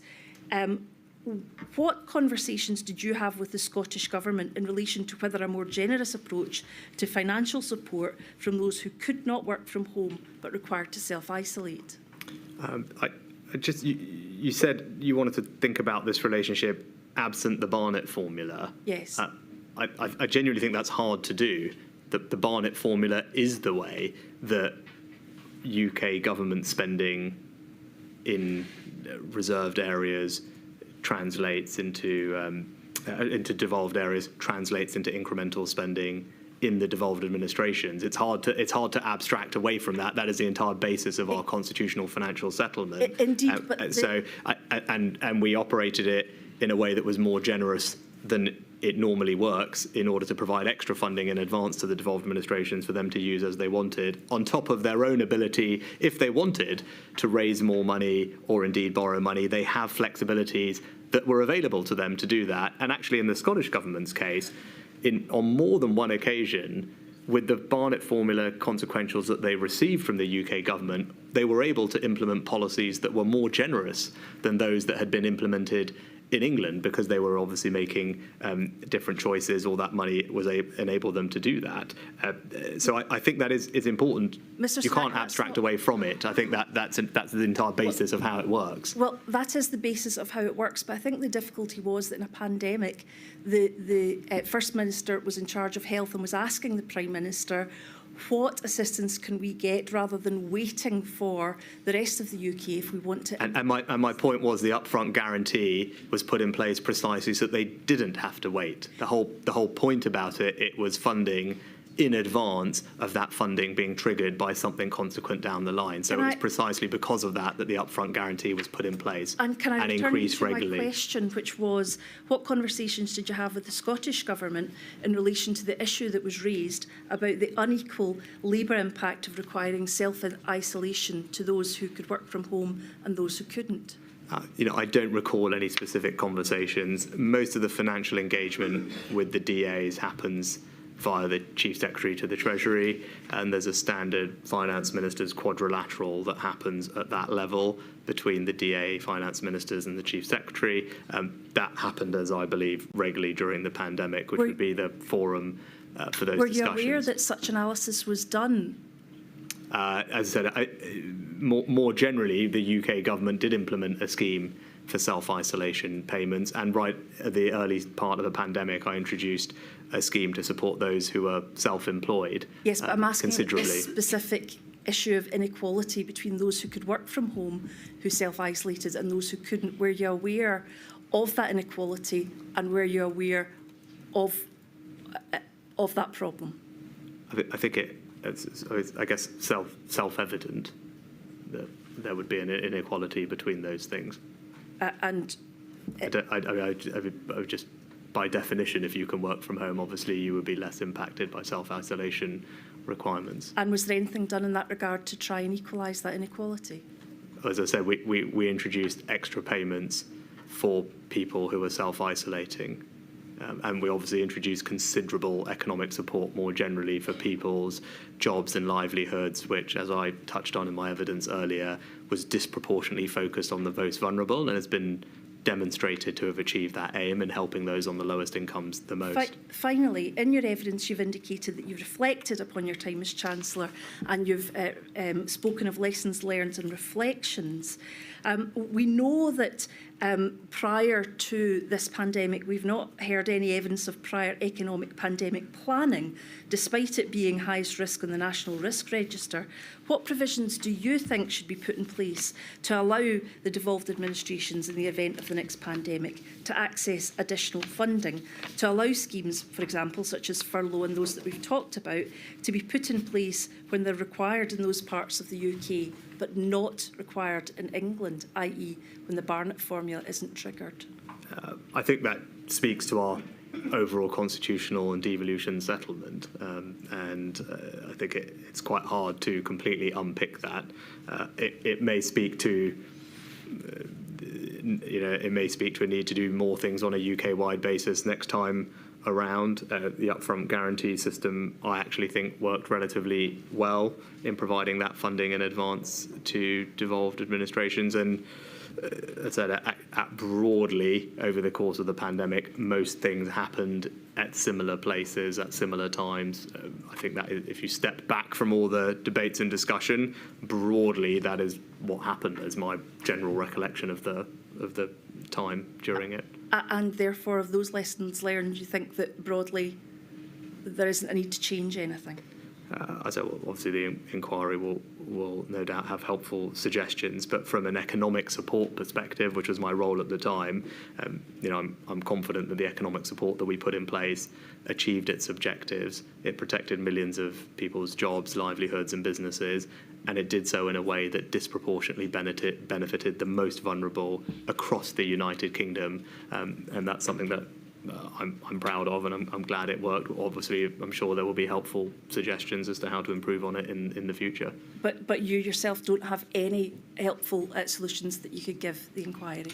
Well, obviously, this module is not concerned with the economic decisions that I made, and no doubt I will be back to give extensive evidence on all of those. This was about decision-making structures and processes, but with regard to that, and the devolved administration, again, as I said, the Chief Secretary to the Treasury is the one that maintains the quadrilateral framework of finance ministers. That's always been the case. I think generally has worked well when I was CST, and I think the upfront funding guarantee was a good innovation, and I'm glad we put it in place.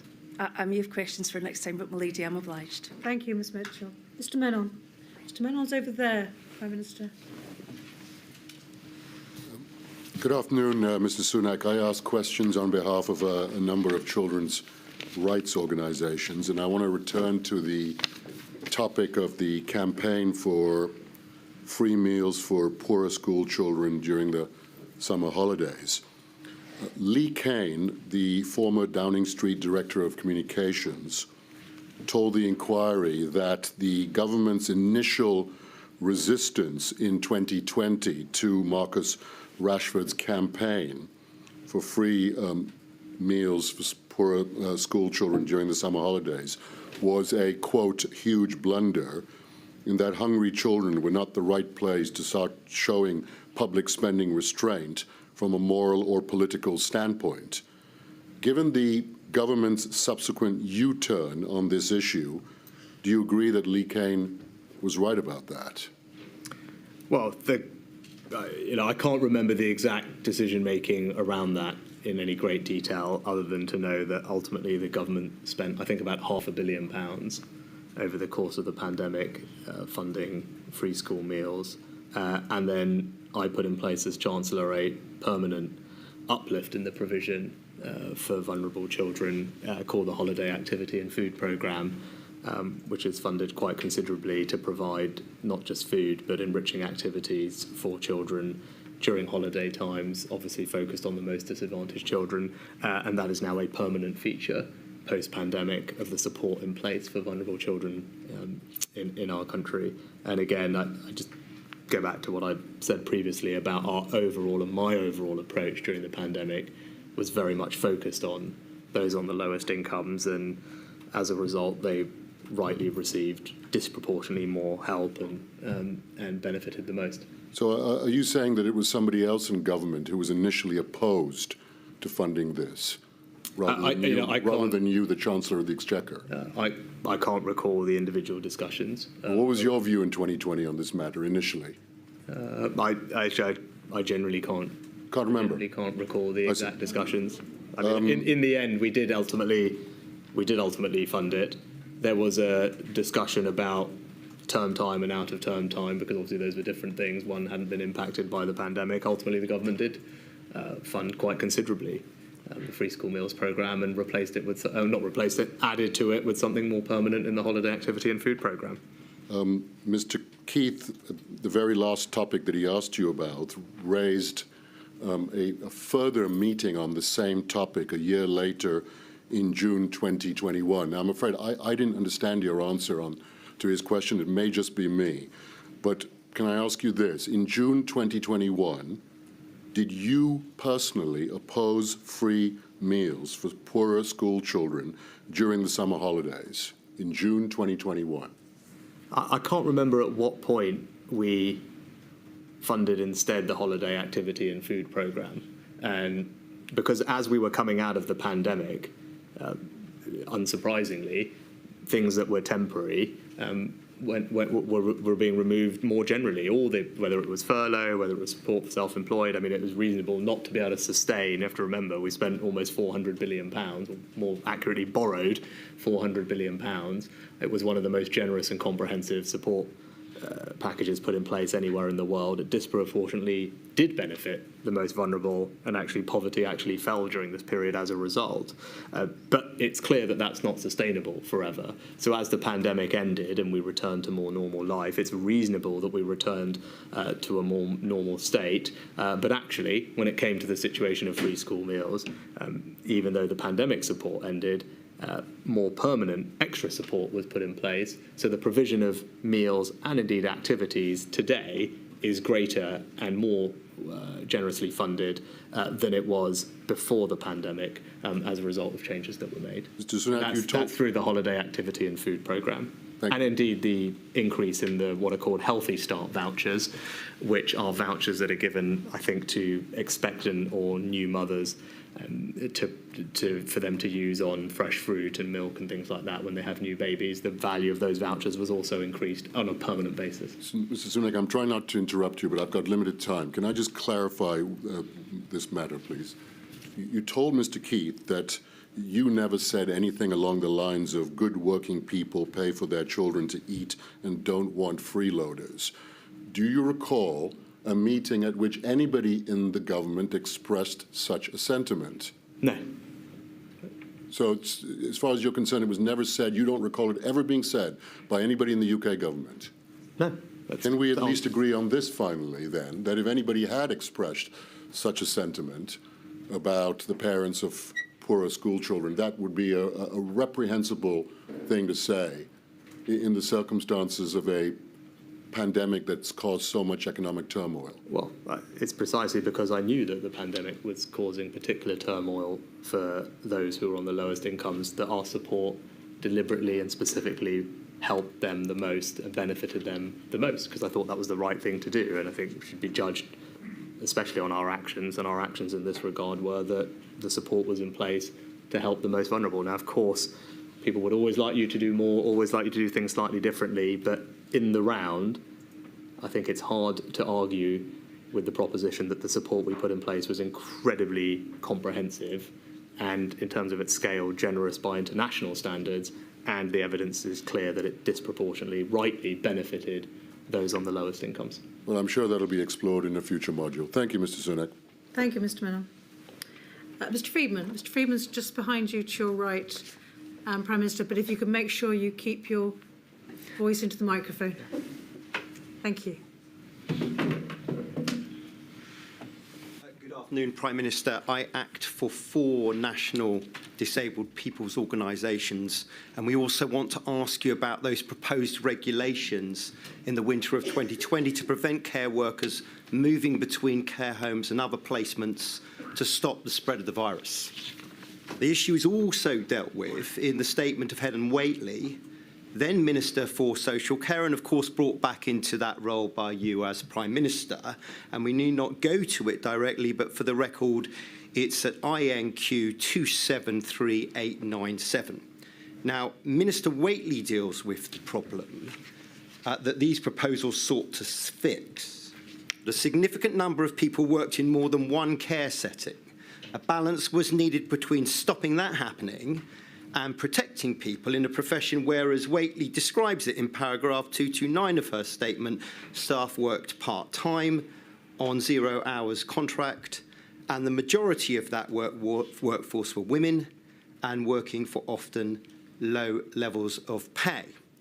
Now, we've heard your answers to Miss Morris, King's Counsel, who asked you questions for the COVID bereaved families, including that you were not directly involved in these decisions, and there's no criticism on that, Prime Minister. But may we just put the position of the Minister for Social Care to you, just get your reflections on it. First, she'd advocated for a furlough scheme and then a compensation scheme for workers who, under these regulations, were going to be mandated effectively not to work. And that's at paragraphs 236 to 239 of her statement.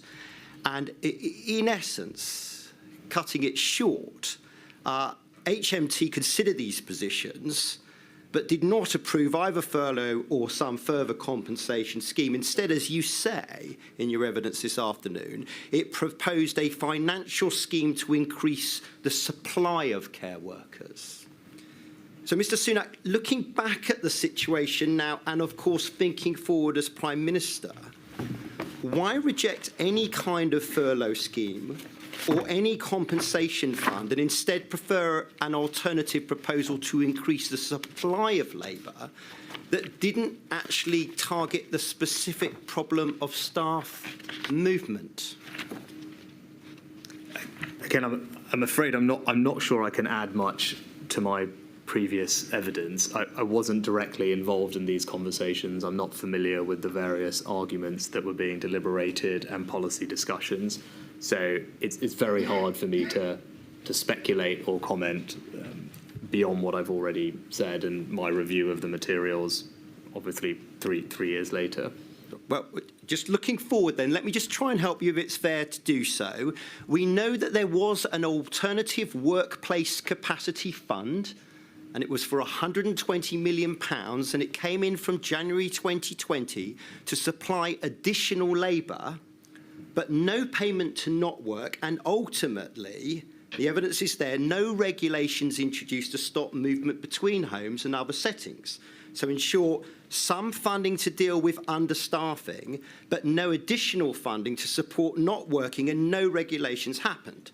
Instead, there was just voluntary guidance to employers. So from a Treasury point of view, and I'm asking you just to reflect on it now and assist the chair, was this voluntary approach a safe enough approach to the movement of staff between care jobs when it was known that there was a continuing risk that they could not afford to do otherwise?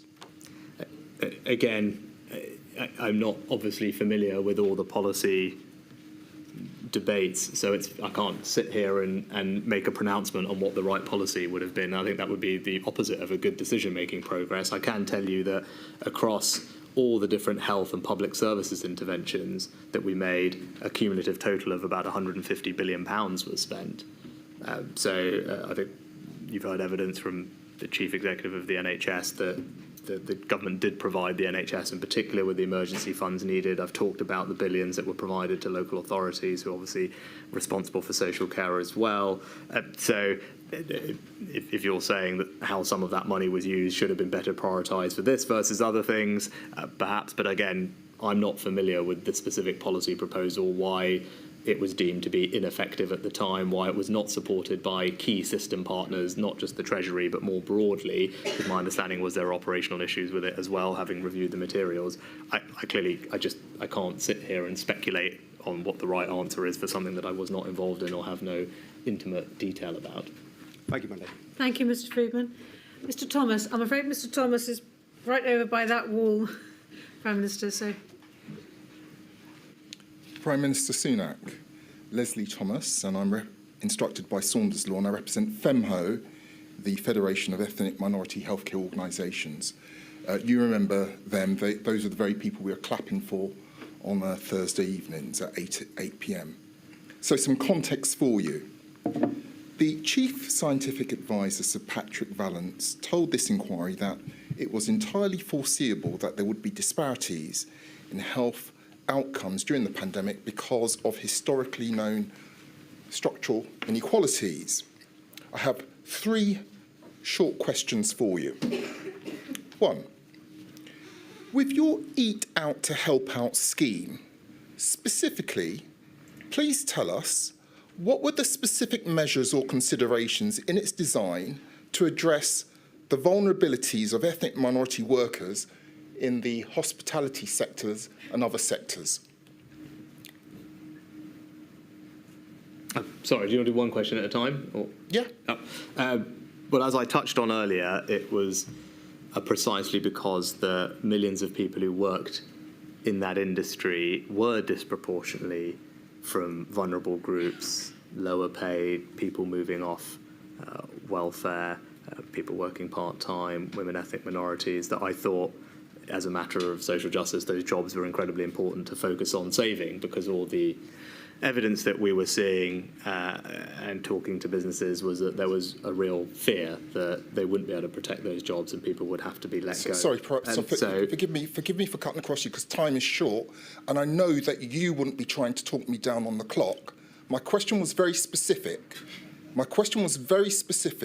What were the specific measures or considerations in its design to address the vulnerabilities of ethnic minority workers in the hospitality sector?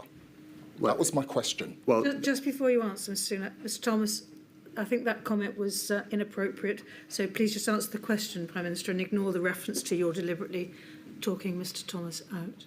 Thank you, milady. I think that would be better addressed in the government's guidance to the sector, which I referred to earlier, which was considerable, 55 pages long, and supplemented by the 100 pages of guidance issued by UK Hospitality, the Industry Trade Association, which, if you review it, had very detailed guidance that I understand was put together with advice from Public Health England, who are the experts on this, about how to make sure that workforces of all ethnicities were protected at work, and the measures such as screens, changing shift patterns, use of different entrance and exits are all some practical things that I can recall. But that's how that consideration was properly taken care of, not just in the hospitality industry, but across the entire economy, and the sector guidance that was published in conjunction with Public Health England, who are the experts on exactly that topic. Let's move on. We can agree this, can't we, albeit in hindsight? Your Eat Out to Help Out scheme further exacerbated structural inequalities by placing low-paid workers, such as those who I represent, back into an increased risk of infection. We can agree that, can't we? No, I don't agree that. These workplaces were safe and deemed to be safe for everybody as a result of the COVID secure guidance that they had to comply with as a matter of reopening. And that was, as I said, determined by the overall reopening plan. And actually, what it did was protect those people's livelihoods, because the risk was those people wouldn't have a job to go to if we hadn't done something to try and help and make sure that their businesses were operating. And I think that would have had devastating socioeconomic and health consequences for those low-paid people if the job that they depended on disappeared. And the consequences for them and their family of not having a job would be incredibly significant. And I wanted to do everything I can to prevent that from happening and to save their jobs. In the planning of the stages of the Eat Out to Help Out scheme, what were the assessments made regarding the potential risk of increased transmission within multi-generational households, particularly those from Black, Asian and minority ethnic backgrounds, as a result of individuals returning to work in the hospitality sector? And did you use equality impact assessments to assess this risk? I think I've addressed this before, and it would be the same answer. It had already, or Eat Out to Help Out was designed in the context of the safe lifting of MPIs that had been signed off and agreed as part of the May plan. There was considerable COVID secure guidance put in place to safely reopen indoor hospitality, and this scheme operated within all of those constraints, within that guidance that had been previously signed off, approved and implemented. Milady, thank you. Thank you, Mr Thomas. Mr Metzer. Mr Metzer's over that way, Prime Minister. Thank you. Thank you, my lady. Mr Sunak, I have a small number of questions on behalf of the long COVID groups. Given the significant multifaceted economic costs resulting directly from long COVID, which the COVID-19 task force had estimated at between 158 and 316 million pounds between the period March 2020 and March 2021 for workplace absenteeism due to long COVID alone, would you agree that the fact that a significant number of people would suffer from long-term consequences of COVID-19 meant that long COVID was a relevant consideration in your advice as Chancellor to government on policy decisions to limit transmission of COVID-19? I touched on this briefly in my witness statement. I don't, and I said the Treasury participated in a long COVID forum that had been put together across government. I think actually there was not a huge amount known about it, particularly early on. So I don't recall it being a particular feature of the advice I was receiving or getting from the Chief Medical Officer and others, probably because no one understood it well at that moment in time. Well, Prime Minister, you do touch about, I think, one paragraph in your witness statement. But in November 2020, the OBR Economic and Fiscal Outlook reports, we don't need to go there, but it's 000114451 at page 116, referred to the increased need for spending in disability benefits as a result of increases in labour market inactivity as a result of the pandemic, which could be directly related to the virus and specifically referred to long COVID. Do you agree that the OBR reports recognised that there was enough information by the time of the second lockdown to expect that long COVID would result in increased costs to the Treasury and scarring to the economy?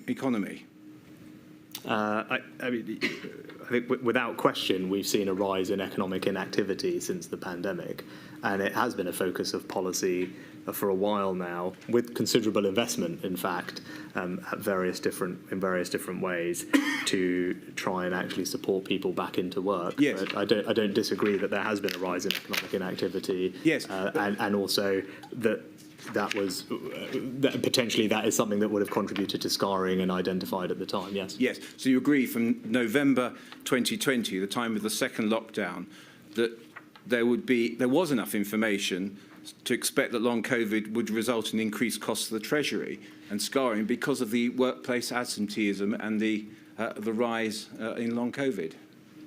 I think more generally the concept of scarring, which is multifaceted, and I've given explanation of the different transmission channels for scarring to occur, is something that was already incorporated into the economic forecasting from the OBR, the Bank of England and others, because the prevalent view amongst most economic experts was that there would be scarring impacts as a result of the pandemic. As I said, there are different transmission mechanisms for those. One of them is the labour market, of which this is a subset. So I think there are a variety of reasons for scarring. Estimates of it changed over time. No doubt this was one of them, and it was factored. The scarring impact was factored into all the forecasting that was done. So, Prime Minister, do you agree specifically in relation to long COVID, a direct health impact, long-term impact arising in the context of workplace absenteeism because of there being known growing numbers of long COVID sufferers? I haven't seen the precise evidence that links the rise in economic inactivity that we have seen precisely to long COVID. I think actually the surveys that have been done and the evidence and advice that I saw demonstrated that it was far more multifaceted than that, and there wasn't one simple explanation, which is why the problem is actually not so straightforward to reverse, although we are making progress. So I don't recall there being a direct relationship or someone quantifying the specific contribution of long COVID to the rise in economic inactivity. Seems plausible to assume it is playing a part, but everything I've seen suggests that there are a number of factors that have led to the rise in economic inactivity and the scarring impact that we've seen. But would you agree that the impact of long COVID would be particularly relevant to policy decisions taken at times when there's high prevalence of COVID-19?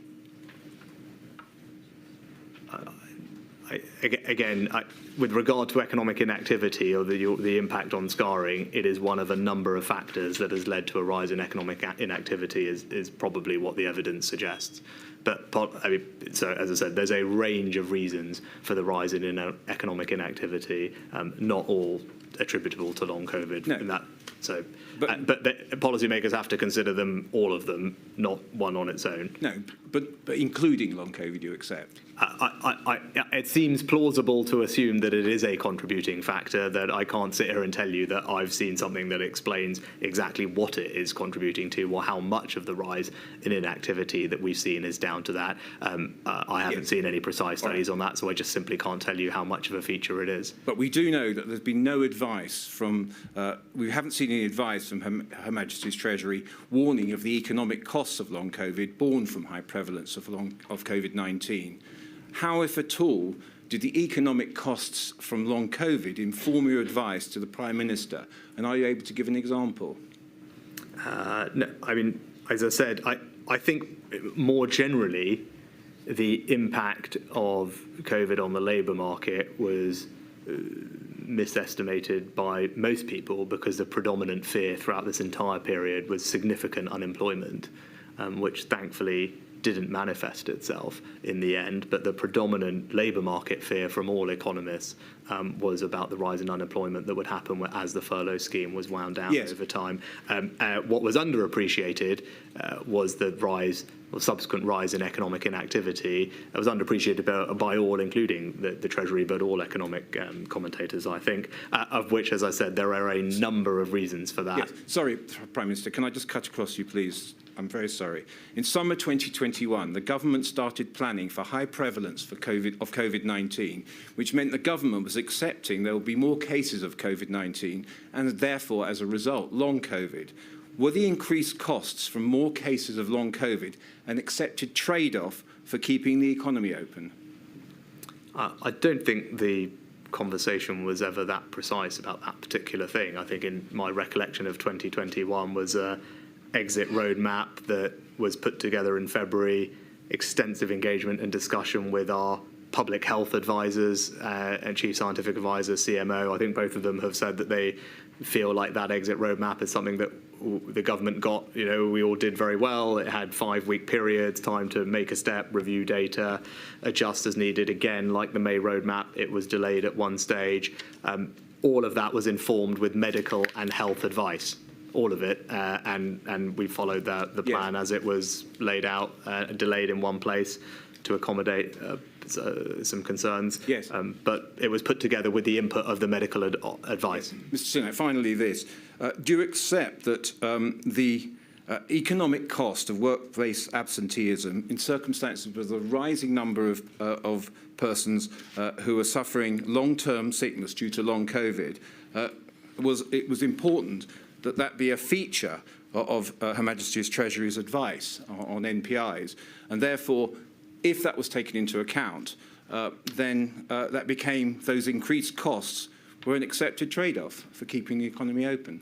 I'm not sure there was a precise quantification or understanding of the potential costs from that particular reason for a rise in economic inactivity. And as I've said previously, I think the rise in economic inactivity, that it was not something that was foreseen by most economic commentators. The reasons for it are still being bottomed out, but are almost certainly multifaceted and don't exclusively focus on one area. There's obviously an economic cost from economic inactivity. That's why the government is investing and has been for a while in reducing it across a whole range of different initiatives, particularly in the health space, but also through DWP to support those who can work to work. And that work has been ongoing now for a long time. I started it, the current Chancellor has continued it. There's considerable funding in place to support people into work and reverse economic inactivity. But as I said, it's multifaceted. Thank you very much. Thank you, Prime Minister. Thank you, my lady. Right, lastly, Mr Jacobs. Where have you gone? At the back again, my lady. Behind the pillar, Prime Minister. Mr Sunak, my questions on behalf of the Trades Union Congress are regarding financial support for self-isolation.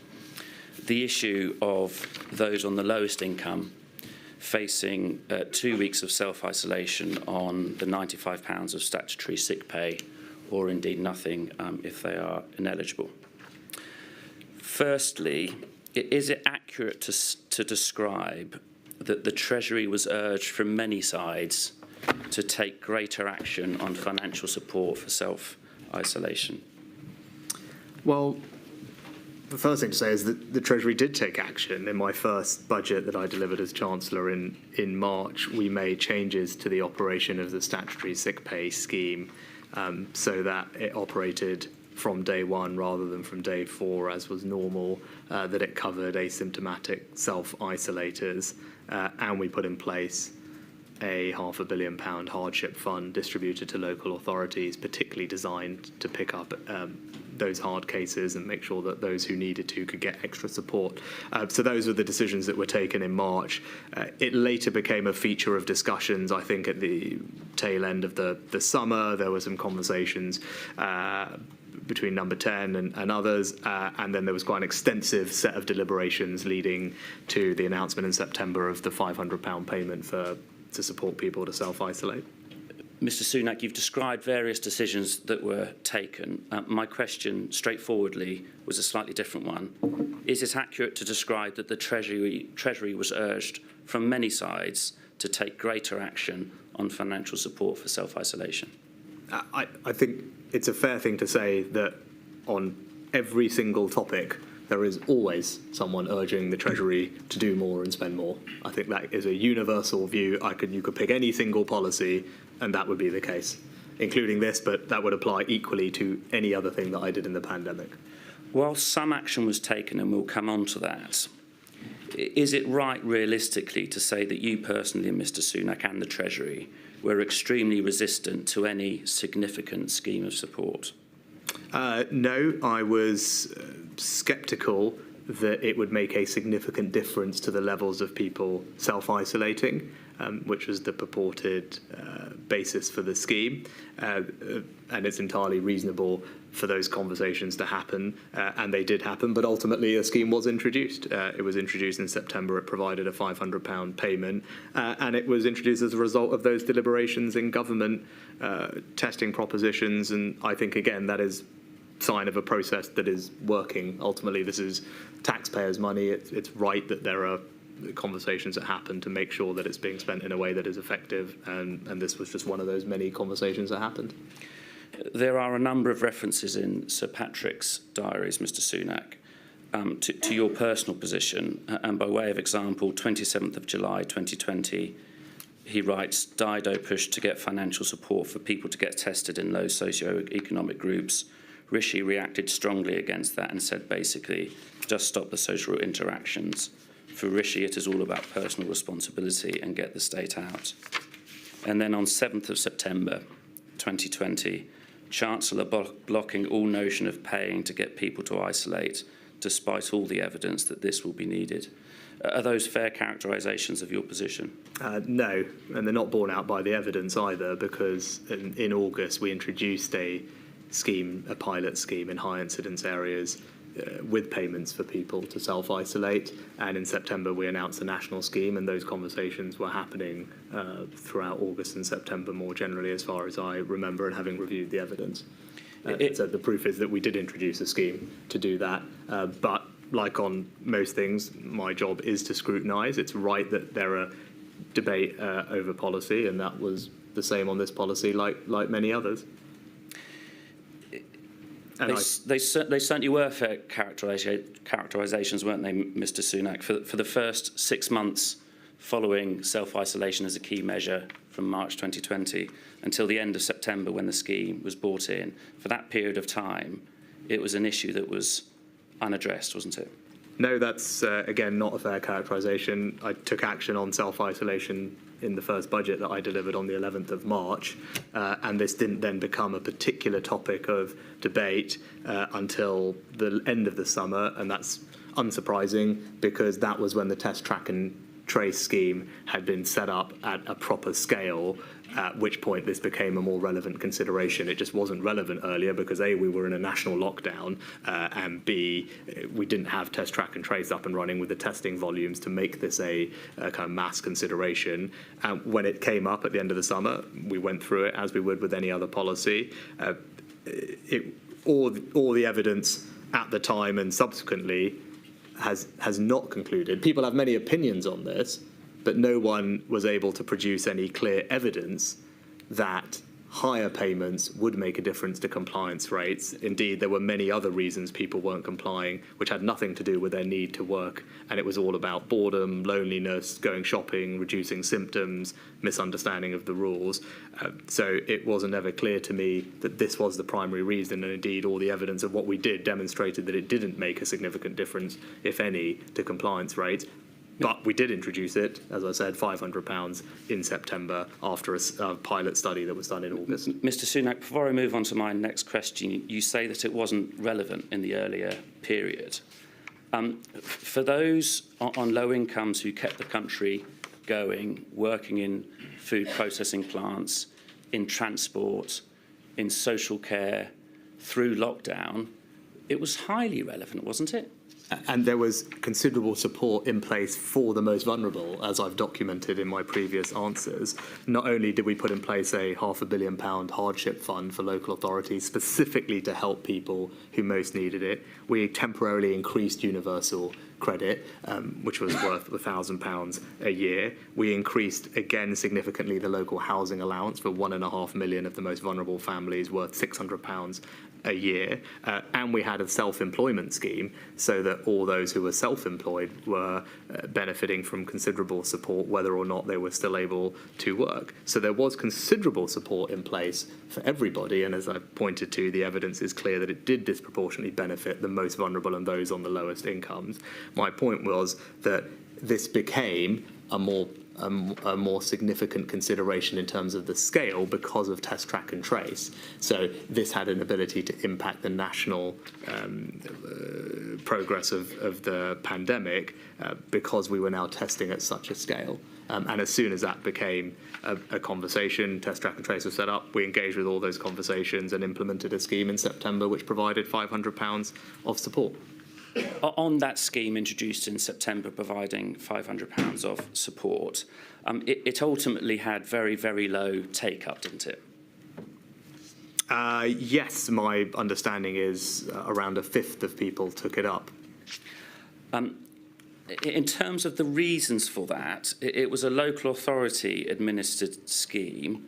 Was it foreseen that doing it that way would be cumbersome and frankly inaccessible, with many local authorities each implementing their own individual scheme in a slightly different way? Now, look, that's always the challenge with doing things by local authority, that it will be slightly different even if there's national guidance. I'm not sure there was an alternative, so it was accepted it wouldn't be perfect, but it was better than doing nothing. The only other alternative that was suggested at the time was DWP, but it was clear from all the advice that I'd received and the department themselves that that wasn't practical, not least because it would have required primary legislation, I think, for DWP to have the ability to make payments like that, and they just simply didn't have a delivery apparatus, unlike local authorities, who had local welfare assistance schemes and were well placed to know their most vulnerable people, and also local authorities did have access to all the same underlying benefits data as DWP, so none of these are perfect by all means, but I don't think there was a credible alternative to local authorities doing this. Mr. I think Sunak, sorry, I'm running very short of time. I think you've run out of time, I'm afraid, Mr. Jacob. In that case, I better leave it there. Thank you, my lady. Thank you very much. My lady, that concludes the oral evidence. Thank you very much. Thank you very much, Prime Minister. I appreciate that. Well, I doubt that there's ever an easy time for you to come along here to give evidence, but I appreciate it's difficult this particular week, and thank you for your help. Thank you for having me. That completes, as Mr. Keith says, the oral evidence for Module 2. The oral evidence is, I have to repeat and emphasise, just one part of the process. It's an important part, of course it is, but so is the written material. That is also important. So also are the submissions of core participants. And I will consider all that evidence before I reach any conclusions. And I'll hear the submissions of core participants on Wednesday and Thursday, and also, because of the tight timetable, give them an extended time to submit any written submissions to supplement their oral submissions. So I shall return to Module 2 on Wednesday. Thank you all. Lily. Rise.